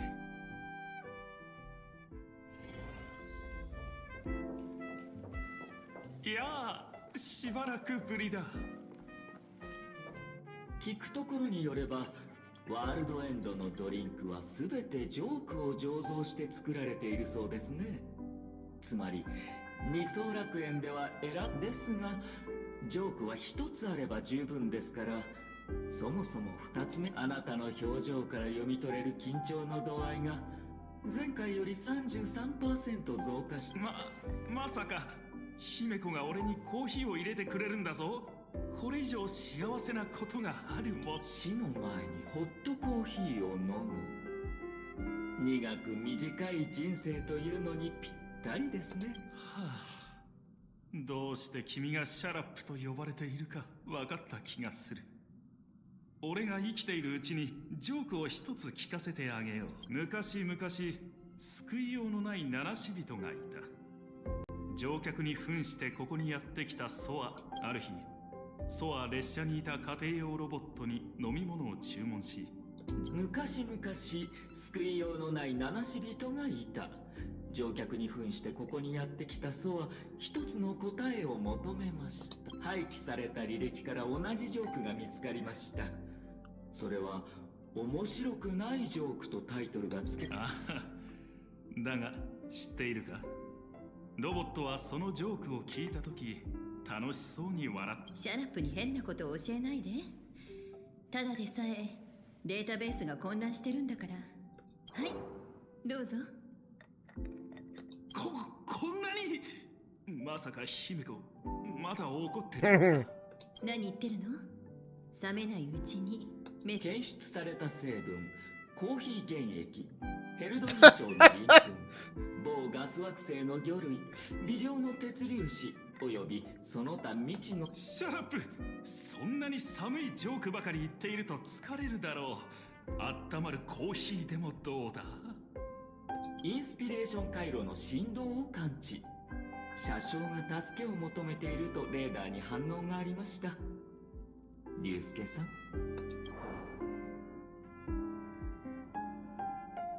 姫子、もし俺が今ここで死んだら、ペトロワ先生に辞職届を渡してくれ。いつものことだが、明日は出勤できないと伝える。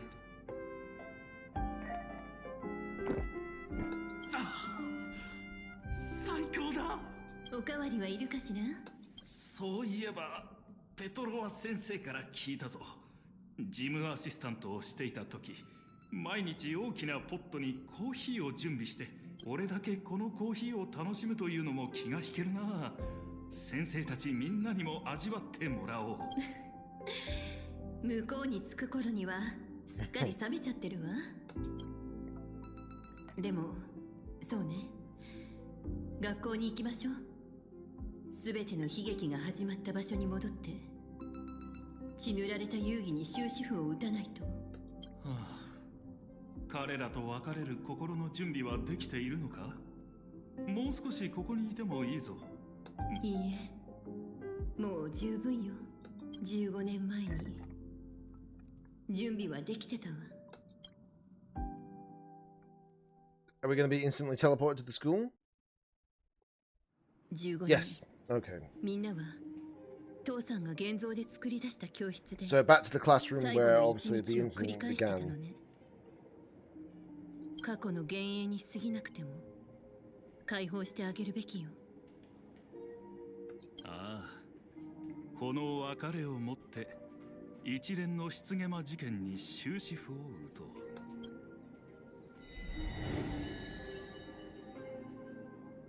先輩、おかえりなさい。みんな待ってたんですよ。遅くなってごめんなさい。いえ、来てくれただけで大助かりです。姫さん、ホールがどうしても間に合わなくって、無敵の現像で舞台の飾り付け手伝って。ミーヤ、先輩に迷惑かけたらダメですよ。あなたたちが屋上でサボってなかったらこんなことになってなかったんですから。でも学園祭明日だよ。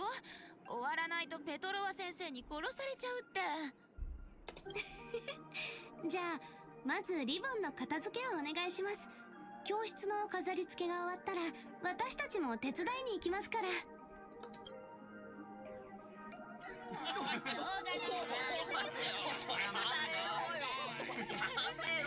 今の何の音。あいつまた来たんだ。みんな隠れて、あいつに見つからないように。逃げて先輩、失ゲマが戻ってきた。怖がらないで、私がいるわ。もう逃げなくていいの。失ゲマはもう二度と現れない。本当ですか？私があんたたちに嘘ついたことある？ほら、校長先生も一緒よ。明日の出し物のリハーサルをもう一回やりましょう。今からですか？まだ飾り付けも終わってませんが。They always want to put some creepy stuff 時 into 間 this, はた don't っぷ they? りある。夕暮れというのは長く長く続くものだ。リハーサルには十分だろう。それではこれより楽園歴1984年グラフィエ学院学園祭並びに卒業式を行う。他学年は不在のため式は簡略化して行う。本学の The thing is, though, one thing that's been a running joke for the longest of times, we've not actually had that this time around, which is Xiaoji literally coming on. What was it during? He did this for like the Penacony expansion special program, the Amphorius expansion, basically saying, "Oh, it's going to be a heartwarming story and all that," but we've not had it this time around. So I'm like, now I'm concerned. 君たちはこれからどんな人間になりたいか決まっているか。リハーサルでここまでやるんですね。じゃあ私は絵師に、先輩よりすごい絵師にな。私は博識学会で勉強してもっと面白い現像紙をいっぱい作りたい。私は撮影技術を勉強して映画監督になりたいです。楽園の幸せな瞬間を記録に残したいので。10年後、20年後も今の夢を忘れずにいてくれることを願っている。では次に卒業生代表姫子くん、卒業生たちへ花向けの言葉を。先輩がやるんですか？珍しいですね。緊張してるんですね。肩の力を抜いて。こういう場にふさわしい言葉はわからないけど、これが生きてる者のための慰めだってことは分かってる。どうか一歩を踏み出してちょうだい。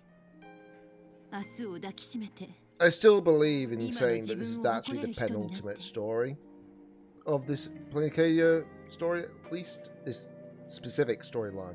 みんなおめでとう。やっと。 So I feel like the finale is going to be obviously next patch. 私たちがいなくなっても Because it feels like it's going to 寂 have し it. がらないでくだ But we さい don't know ね。 for sure. 姫子先輩、またどこかで会いましょう。もうそんな暗い顔しないで。もう会えないわけじゃないんだか But ら。 I'm going to also suspect that a weekly boss is going to happen next patch. Just that suspicion. メイリー、マンガン、ミーヤ、みんなおめでとう。15年、数えきれないほどの人の I 人 just 生 have を that 狂わせ suspicion た that 血塗られ we た are going to get a 勇気 weekly boss next patch. やっ Could be と wrong, 幕を but 閉じた we'll も see. もし俺が悲しみに沈まずに生き残った Only reason why I say it is just because obviously it feels like we're coming up to that point. 全てが違う結果になっていた I の think it would か make the も most しれない。 logical sense because we've not had a weekly boss since 3.7 and we're at 4.3, so we've had 3.8, 4.0, 4.1, 4.2, 4.3. 5 patches, no weekly boss. So if the next patch is not a weekly boss, then I feel like, you know, we're missing out on that. But we'll see. 彼女を絶望に追いやってしまったのは But expect 2 streams next patch for sure. Once for the main story, second time for the fake collab. 二層楽園 That's は one plan 15 to 年 do. かけて自分を殺したと彼女は言ってたわ。父さん、 Because I feel like the fake collab's going to have like a fake story as well. わからな Like い the previous one did. だが俺は As long as they don't do the whole silent film nonsense again, please. It was funny at the time, but because obviously it was certain situations, but この please 15 not 年 again. どうしてたの？それは俺を心配してくれているのか。そういうことにしておくわ。血塗られた遊戯の後、俺は多くの世界を巡った。新たな星に着くたびに姫子のことを思い出したものだ。そしてある時、たまたま請求列車のニュースを見かけたんだ。画面に映る君は俺の記憶にある娘の姿とはあまりにかけ離れていて、だから確信も持てなかったし、本人だとしても会わなければ自分を騙し続けられる。俺の娘は夢を叶えて軍政に旅立っていったんだと。ウェンワーク、オウェンリー、ニューロンテネオン。私は自分の足で父さんが話してくれたおとぎ話の世界へ踏み出したわ。その世界は美しかったか？広大な宇宙でまだ見ぬ地より美しいものなんてないわ。立派な父親とは決して言えないかもしれないけど、ありがとう。私を開拓の道に導いてくれて。お礼を言わないといけないのは俺の方だ。ありがとう。まだ時間はある。校内を少し歩こう。伝えておきたい大事なことがあるんだが、もう少ししてからでも大事なこと？ああ、心の準備をさせてくれ。今日はいい天気だな。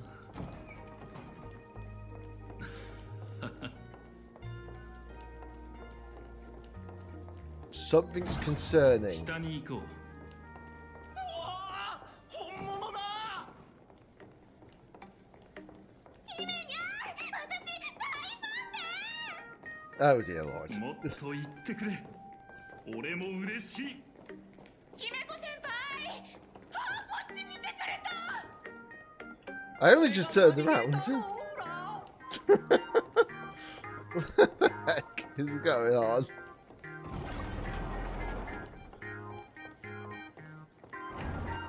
I'm concerned what's going to happen here.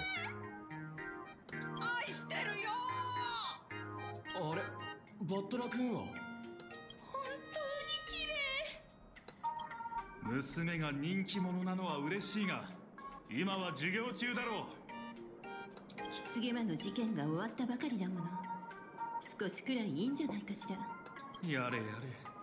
昨日のことだというのに、若者というのは気持ちの切り替えが本当に早いものだ。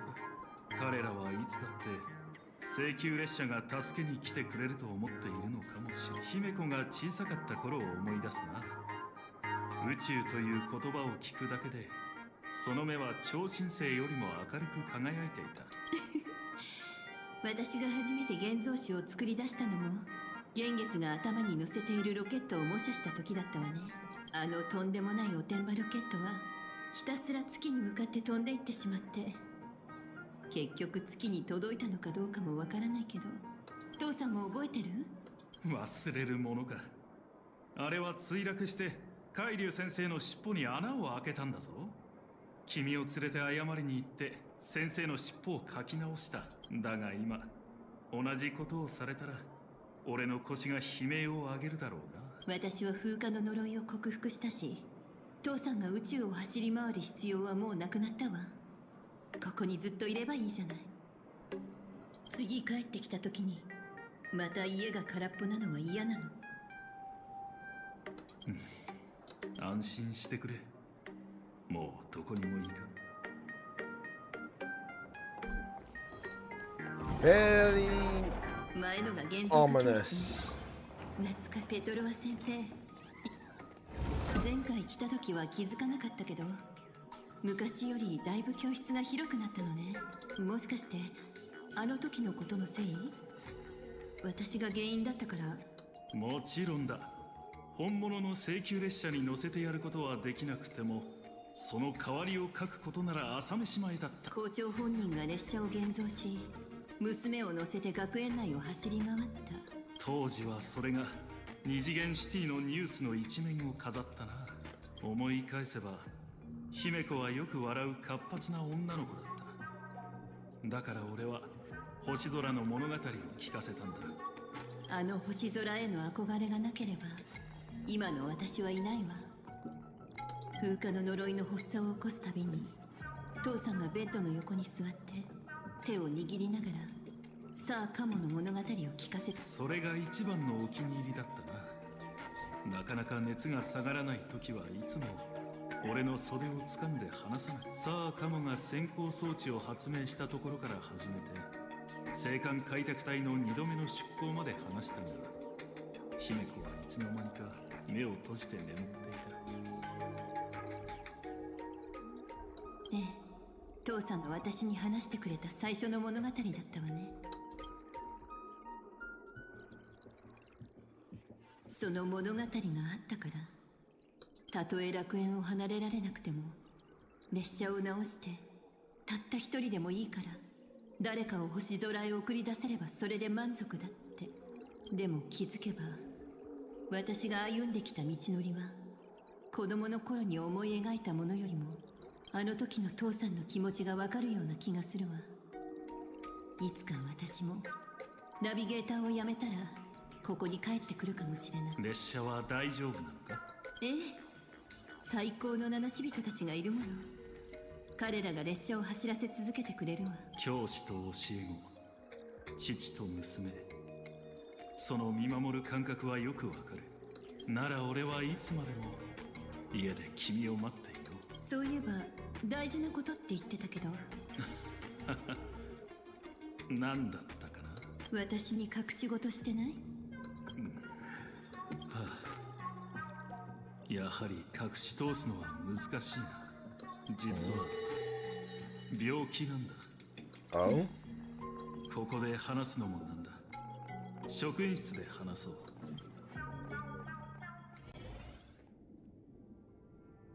それで？風化の呪いだ。言いたいことはわかる。俺はグラフィエの血を引いていない。だからこそ俺は外界天魔を見つけ出し、姫子と母さんを救えると信じていた。だが俺は無能な男に過ぎなかった。自分の身を守ることすら。15年の間に何があったの？俺の作品集を見たんだろう。あれに載っている世界も二層楽園と同じ。あれらの世界には運というものが実在し、外界天魔は不幸を操る。どういう意味？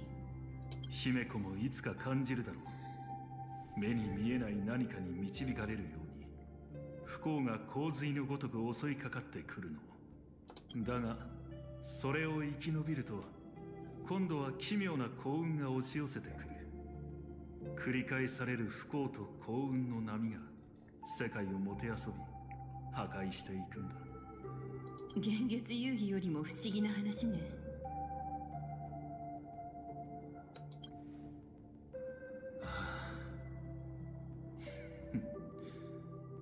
宇宙は狂っている。不条理そのものだ。俺は幾度となく生き延びたが、体はかつてのグラフィエのようにボロボロ。これが反抗する者に奴が与える責め苦なのかはわからない。だが気づいた時にはもう手遅れだった。どうしてもっと早く言ってくれなかったの？カンパニーの医者を呼ぶこともできたのに。無駄だ。俺は生涯をかけて奴を追ってきた。奴のことは君よりはるかに姫子、初めて絵を教えた時、目にする素晴らしいものを書き残さなければならない理由を教えただろう。卑劣で臆病な醜いものは逃げることで永遠に存在し続ける。生存を目的とする獣と同じように。Sorry, just had to readjust my seat. けれど美しいものとは刹那的存在。英雄は多大なる犠牲を払い、星々は輝きを放った後に崩れ去る。人類は銃声を克服し、苦難と死に直面して無慈悲な宇宙から尊厳を勝ち取ってきた。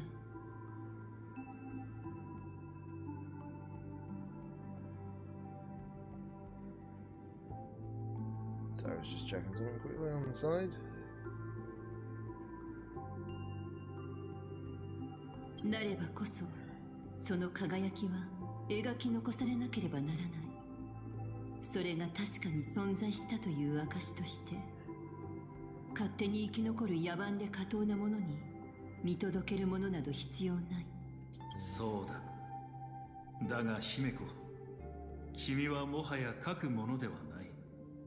俺が書き残そうとした輝きそのものだ。運命とは不思議なものだな。子供の頃の夢を叶えて列車のナビゲーターとして俺の前に立つ姫子と最後に再会できてごめんなさい。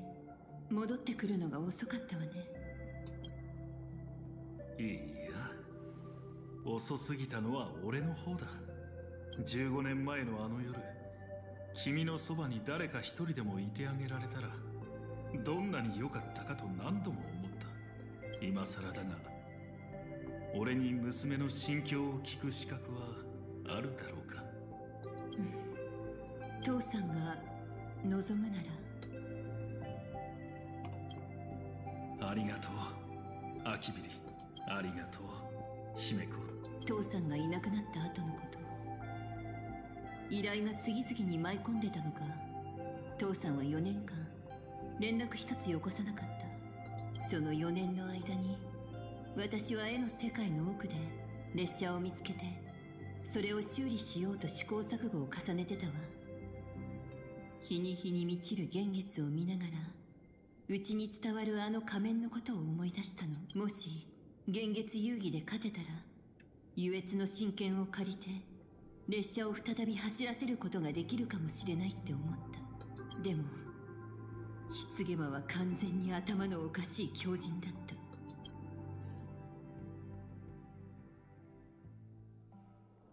15 years ago. Oh, young Himiko. Apparently. 失ゲマは後側の方に行ったんだわ。あとどれだけ殺せば気が済むの。Oh, you can see the curse on her.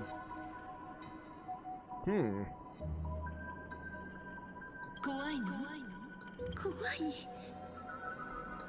いに決まってるわ。来るまでにあんな惨状を見たんだから。メリーもミーヤもみんなチューブの絵の具みたいに撒き散らされてしまった。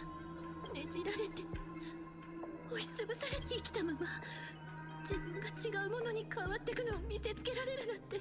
姫子、そうね、私は大丈夫。あいつを止めて幻月遊戯で勝たなきゃ。じゃないと請求列車をもう一度走らせるどころか、後輩たちのためにも誰かが敵を撃たないと。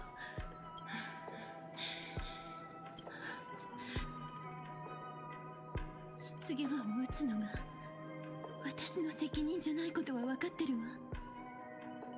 このまま背を向けて逃げても誰も責めたりはしないでしょうね。でもここまで来て逃がすわけにはいかない。もう怖くないわ。 Why? 本当よ。 I'm just thought of this. What if the Herald of Death is actually Sop from Mard? Oh, pleasant. 超常現象管理局の鎮圧部隊がみんなやられてる。苦しみながらも抗ったのに G メンの引きずり回されて、でもこの後自分自身を絵の具にするほどだとしても、これだけの包囲を突破するなんて。こんな相手に勝つには一瞬で行動能力を奪って策は思いついて。でもそれには時間が必要ね。私に任せて。とはいえ時間稼ぎも簡単じゃない。ここは狭すぎる。十分な広さがある戦場。どうにかしてあいつを。そうして幻月が満ちてから溜めてきた眼力であれを描き出すの。膨大な質量を作り出して瞬間的な爆発的破壊力であいつの行動能力を奪う。でもそれをやったらあいつに勝てても眼力を使い果たすことは勝利でも。 Oops. たとえ有利 I didn't mean to.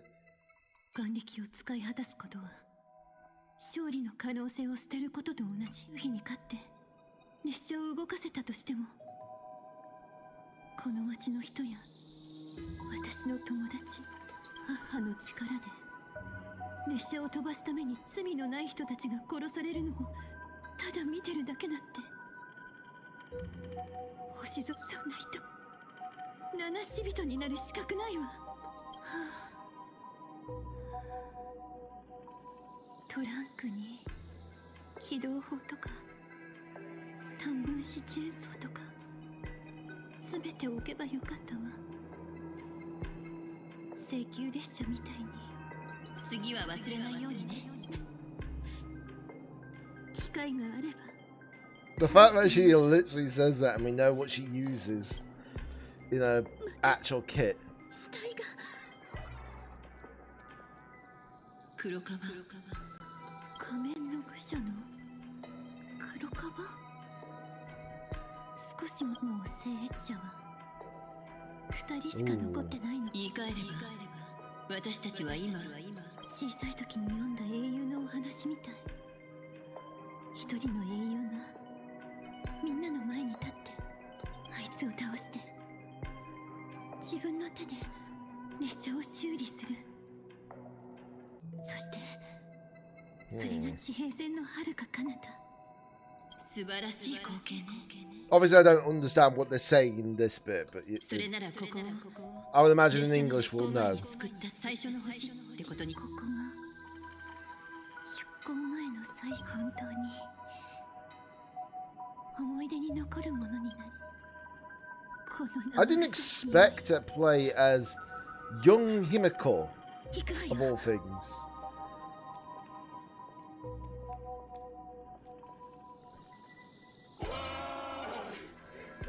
美しい。二層楽園に咲き乱れる花々。聞こえるぞ。俺の神経の末端で奴らが踊っている。なんだ、まだ足りない。そうだな。もっと絵の願いよ。もっとだ。恐怖の叫びで朝食してカテコールアミンの本流で暴れ死にたい。いいだ。俺は証明する。あんたの研究は方向性から間違ってるとな。この地熱こそ生命の終点。地肉の同胞はここにいる。 That's really the design they went for the Herald of Death, really? 俺は彼女になる。彼女と一体化する。いや、彼女を超え、食らい尽くし、唯一無二の存在になってやる。おや、新しい色だ。目にも鮮やかな弾けるような神秘。これが俺に足りないあの色なんじゃないか。さあ、絵に加わってくれ。そして俺となる。 Oh, Pleasant Eye. 最後の意志生徒だね。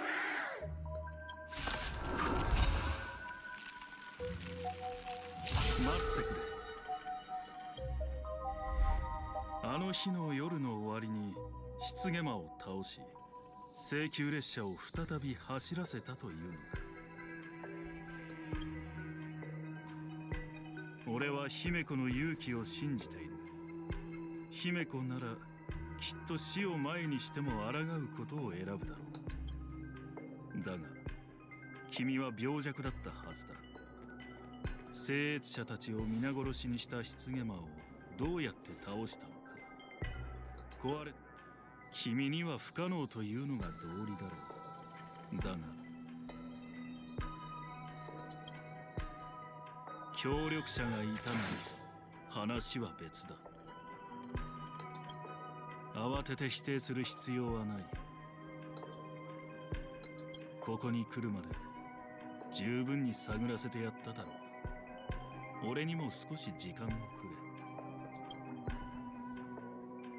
君の遺品を整理していた時、いくつか君の習作を見つけたが、そこには明らかに異なる2つの筆使いが残されていた。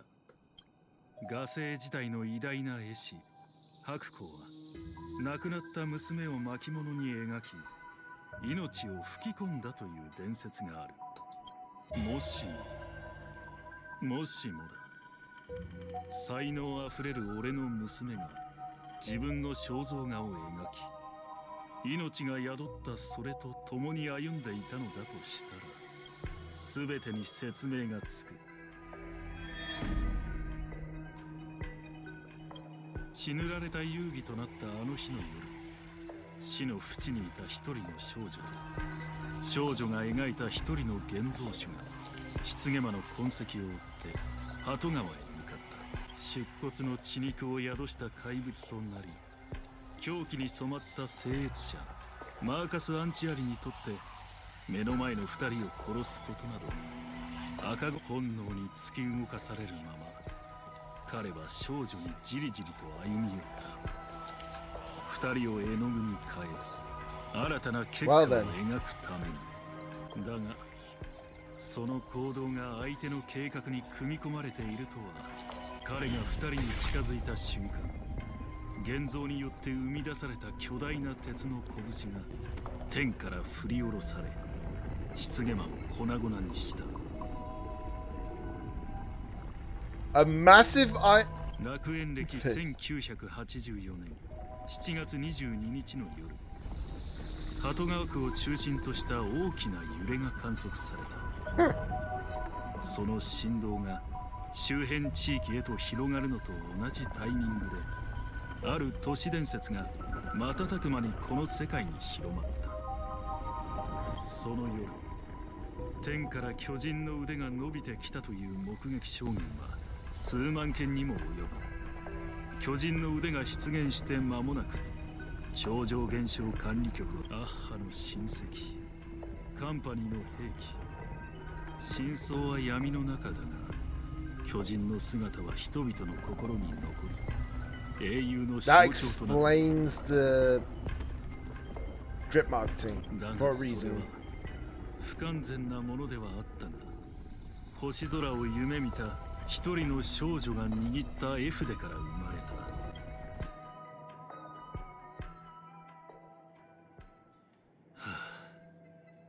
少女は夢を叶え、列車と共に星空へと旅立った。極めてロマンチックなおとぎ話だ。残念だが、そのおとぎ話は打ち砕かせてもらおう。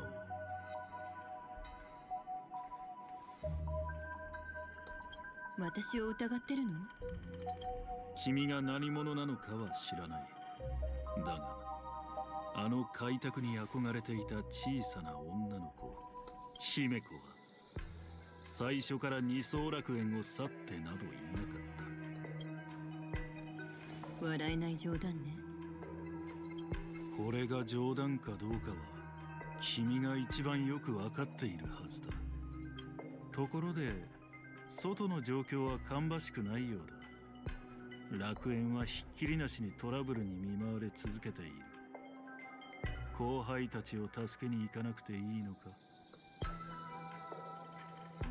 あの子たちはもう十分成長したし、任務をやり遂げる力を持ってる。私は一番の厄介事を片付けるためにここに来たのよ。Oh. Oh.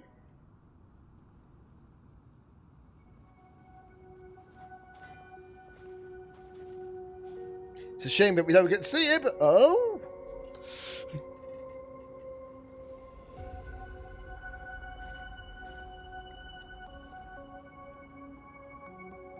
結果が出るまでずっとここにいるつもりかしら。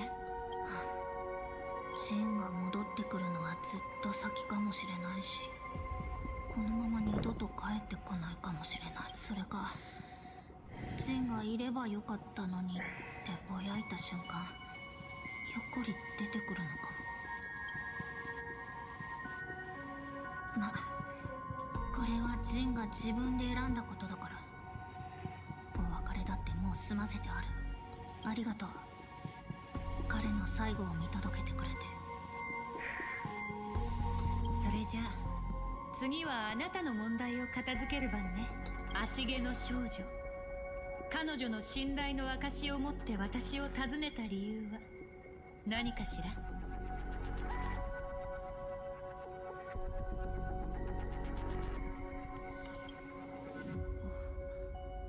何を言っているの？船を出して迎えに行くまで私たちは初対面だったはずよ。あなたが比叡の描いた仮面を持っていなければ私も眼力の召喚に応じることはなかった。あなたの言う私ってもちろん俺さ。Uh-oh.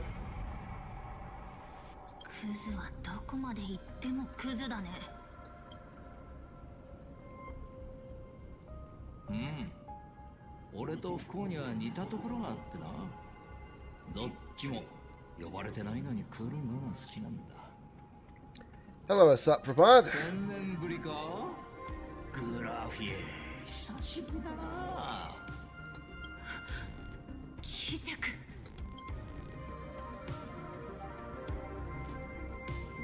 ああ、そういえば前にトガセインで話した物語は1000年前。俺はアハトピアの廃墟で死にかけの赤子を見つけた。その冷え切った体から俺は優越の伝説を思い出したんだ。アッハが赤子の鳴き声を聞いて大笑いしたってやつだが、残念なことにそれの何がおかしいのか理解できなかった。俺はその子に壊滅の力を与え、ボイドレンジャーのように生まれ変わらせたんだ。そして貪欲の命を絵の具にする方法を教え、凶悪な巨獣を描かせ、レギオンの使命を遂行させた。Well then. グラフィエ、その名の意味は世界を描くだ。栄光が存在した痕跡を刻んでほしい。 This is unexpected. 思いが込められてる。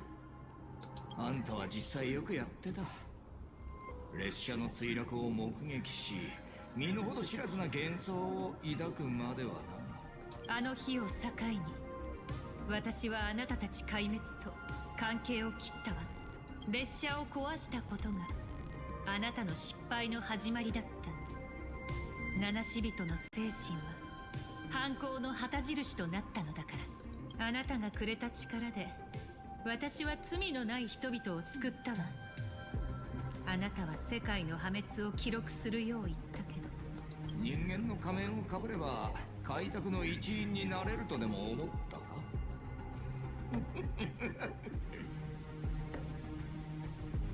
目をかっぴらいてよく見てみろ。風化の呪いは今もあんたとその末裔を燃やし続けてる。壊滅の落とし子でありながら運命に逆らった罰ってやつだ。絵の世界だって。無残な大敗をよくも勝利したかのように美化できたもんだ。この1000年俺がどうしてアハトピアを放置してたかわかるか？あんたがあまりにも。だが状況が変わった。あんたよりずっと面白いやつが帰ってきたんでな。彼女は本物の七死人だ。あんたと違って。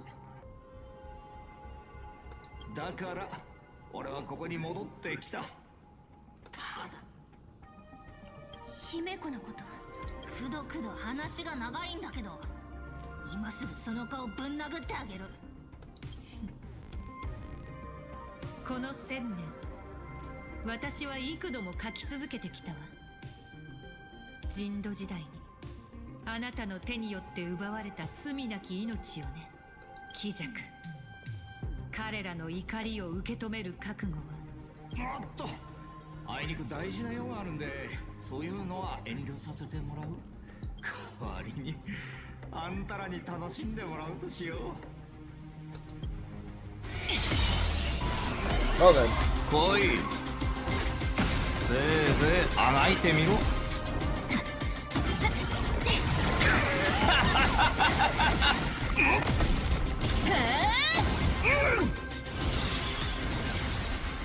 終わった。Yeah, I didn't think it was. 惜しいな。見事な一撃だった。だが成功率はゼロだ。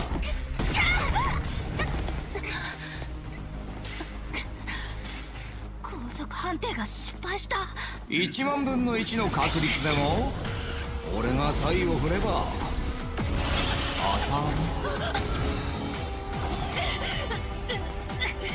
金を取れ主人公。似合ってない。あんたの結末はもう決まってる。あばよ。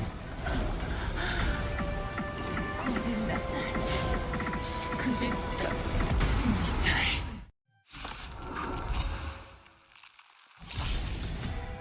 壊滅の犬め、この世界から叩き出してやる。彼女を落ち着かせなきゃ。 Well then.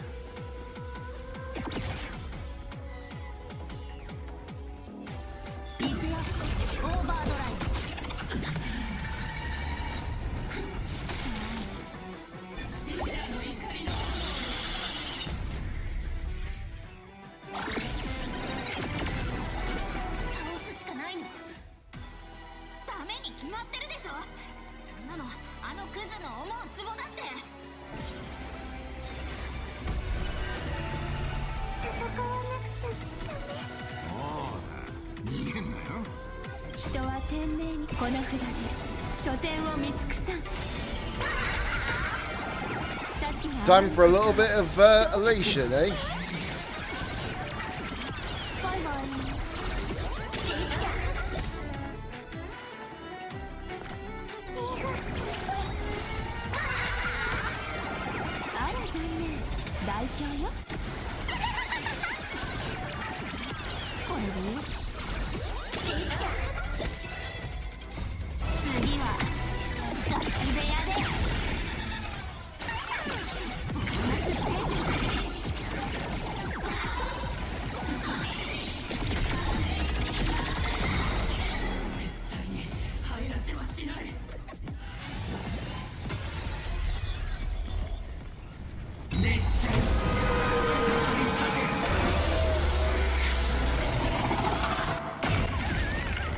Ow! 片付けるよ。気弱を追わないと仕方ない。もう一回レベル999は。いや、剣が必要なら俺が変わる。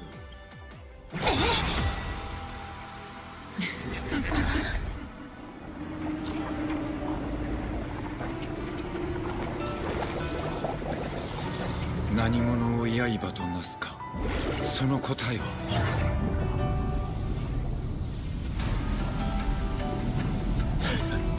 魔網の果てになおも残る鋭さだ。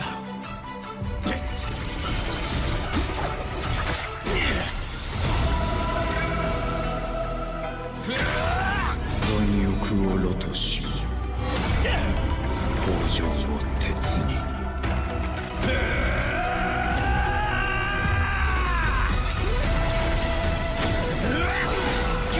男子を好みに。Well then. That's an entrance. なんだ、歓迎の言葉もなしか。この身を焼き入れん。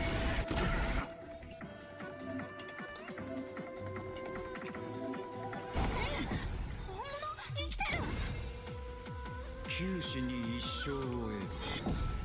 俺は一生を選び取った。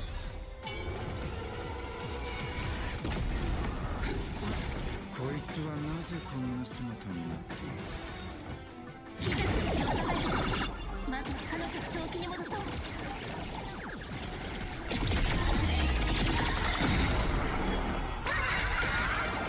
あら残念、大凶よ。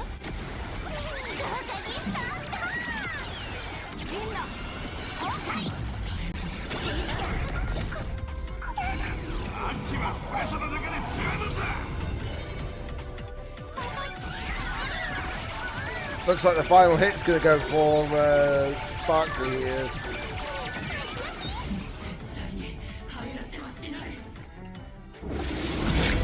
Well then, that didn't take long.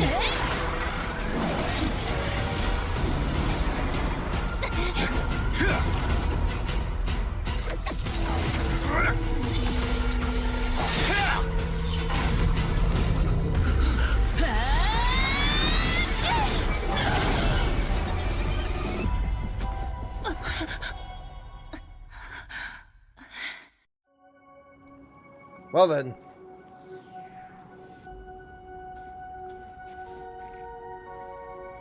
来るのが遅かったか。ナイスタイミングだった。でもさ、服まで着替えちゃうなんて下で何かあったの？獣の口を利用して出骨を幽閉してきた。重要なのはあなたが生きて戻ってきて任務をやり遂げたこと。いや、まだ終わってはいない。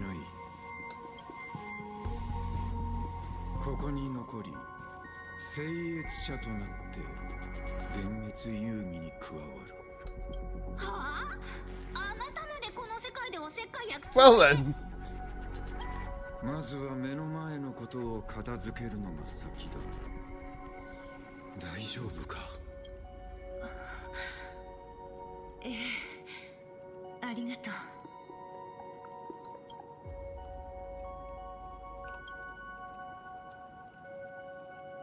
私もできる限りあなたたちに力を貸すわ。この絵巻が存在する限り鬼弱は私を殺せない。あなたは比叡から託された役目を果たしてくれたわ。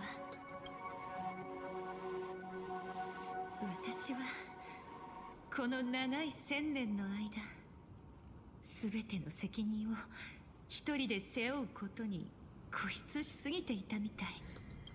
鬼弱の言う通り、1000年前に囚われたままだったの。絵の世界の封印は誰にも解けないと思い込み、蓄えた眼力さえあれば、私たちが対峙しているのはあの人土時代を戦い抜いてもなお倒せなかった相手だというのに。で、あいつはどうやって絵の世界に潜り込んだんだろう。そういえばトガ繊維に入る前に妙なウイが私にくっついてた。多分あれが鬼弱の侵入の第一歩だったのかも。その後あいつはグラフィエの姿に化けて私の仮面に再興した。さらに本物のグラフィエを呼ぶ方法まで教えて目的を果たしたんだろうね。あいつがそこまでしてここに来た目的はおそらく一つ。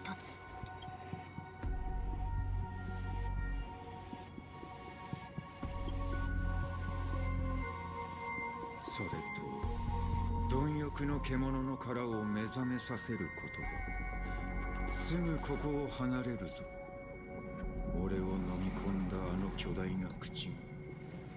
そういえばあいつ大事な用があるとか言ってたよね。それって何？分身でもしなきゃそんなあちこち同時には動けないと思う。1000年前、外界天魔の主がアハトピアに侵攻した際、彼は不思議な力を見せたわ。1000里も離れた場所に同時に姿を現したの。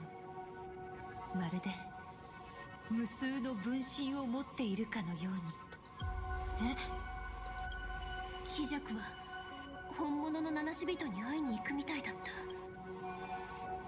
姫子が危ない。Oh boy. 一番の厄介事とは父さんのことか。あの教室はあんたが現像した隠れ家なんでしょ？でもマンガンはあそこを隅々まで知り尽くしてた。あんたは列車の事情に詳しすぎる。私の父が列車のことに詳しくなれる機会なんて、それに再会した時あんたは15年ぶりって言ったわ。けど父がいなくなったのはもっとずっと前よ。設定が穴だらけね。というかあんた、姫子の前でだけは嘘がつけなくてな。それについてはただの言い間違いさ。白々しい芝居はやめなさい。偽物。父になりすましてないで正体を見せたらどう？どうやら愉快な親子の団らんもここまでのようだ。ここまでよく頑張ったな。時間を稼いで俺を足止めしていたんだろう。もし俺が想像以上に危険な存在だったとしても、姫子がこうして抑えていれば仲間たちの安全を確保できる。だがナビゲーター、君は一つ可能性を見落としている。当ててみるといい。いつから竜介になり変わっていたと思う？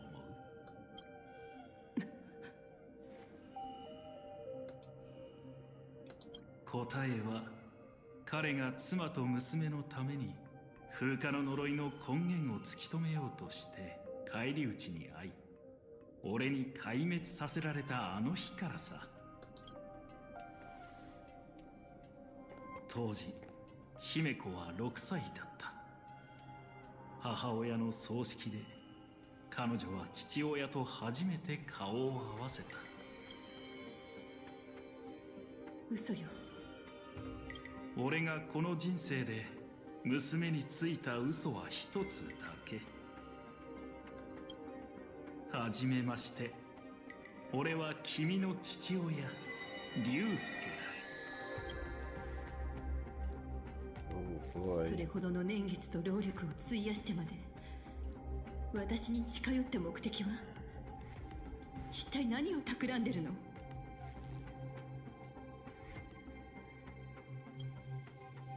俺というやつはな、自分の頭で何を考えているのか自分でもわからなくなる時があるんだ。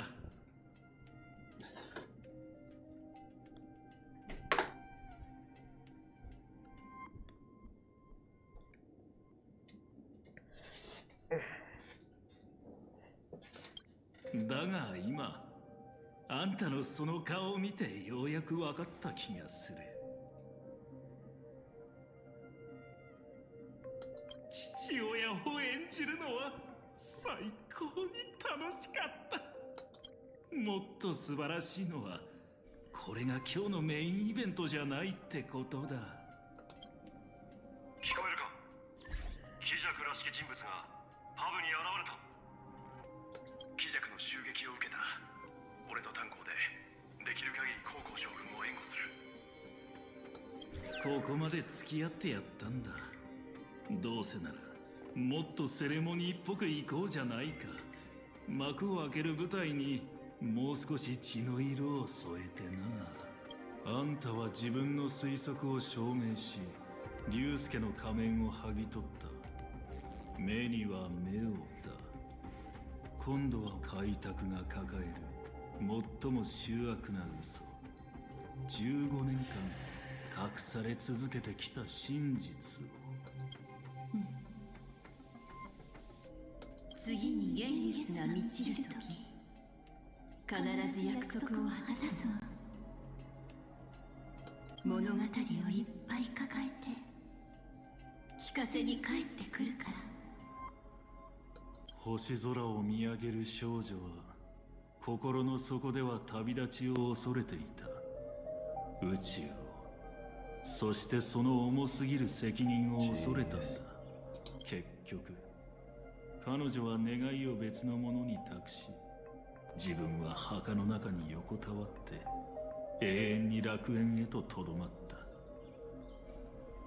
竜介の娘姫子はとうに死んでる。果てなき星空を前にして彼女は逃げ出したんだ。開拓はいつだって壊滅と交わり、そして壮絶で美しいチリアクターへと帰るのさ。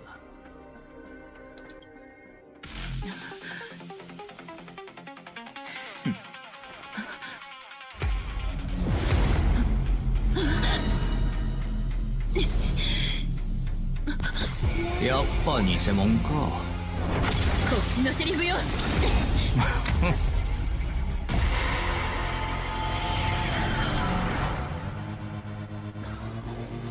繁栄に溺れる楽園の者たち、俺はかつて聖宮列車がこの地から再び銀河へ立つのを見た。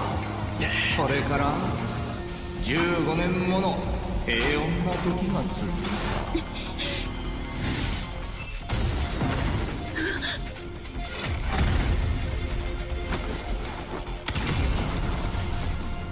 ああ、久しぶりだな。Well then. Oh, you went for Manso.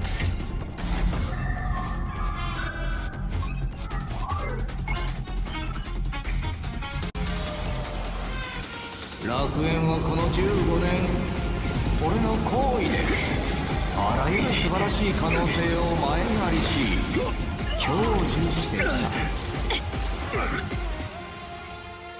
さて、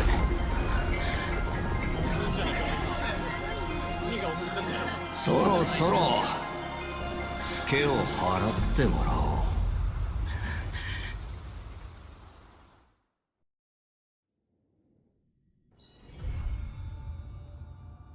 That's where they leave it.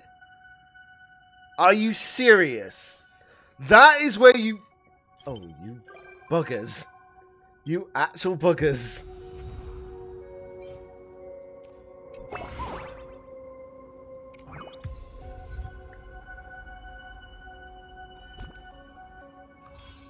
That's the place they leave it at?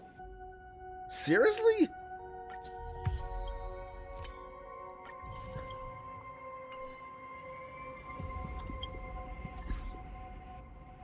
Holy moly, things are gonna be going nutty. Let's just say that. Things are going nutty.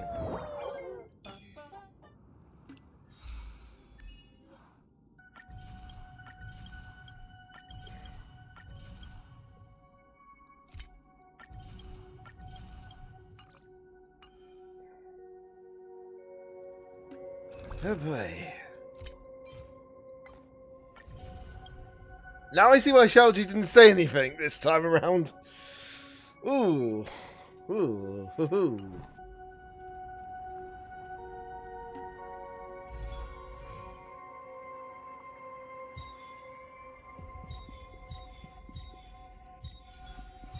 Yeah, there wasn't a great deal of battling in this patch, but we know that there's going to be a weekly boss next patch, without question now. Because this would make the most logical sense. Oh boy. Oh boy, oh boy, oh boy, oh boy, oh boy.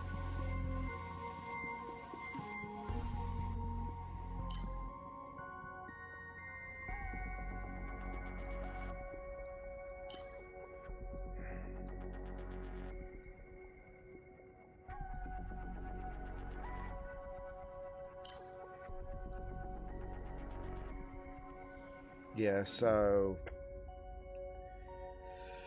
I'm gonna have to farm a lot of materials, aren't I? Yep. To be continued, obviously. And the fact is, as well as that, Forest is also on to be continued, because we can guarantee there's going to be probably like a finality quest for that somehow. Oh boy. Oh boy, oh boy, oh boy, oh boy. This is insane.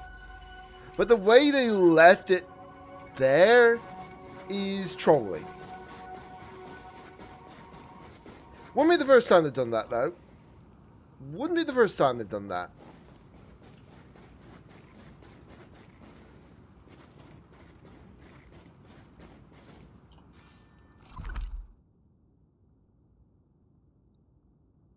I was going to say, that makes no sense.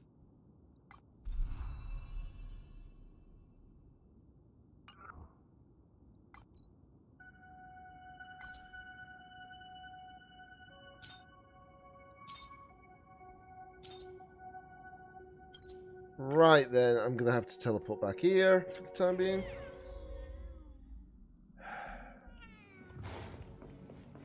I tell you one thing, I am not ready for the next patch now, because we're going to probably get something like this from 3.3. They better give us a banger of a song for the weekly boss. They better do.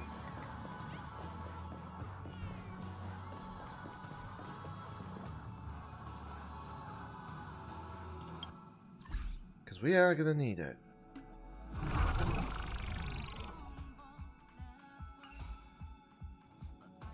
But yeah. Holy moly. Actually, holy moly.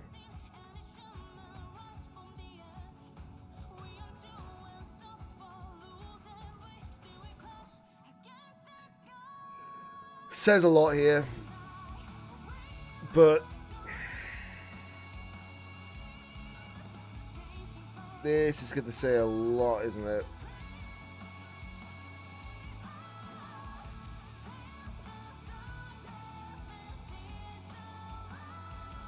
Now I'm curious what's going to happen for the next patch. But we're going to be waiting a while.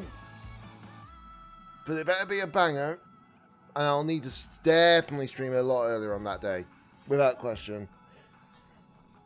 Because I'll be doing pools as well on top of doing the story, which I guarantee is going to be like 7-ish hours long somehow.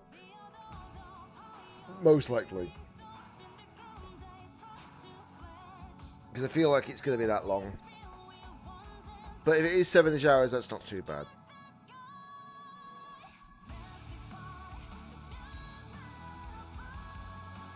But yeah, that's why I feel like next patches goes a bit... This was definitely the penultimate.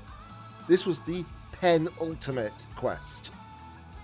So we know that the next patch is going to be big. It's going to be very, very big.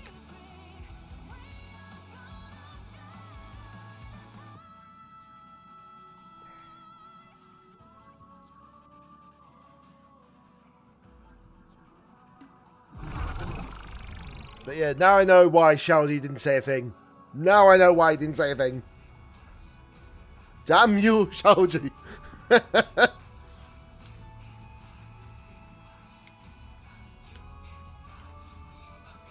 Oh, God. I don't know what's going to happen in the next patch, but the fact that I've got to wait 6 weeks. I'm going to be waiting 6 weeks for that. 15th of July when it comes out. And then, what is it, the subsequent week on the Friday of that, which will be the 24th of July, will be the Fate collab. It's going to be mad.